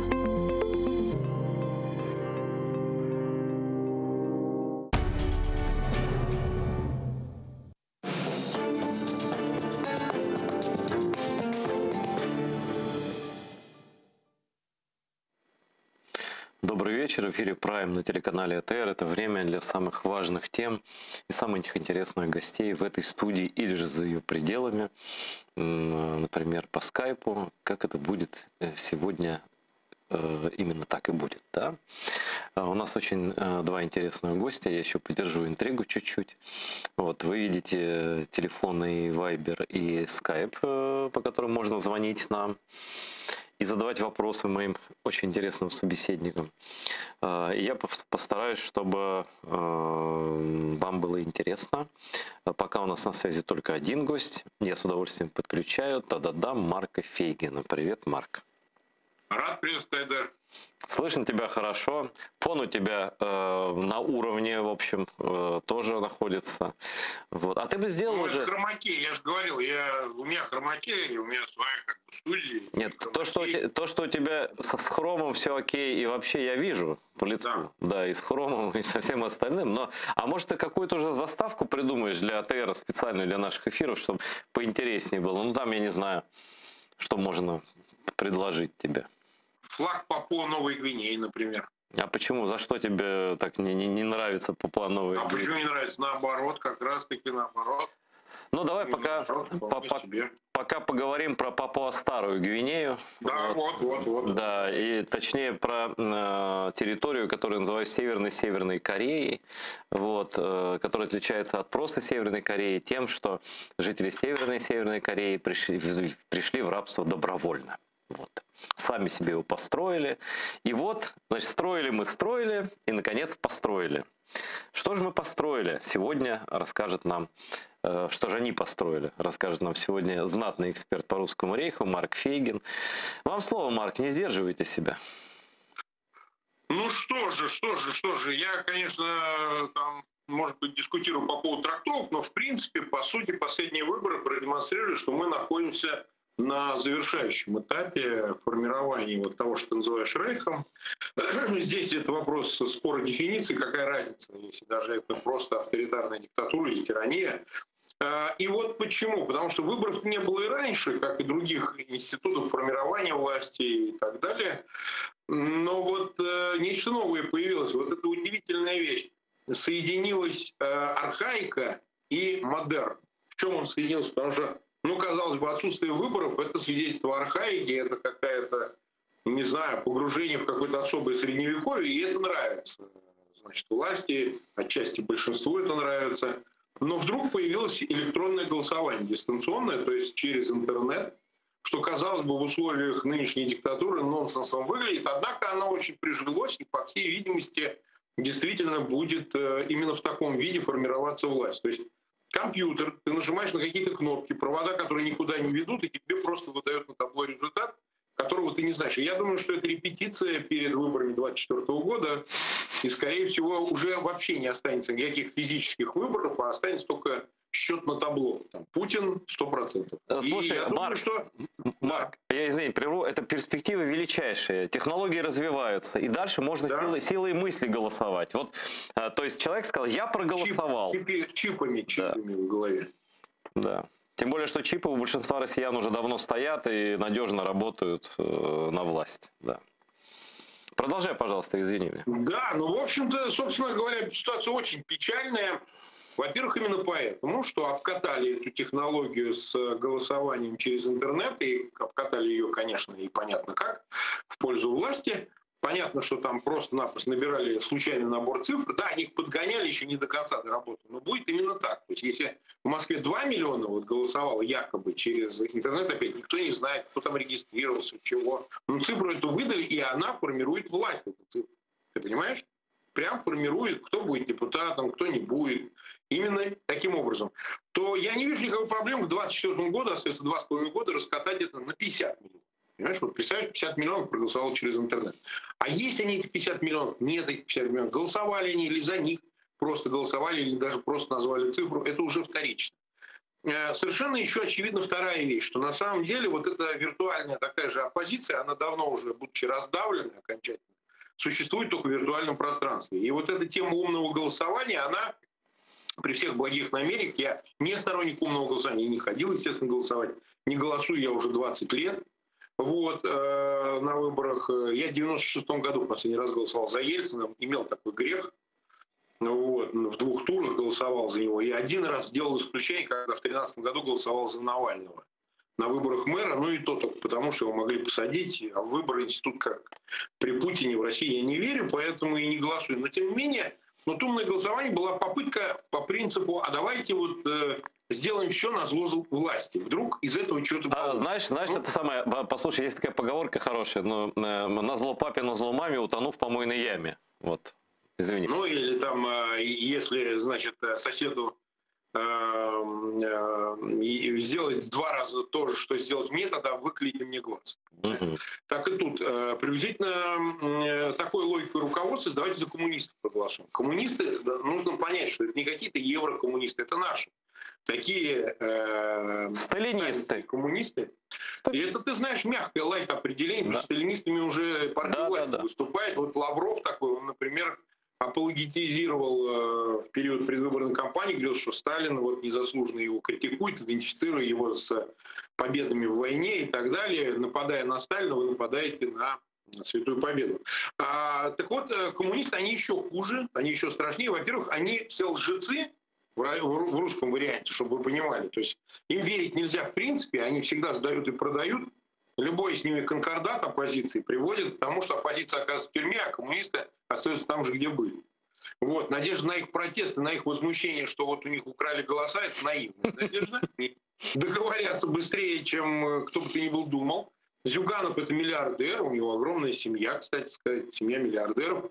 Внук у него возглавляет в Мосгордуме, тоже депутат, фракцию КПРФ. Ну и вообще, они в порядке, в полном упакованы и так далее. Представьте, что 78-летний Зюганов ни с того ни с сего полезет на баррикады, будет отстаивать честные выборы, но мне верить с трудом. И вот ставка на это, договорилась о том, сторонниками ФБК, вообще соратниками Навального, которые сейчас в эмиграции находятся, в Вильнюсе в основном, они говорили о том, что мы хотим посредством вот результатов умного голосования вызвать напряжение внутри власти, что вот те, у кого отнимут эти мандаты, или же, допустим, они все-таки получат в каком-то количестве, а это в основном коммунисты, на 90% рекомендаций это коммунисты, что они вот возмутятся, и тем самым власть, режим, которые слишком представляются монолитными, испытают на прочность вот этими противоречиями. Ну, естественно, в это поверить мог только сумасшедший. Этого и не произошло. Сейчас коммунисты спокойно договариваются с администрацией президента на Старой площади и спокойно придут работать в этот новый созыв Государственной Думы, и, конечно, никакого возмущения на улицах, протестов. Я даже, знаешь, вот надо все слова, вот русский язык, почему он вреден, да? Потому что в нем слова все несут искаженный смысл. Почему я вот в данный момент до поражения русского рейха просто за то, чтобы им не говорить. Ну так уж приходится нам с тобой, так, уродом таким, что мы с детства на этом языке говорим, а все неправда. Вот выборы, надо кавычки ставить уже. Значит, ты говоришь, договорятся, с кем, кто? Разве кто-то под столом, это субъект переговоров, что ли? Это просто человек под столом. Ему говорят, что делать, и все. Я хочу вот что сказать. До нас тут Бабченко долучился. Представляешь себе? Вот. Аркадий, отзовись. Ого. Раз, два, три, четыре, пять, отозвался. Красивый какой, желтый па, это флаг украинский. Вот посмотри, поработай над фоном, пожалуйста, Марк. Вот поработай над фоном. Ну я постараюсь, мне пока ничего в голову не приходит. А вы ему что в бункере делать? Он там фантазирует, сидит там, вот крутится перед зеркалом, я шучу. Вот, Аркадий, я хочу тоже услышать от тебя какие-то реляции. Я знаю, что ты очень, очень рад был, что такие выборы прошли. Вот. С чем связано твое удовлетворение их результатами российских выборов в Государственную Думу, так называемых выборов, так называемую Думу, так называемой России?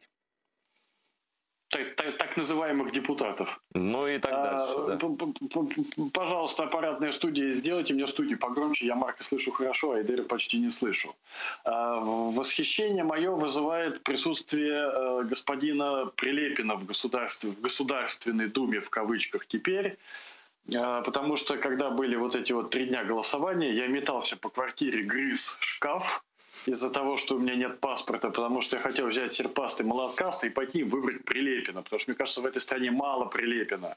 Мне кажется, туда надо больше Прилепина. Мне кажется, там надо всю Думу, что пусть вся Дума состоит из Прилепиных. И раньше там были партии жуликов и варьев, потом провели они умное голосование, и теперь там краснопузые и террористы. Это, по-моему, просто какой-то удивительно уникальный вариант. Такого еще не было. Но это что-то с чем-то. И я абсолютно этим удовлетворен. Я люблю, когда все органично, когда форма соответствует содержанию. Вот пусть эта форма вот этого вот, также в кавычках, парламента наполняется вот этим вот содержанием из террористов-убийц, пусть они на население российском обкатывают то, что они хотят обкатать. Хотели, пожалуйста, в обе руки держите. Все желания должны исполняться.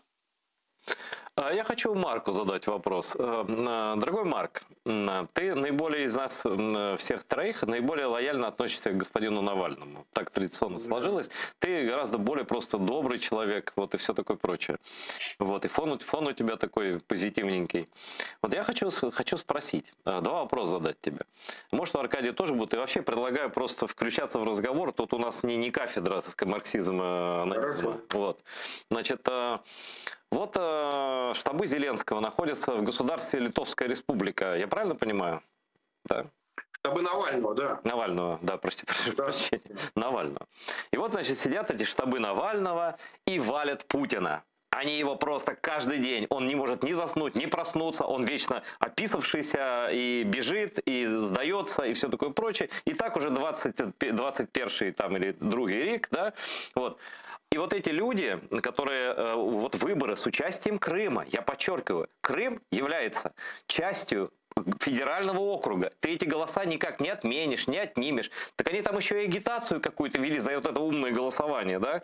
Значит, скажи мне, насколько этично поведение штаба Навального, находящегося в Литовской Республике, Конституционный суд которого под руководством его друга Даниса Жалимаса первым сказал, что аннексия Крыма противоречит даже Конституции России, не говоря про все остальное, да? Это страна, которая радикально осуждает все российские действия в отношении Крыма, и тут приехали товарищи, растеклись по вильнюсским пивным, да, со своим вот этим видением мира иным. Ну, я понимаю, ты имеешь в виду, что они... Они ведут политическую деятельность на оккупированной территории. Фактом оккупации Крыма ради большой политической задачи, какой они видят, значит... Привод к власти Прилепина, да. Ну, прежде всего, войной с Путиным, да. Ну, я тебе говорю, что очень часто русская оппозиция славится тем, что она борется со злом негодными средствами. К сожалению, увы, это так. И жизнь доказывает, что они ничего не дают, потому что от того, что вы не хотите пренебрегать Крымом как одним из субъектов, значит, ну, собственно, выборного процесса, как представляется им, да, оккупированной, но части территории России, так вы же ничего и не выиграли. Они же ничего и не выиграли, они проиграли все. Понимаешь, если уж на то пошло, а что толку от умного голосования? Если власть просто объявила результат, а вы тем самым просто легитимировали этот результат участием в том числе и своих сторонников, которых призвали голосовать везде, и там и на территории Крыма, и в посольствах за границей, и я не знаю, где угодно. То есть я считаю, что это, конечно, политическая ошибка. Нужно было отказаться от любой работы в Крыму. Кстати, Яблоку тоже. Яблоко, кстати, тоже не отказалось. Очень хорошо, что ты это сказал.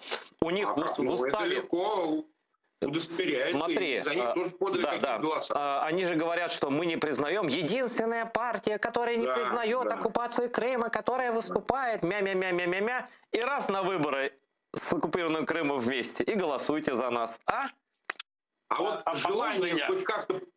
Да, я просто одну фразу, а вот желание как-то пролезть, как-то втереться, как-то прокрасться, если хотите, да, вот в эту власть, оно выше, нежели принципы, которые, может быть, у некоторых и есть. Я бы не отрицал этого вовсе. Но они выше. Вот политическая целесообразность в данном случае выше, а жизнь показывает, что наоборот, следовать принципам гораздо лучше. Да, а жизнь, она 40 раз показывает, и даже на 41-й ничего не понятно. Аркадий, дополни, пожалуйста, предыдущего оратора. Вы вот тут все серьезно как-то обо всем этом пытаетесь рассуждать. Я, наверное, в этом в эфире побуду у вас, наверное, клоуном с шариками, потому что я серьезно об этом говорить не могу. Это абсолютный бред. лет, и эти выборы не имеют никакого значения, через 2 недели они будут забыты полностью. Но у меня есть свои 2 вопроса. Первый вопрос у меня такой. Вот вы заговорили про Вильнюс. Вильнюс-то бог с ним. Меня поражает издание «Медуза», которое находится в Риге. И вот оно сидит в Риге. И из Риги, значит, баллотирует, агитирует за Захара Прилепина, но который по умному голосованию, там же за Захара Прилепина голосовать надо, за того самого Захара Прилепина, который в Москве по бульварам ходит с красными флагами в белом круге и орет: «Наши МИГи сядут в Риге». И у меня, знаете, как-то МИГи, Риги, Медуза, Прилепин, МИГи, Риги. И у меня вопрос: у вас там, ребят, какие-то шестеренки в голове, ничего не начинают скрипеть? Потому что, как бы, ты к кому обращаешься? К латышам или к медузам? Кому ты обращаешься? Нет, к медузе, к медузе. Нет, это бесполезно. В прошлый раз, в 40-м году, Советы пришли в, так, как они называют это, Прибалтика, да? Первым делом они расстреляли белых иммигрантов. А вы вот сейчас зовете голосовать за чувака, который говорит: надо нам завоевать Ригу. Вот это для меня очень интересно. И второй у меня вопрос, на который бы мне хотелось получить ответ, но это вопрос в пустоту, конечно. Это не к Марку даже, и уж не к тебе. Это риторический вопрос. Вот у меня такой вопрос. Вот давайте представим, вот получилось у вас ваше умное голосование. Вот вы его провели, все замечательно. На 100% везде все выиграли, на 100% идеально. И вы получаете Думу, состоящую на 80% из коммунистов и на 20% из прилепинцев. Все по вашему плану. Что дальше? Вот что дальше? Чтобы зачем вот вы хотите это сделать? Чтобы что? Вот у меня такой ответ. Ну, то есть, да, интересно, да, то есть их, вот действительно, любой результат надо рассчитывать на максимум, да, вот максимальный результат — это то, умного голосования вот этого, то, о чем ты сказал. Это приход к власти сталинистов, ушибленных теток вот этих, ветеранов Новороссии, убийц, прилепинцев и прочее, прочее, прочее. То есть, а почему эти вопросы никто им не задает? Почему мир такой, знаешь, как ребенок из детского сада, вот такой хороший дядечка Алеша, давайте там за него, влиятельный человек, в 100 влиятельных людей мира попал Навальный. На что он влияет? На состав баланды в своей тюрьме? На что он влияет? Или он влияет вот на этих полоумных, которые идут выбирать Прилепина, да? Вот какой эффект от этого? Как это можно Западу продать? Что это вообще за разговоры такие? А, Марк? А это вот ровно то же самое, кстати говоря, то, что было в 2011 году, когда Борис Немцов, Михаил Касьянов и Владимир Рыжков до 2011 года даже пытались выводить людей на марши несогласных. Пытались, туда выходило по 300 человек, и вот вывести людей на марш — это было границей планирования, да? А тут бац, 10 декабря 2011 года вышло вдруг 11 тысяч. А что делать, они не знали. Вот они просто не знали, они растерялись. И как бы к Немцову не относиться, я вот к нему отношусь предельно хорошо на самом деле.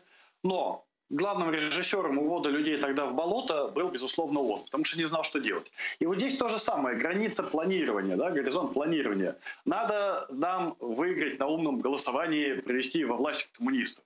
Чтобы что? А дальше горизонт планирования не распространяется, его просто нет. Это действие ради действия, понимая, что результата не будет.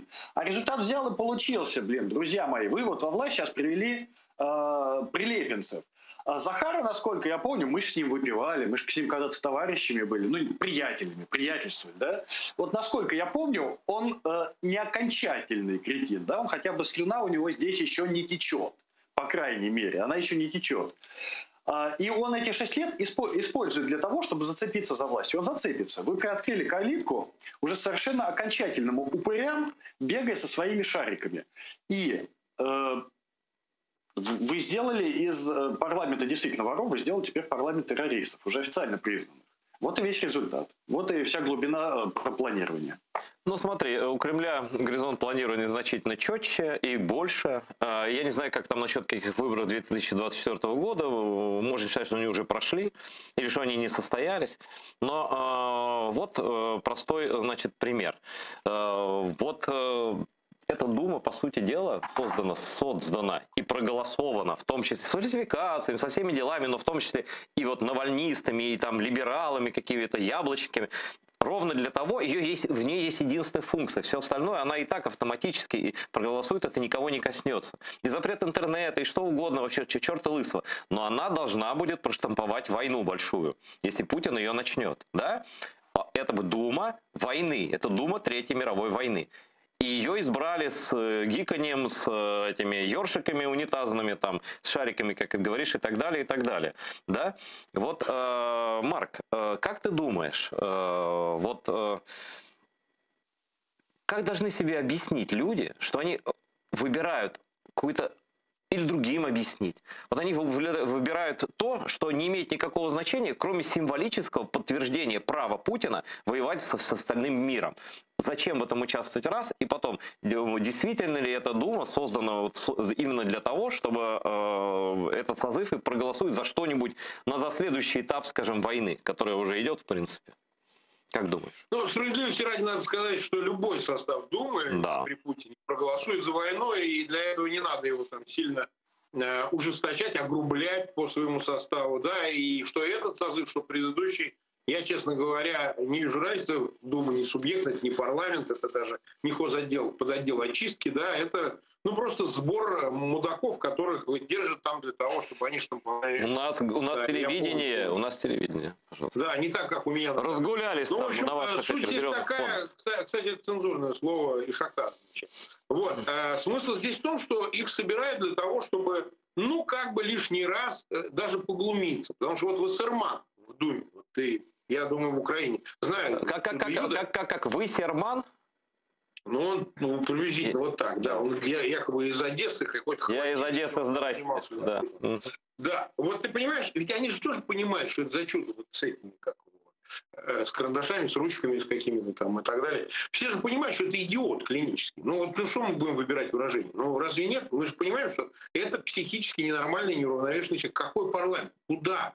Зачем? Для чего? Понимаешь? Таких надо в Кащенке держать под 7 замками. Но они согласовали. Он входит в список Собянина. Собянин, богатый, миллиардер, мэр Москвы, туда-сюда, да. И вот они его согласовали. Говорят, да, мы рекомендуем, это знаток, туда-сюда, вот давайте его. Он сейчас сталинист, правда. Вот. Будем голосовать. Поэтому я элемент глума в этом вижу. Когда вот ты задаешь вопрос, зачем такой состав, дураков проще списать, потому что, а что это не ждать? Милонов, кстати, снова прошел. Это сродни тому же персонаж. Поэтому я бы так не цеплился на том, что они могут, что они как-то самостоятельно, что будут требовать от Путина, начнем войну с Украиной, захватим ее, в Ригу сядут наши МИГи, там этот Прилепин и так далее. Я не думаю. Я думаю, что, в принципе, задача стояла чисто арифметическая, чтобы сохранить эти 2/3, и то только ритуально, потому что, на самом деле, оставшиеся 1/3, они точно такие же, как и эти 2/3 из партии власти, из «Единой России». Будут голосовать также и за войну, и за все остальное. Нет здесь у них противоречия вообще никакого. Делят они только деньги, больше ничего. Вот. Но что касается людей, которые за них отдают голоса, вот какая-то часть отдает полной безнадежности. Я просто могу как-то стратифицировать аудиторию, да, у себя там на канале, в других местах. Я вижу, что люди уже дошли до ручки, страшные антикоммунисты. Вот я антикоммунист по натуре. Я никогда не проголосую за коммунистов, даже если меня будут расстреливать. Поэтому для меня легкий выбор. Мне не надо мучиться, я просто антикоммунист. Поэтому такое для меня неприемлемо. А я знаю таковых же, по убеждениям, по взглядам, да, и многие годы, которые пошли, поддавшись на призыв умного голосования, проголосовать за КПРФ. Да, мы отворачиваемся, нам неприятно. Но если ты отворачиваешься, тебе неприятно, то не надо этого делать. Зачем же себя насиловать так? В надежде, что мы вдруг каким-то образом переломим ситуацию на выборах и так далее. И что, и переломили? То есть эти люди сейчас испытывают разочарование, не вдумываясь так глубоко, о чем спрашиваешь ты, что вы выбрали парламент, который будет голосовать за войну и жизни людей, которые могут быть принесены в жертву, соседние страны и так далее, на вашей совести тоже, поскольку вы пошли эту Думу выбирать, поддавшись этому призыву оппозиции. Но я тебе хочу сказать, они сейчас испытывают горечь, разочарование, да, разрушенных надежд, прежде всего от того, что они этого результата не добились, что им не удалось додавить, чтобы в Москве из этих 15 округов 8 заняли представители КПРФ. У них другая рефлексия. Это же чистейший Стругацкий, это же чистейший необитаемый остров. Это мир наизнанку, да, Саракш, в котором вывернуто наизнанку вообще все, то есть в том числе и информационное поле, да, сами торсионные поля вывернуты наизнанку, и они наизнанку выворачивают мозговые извилины. И там бред становится абсолютно нормальными вещами. Вот у меня есть знакомый, да, он живет под Москвой, я до сих пор читаю, он у меня в ленте мелькает, он до сих пор во френдах в ленте. Он антипутинист, антисталинист, антикремнашист. Один из там последних более-менее как-то адекватных людей, который никоим образом не поддерживает ни Кремнаш, ни войну с Украиной. Вот все. Все нормально, все хорошо. И вчера я у него в ленте читаю: ура! Умное голосование победило, в моем городе победил коммунист. И он реально вот это пишет как достижение, как победу, и он реально этому радуется. А у меня вот здесь вот, у нас с вами, у всех находящихся вне этого вывернутого наизнанку мочевого информационного пузыря, просто челюсть падает. Потому что, ребят, вы что делаете? Вы понимаете, что это вообще, вы уже бред, это уже не нам надо обсуждать, это надо психиатрам обсуждать. А там это кажется нормальным, потому что да, вот мы в пику Единой России, я проголосовал за коммуниста, я антикоммунист, проголосовал за коммуниста, и у меня победил коммунист, ура, это победа демократии. Каким образом? Каким боком? Абсолютно, совершенно невозможно ничего не понять.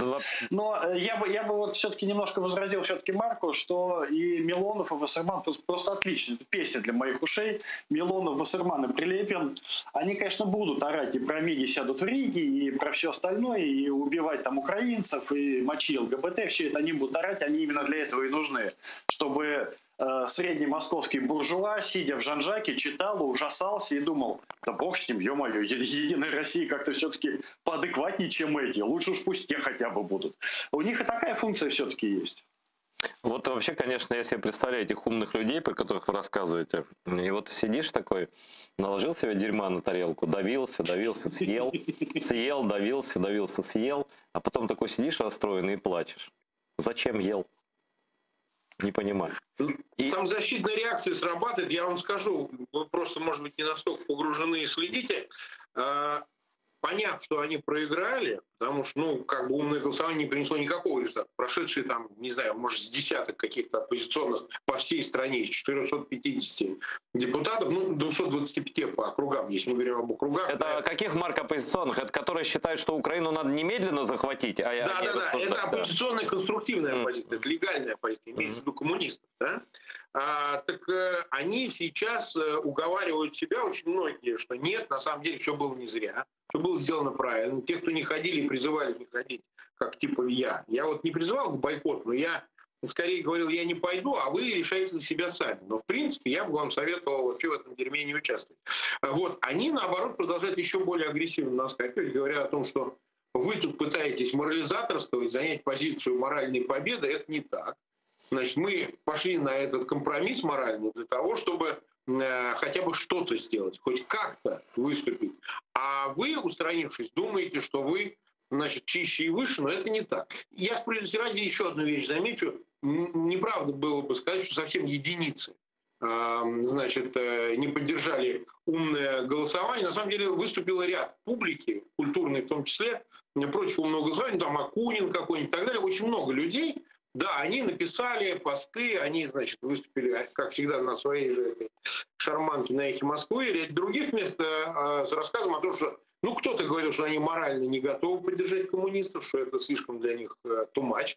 Кто-то говорил о том, что, значит, по отдельным кандидатурам не согласен, как вот в случае там с Литвинович было и так далее.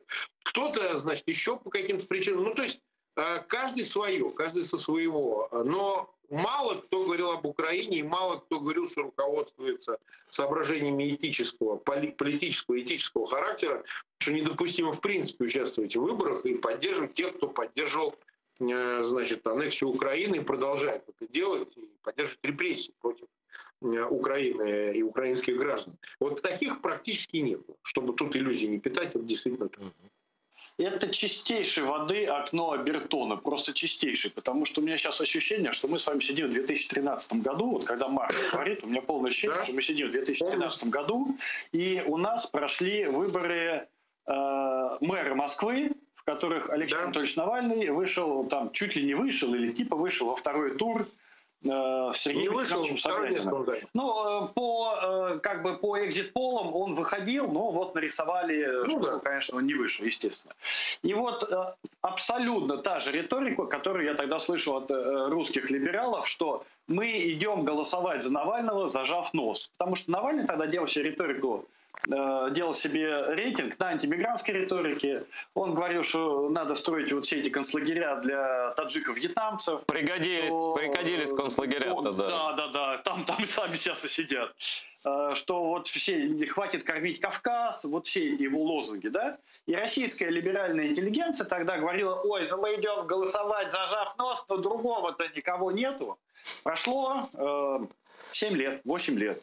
Сейчас попробуй российской либеральной интеллигенции напомнить вот про это, по 2013 год, как они готовы были голосовать. Я не говорю сейчас, изменился Навальный, не изменился, там, осознал он, не осознал. Я говорю о том, что вы готовы были голосовать за человека, который шел на выборы с откровенно российскими, фашистскими, в общем-то, лозунгами.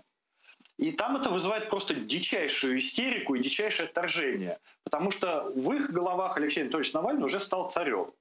Вот сейчас 2021 год. Они говорят, что мы идем голосовать за Прилепина с коммунистами, зажав нос.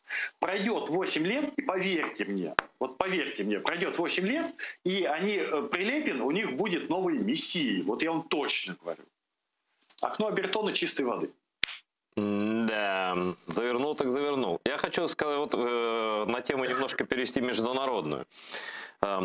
Наконец-то впервые парламент Украины призывал мир не признавать выборы вообще в Государственную Думу России. В прошлый раз, в 2016 году, так я писал, пытался сделать, чтобы как-то общественное мнение убедить в том, что надо именно требовать непризнания всех выборов. В итоге ограничились списком про выборы в Крыму. Тогда теперь Украина, этот парламент все четко сказал, что вообще выборы эти не надо признать в принципе все. Да?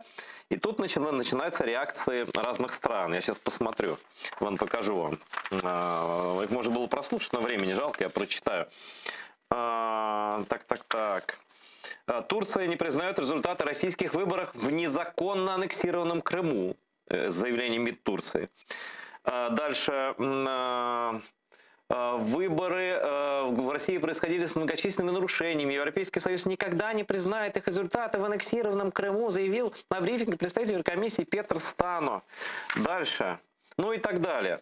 То есть, что вы тут лепите? Крым, там, по крайней мере, половина депутатов, вот эти по спискам, да, которые идут, они же выбраны с участием Крыма оккупированного. И эти голоса никак не отделишь ни от чего.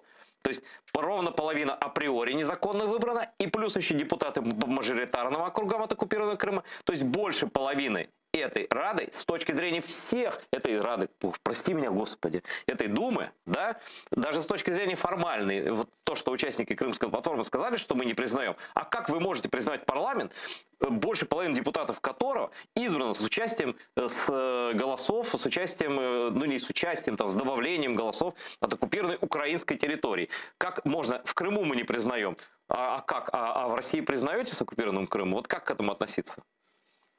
Ну, я добавлю, значит... Да, давай ты, Аркадий, я после. Не, у меня одна только реплика. Есть отличная формула, которую можно подвести под любой, в общем-то, в принципе, вопрос, который объясняет, в общем-то, все. Запад может, но не будет. Запад может не признавать, но не будет. Отлично пошумит, признает и продолжит работать дальше. Да, Марк, извини, я тебя перебил. Да, я просто первое добавлю, что и вывозимые из Донбасса вновь неофиты, вот эти новые граждане, их там по разным оценкам 630 тысяч паспортов роздано российских, и они тоже участвовали в голосовании, там и дистанционно, и в Ростовской области их возили, но говорят, и в Московской области автобусы возили. Я не знаю точно деталей, но показывали кадры, значит, что они в Ростовской области точно голосовали. И они голосовали, естественно, и по округам за кандидатов, и по партийным спискам. В Крыму ведь тоже, правильно ты говоришь, не только мажоритарная округа, пропорциональная система ровно такая же. Сколько там, 2 миллиона избирателей, я точно вот не смотрел цифры.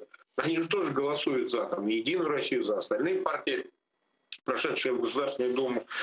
У меня другой вопрос, я по-другому хочу повернуть. Ну хорошо, вы не признаете только в Крыму, потому что территория Крыма оккупирована. Во всей остальной России пока, во всяком случае, они терминально, окончательно не высказались. Там могут еще быть варианты. Посмотрим. Госдеп жестче высказался, но тем не менее.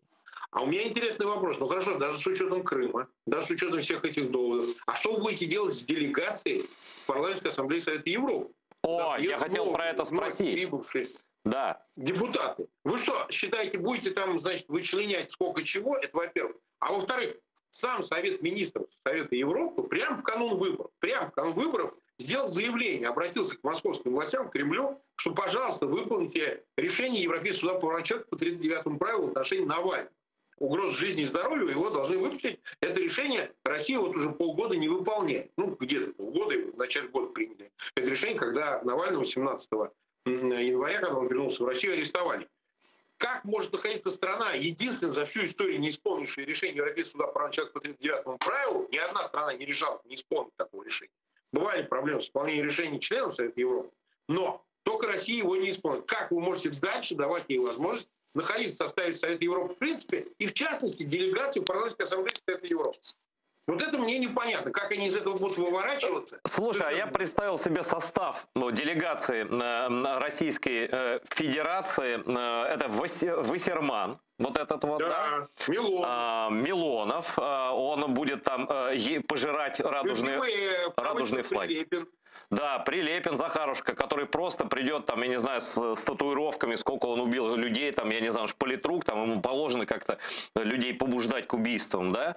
И вот эта вся гоп-компания, еще муж Скобеева, и вот этот вот... У него кличка Куколь, это можно говорить? Как? Кличка?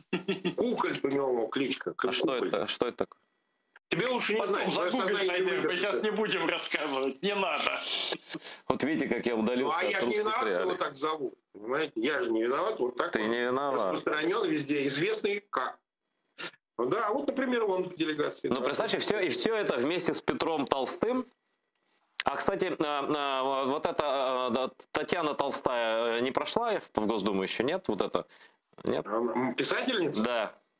Она не баллотировалась. Слава. Хотя надо было баллотироваться, конечно. Ну, у нее сын дает всем, как ты знаешь. Да, там вся родня. Но она его оправдывает, да. Чтобы ты понимал, она его оправдывает. Она говорит, что он хороший малый. Что вы все зря на него наскакиваете, он отличный, Артем. Ничего, суд разберется.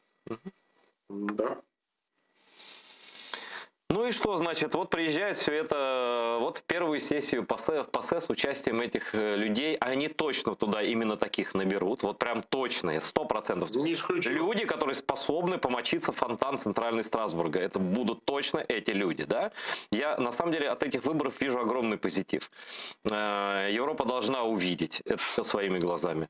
Ну, я не знаю, ну, если с этим ничего нельзя поделать, будем этим наслаждаться, наверное.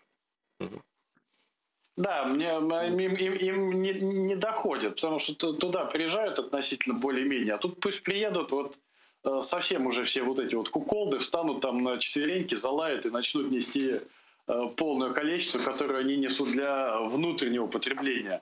Потому что не слушают Бабченко с Муждабаевым, пусть увидят все это живьем. Мне хочется посмотреть на это, на все это. Это будет интересно. Вообще, кто не слушает Бабченко с Муждабаевым, тот слушает скрип тюремного замка вот, впоследствии. Поэтому бегите, глупцы, это мы обращаемся к нашей аудитории, части нашей аудитории, которая, безусловно, есть, вот, словами Аркадия Бабченко. И вот как юристу, Марк, а ты еще считаешь себя юристом или нет уже? Ну, поскольку в России нет ни судов, ни юстиции, нет ничего, это казарма чистая, причем такая густопсовая, то я как бы, в общем, практически думаю, что о праве говорить применительно к России вообще невозможно. Абсолютно согласен. Вот вопрос тебе. Значит, вопрос из Страсбурга, из города Страсбурга. Европейский суд по правам человека сегодня присудил 100 тысяч евро компенсации. Правда, я не знаю, как можно оценить смерть мужа и 100 тысяч евро. Это вопрос к Европейскому суду, как там высчитывается. Может, кто-то евро стоит, там, я не знаю. Вот, но вот Литвиненко, его вдова, которую мы прекрасно знаем, прекрасная женщина, мужественная, да, она судилась и досудилась до компенсации 100 тысяч евро. Но главное, Россию признали виновной в террористической атаке государства Россию, да, вот, и все такое прочее. Ну и что будет, какая будет реакция? Вот давай спрогнозируй нам, пожалуйста. Ну, я думаю, что, скорее всего, ничего не будет. Там несколько вариантов поведения. Москва теоретически самое лучшее, что может сделать, это выполнит материальную часть требований, то есть она эти 100 тысяч заплатит, не обеднеет. Да? Но я бы не исключал, процессуально проигнорировать все эти обвинения, на основании которых она там должна какой-то набор действий совершить, сотрудничать с следствием, выдать лиц обвиняемых, их называли, так сказать, которые участвовали в убийстве Литвиненко, это Луговой, Ковтун, ну и так далее. Но они все же в Госдуме сидят. Что там вообще? Ну, Луговой. Ой, а кстати, их надо всех собрать и тоже в делегацию. Да? Ну, думаю, он не такой дурак, наверное, не поедет Луговой. А тут можно даже и не прогнозировать. Что прогнозировать? Вон Стамахину присудил ЕС 12 тысяч евро, Россия просто послала, да и все, и ничего не выплатила. Да, вот это, кстати, интересная вещь. Законодательство позволяет не исполнять решение ЕСПЧ. Вы знаете, Конституционный суд может принять к своему рассмотрению. Сейчас пока одно такой официальный кейс состоялся по 2 миллиардам миноритарным акционерам ЮКОСа, которые выиграли суд в ЕСПЧ. Конституционный суд на основании своих полномочий отказал в ЕСПЧ в реализации этого решения на том основании, что оно противоречит основному закону. Действительно, вот поправка в Конституционном суде, в законодательстве дали такое право. Но вы знаете, по-моему, ситуация дошла до того, что они могут вообще, знаете, как дурака включить и сказать, мы ничего не знаем, ничего не видим. Как же, вот, решение суда, ничего не знаем, идите. Не, но вообще мы знаем, что основной закон России называется АУЕ, арестантский устав един. Вот, наверное, так, да. Так, по своим понятиям они себя правильно, в принципе, ведут. И я думаю, что... Вот фраза сегодня родилась у меня такая дурацкая в YouTube общении с людьми.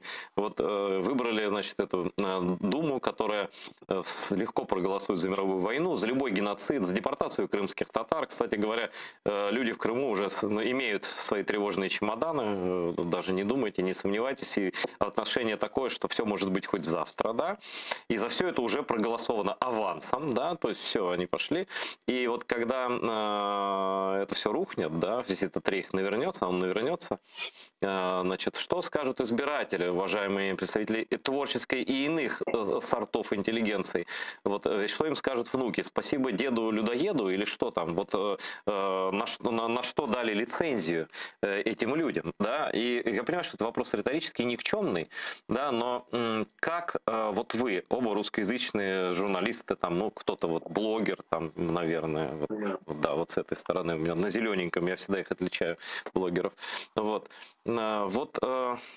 что бы вы могли сказать тем оставшимся людям, вот потерянным вот этим, которые как бы чувствуют что-то, знаешь, чувствуют, что есть бутылка водки, но не знаю где, что-то чувствуют, что-то не так, но совсем не так все, но вот не понимаю, есть слова или все слова уже сказаны и в принципе обращаться не к кому? А что мы два террориста можем с тобой сказать? Что угодно практически. Как включенный в список террористов. Я вот боюсь, у меня же тоже ЕСПЧ рассматривает, там ждет мое дело. Если мне через 10 лет присудят там десятку баксов, мне вот жалко сейчас, я сижу, уже локти грызу. А сказать можно все то же самое. Осталось только два пути. Либо мимикрировать, внутренняя миграция, закрываться и на кухне анекдоты рассказывать, либо уезжать. Все. Никаких других путей нету. Мимикрировать пока еще ситуация позволяет. Внутренняя миграция пока еще ситуация позволяет. Но когда это окно закроется, я не знаю, понятия не имею. И останется тогда вообще только два варианта. Либо ГУЛАГ, либо бежать, и все. Чем раньше это осознаете, те, кто там остается, вот уже немногие, совсем уже немногие, тем больше лет жизни вы себе спасете. Вот и всех дел. Марк?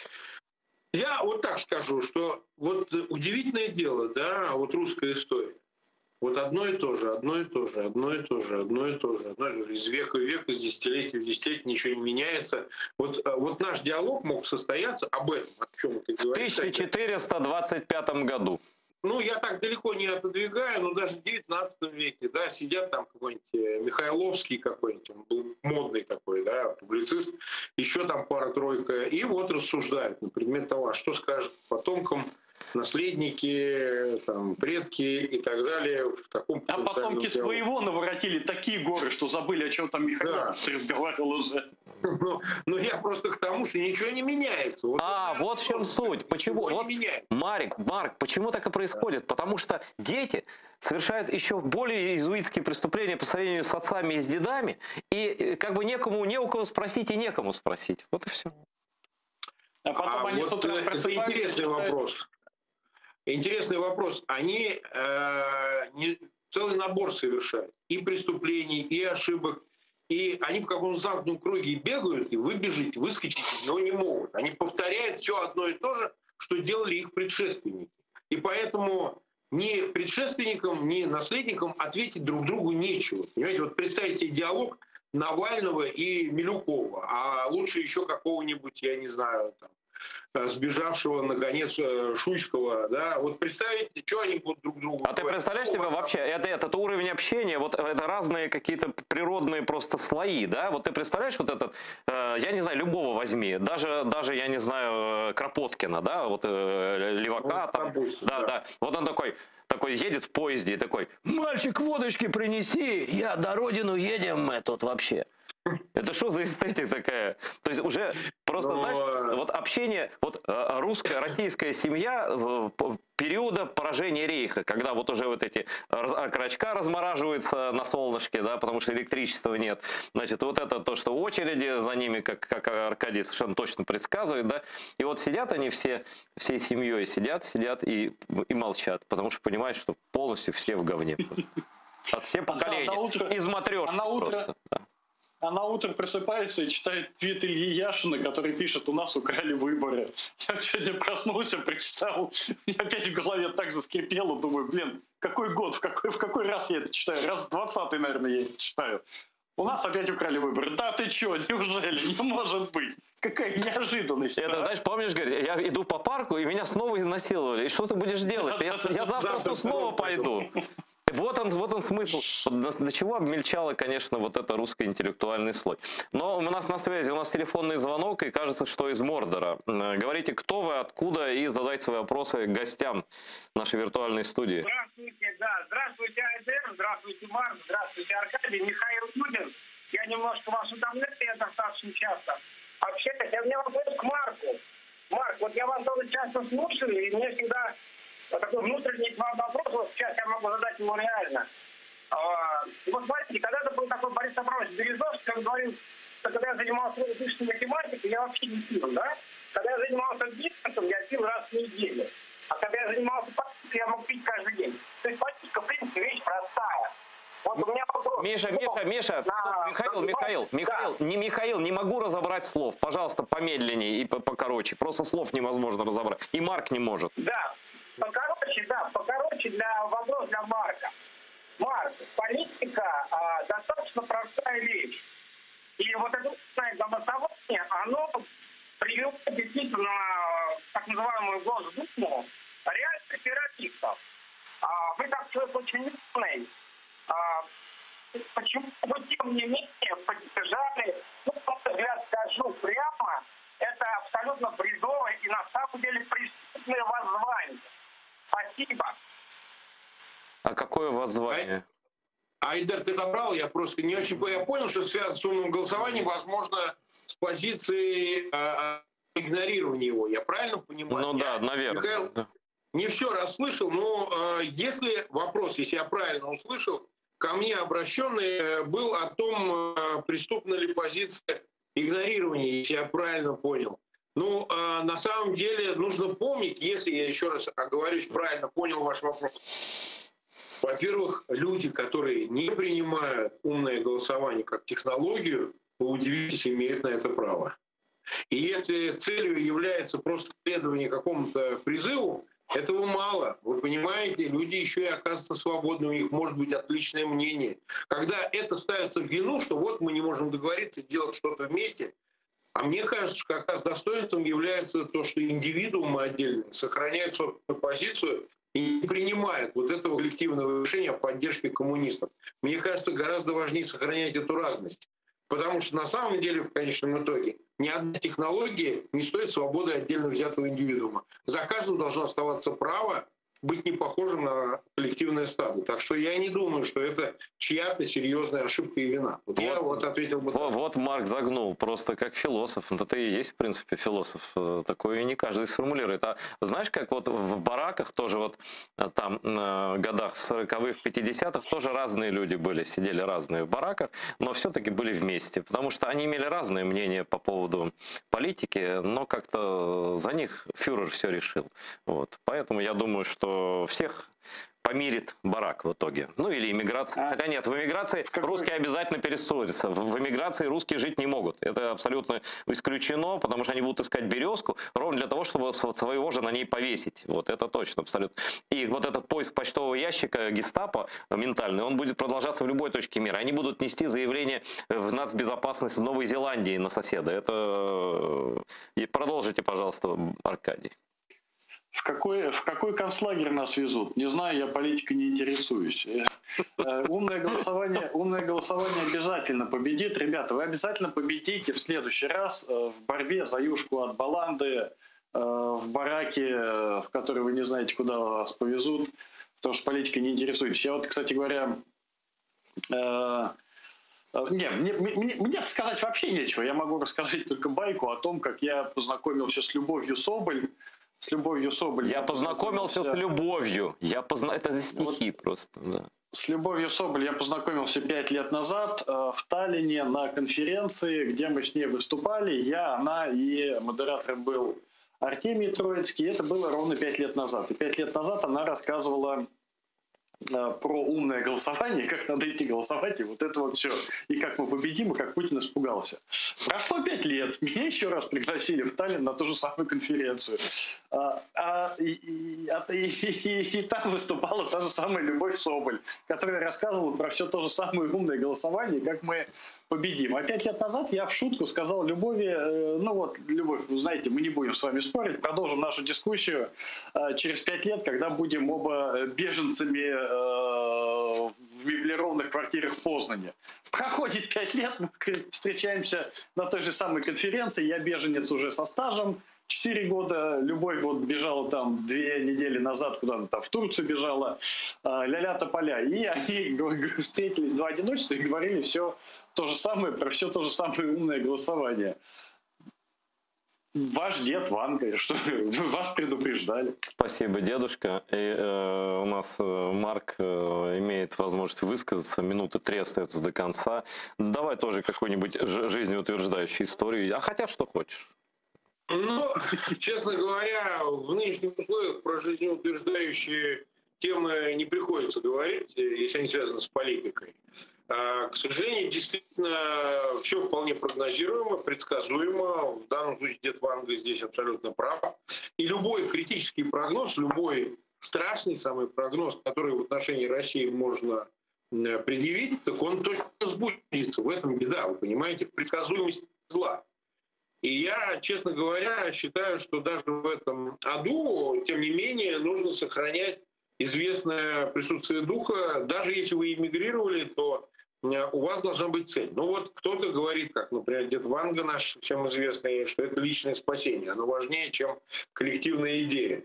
Отчасти это тоже верно. Другое дело, что, наверное, если бы можно было отсоединиться от всего того, что, как принято говорить, в Мордоре, то это было бы выходом. Но, к сожалению, Мордор и за тобой придет. Вот одного он попытается убить, другого, значит, попытается надавить на родственников, третьего, значит, отравит новичком, 4-го полонием. Все равно, мне кажется, легко было бы снять с себя миссию того, чтобы что-то изменить в этой стране, но, по-моему, это скорее другая задача. Нужно объединиться с теми, кто на Западе, в других приятных местах готов соединить эти усилия и все-таки задушить Путина и всю его ОПГ. Мне кажется, это гораздо важная задача, и в этом есть доля оптимизма. Ну, подводя итог нашей бессодержательной беседы, потому что действительно говоришь что угодно плохое и все сбудется. Теперь ты, кстати, открыл нашу страшную с Аркадием тайну, твою, наверное, тоже, что на самом деле быть экспертом по России очень плохо. Выбираю очень просто. Выбираешь самый худший вариант и ждешь. говоришь и ждешь. Все, да? Вот, видимо, наш эфир подходит к концу, поэтому я вас страшно благодарю. Вы очень классные, остроумные ребята. Вот, очень хорошо, что вы не в Мордоре. Вот, и у нас есть шанс в здравом уме и трезвой памяти говорить честные вещи, а на самом деле серьезных вещах. Вот. И до новых встреч в эфире, говорю своим так называемым гостям, хотя на самом деле мы считаем, что они у нас дома на крымско-татарском телеканале. Вот. И наш дом, настоящий дом крымских татар, Дом правды. Наш телеканал — это Дом правды. Пожалуйста, если вы хотите нам помочь, это сделать нетрудно. Есть подписки на Патреоне. Безопасно абсолютно из любой точки, из Мордора, с оккупированных территорий, откуда угодно. Мы говорим о русском рейхе, говорим всегда с утра до вечера, мы говорим о репрессиях, мы никого не развлекаем, никого ничем ни к себе не располагаем, мы просто говорим правду. Да, это многим не нравится, но все больше людей в мире понимают, что только правда действенна против русского рейха, который, конечно же, должен быть разрушен. И если вы станете нашими помощниками, нашими соратниками в этой абсолютно не бесконечной, абсолютно не бесполезной борьбе, вот, то наши усилия увенчаются успехом как можно быстрее, поскольку смерть русского рейха, свобода Крыма, единство Украины – это лишь вопрос времени. А вот насколько быстро будет вращаться это колесо времени, зависит от каждого из нас. Спасибо, что смотрите АТР, спасибо, что помогаете. До новых встреч.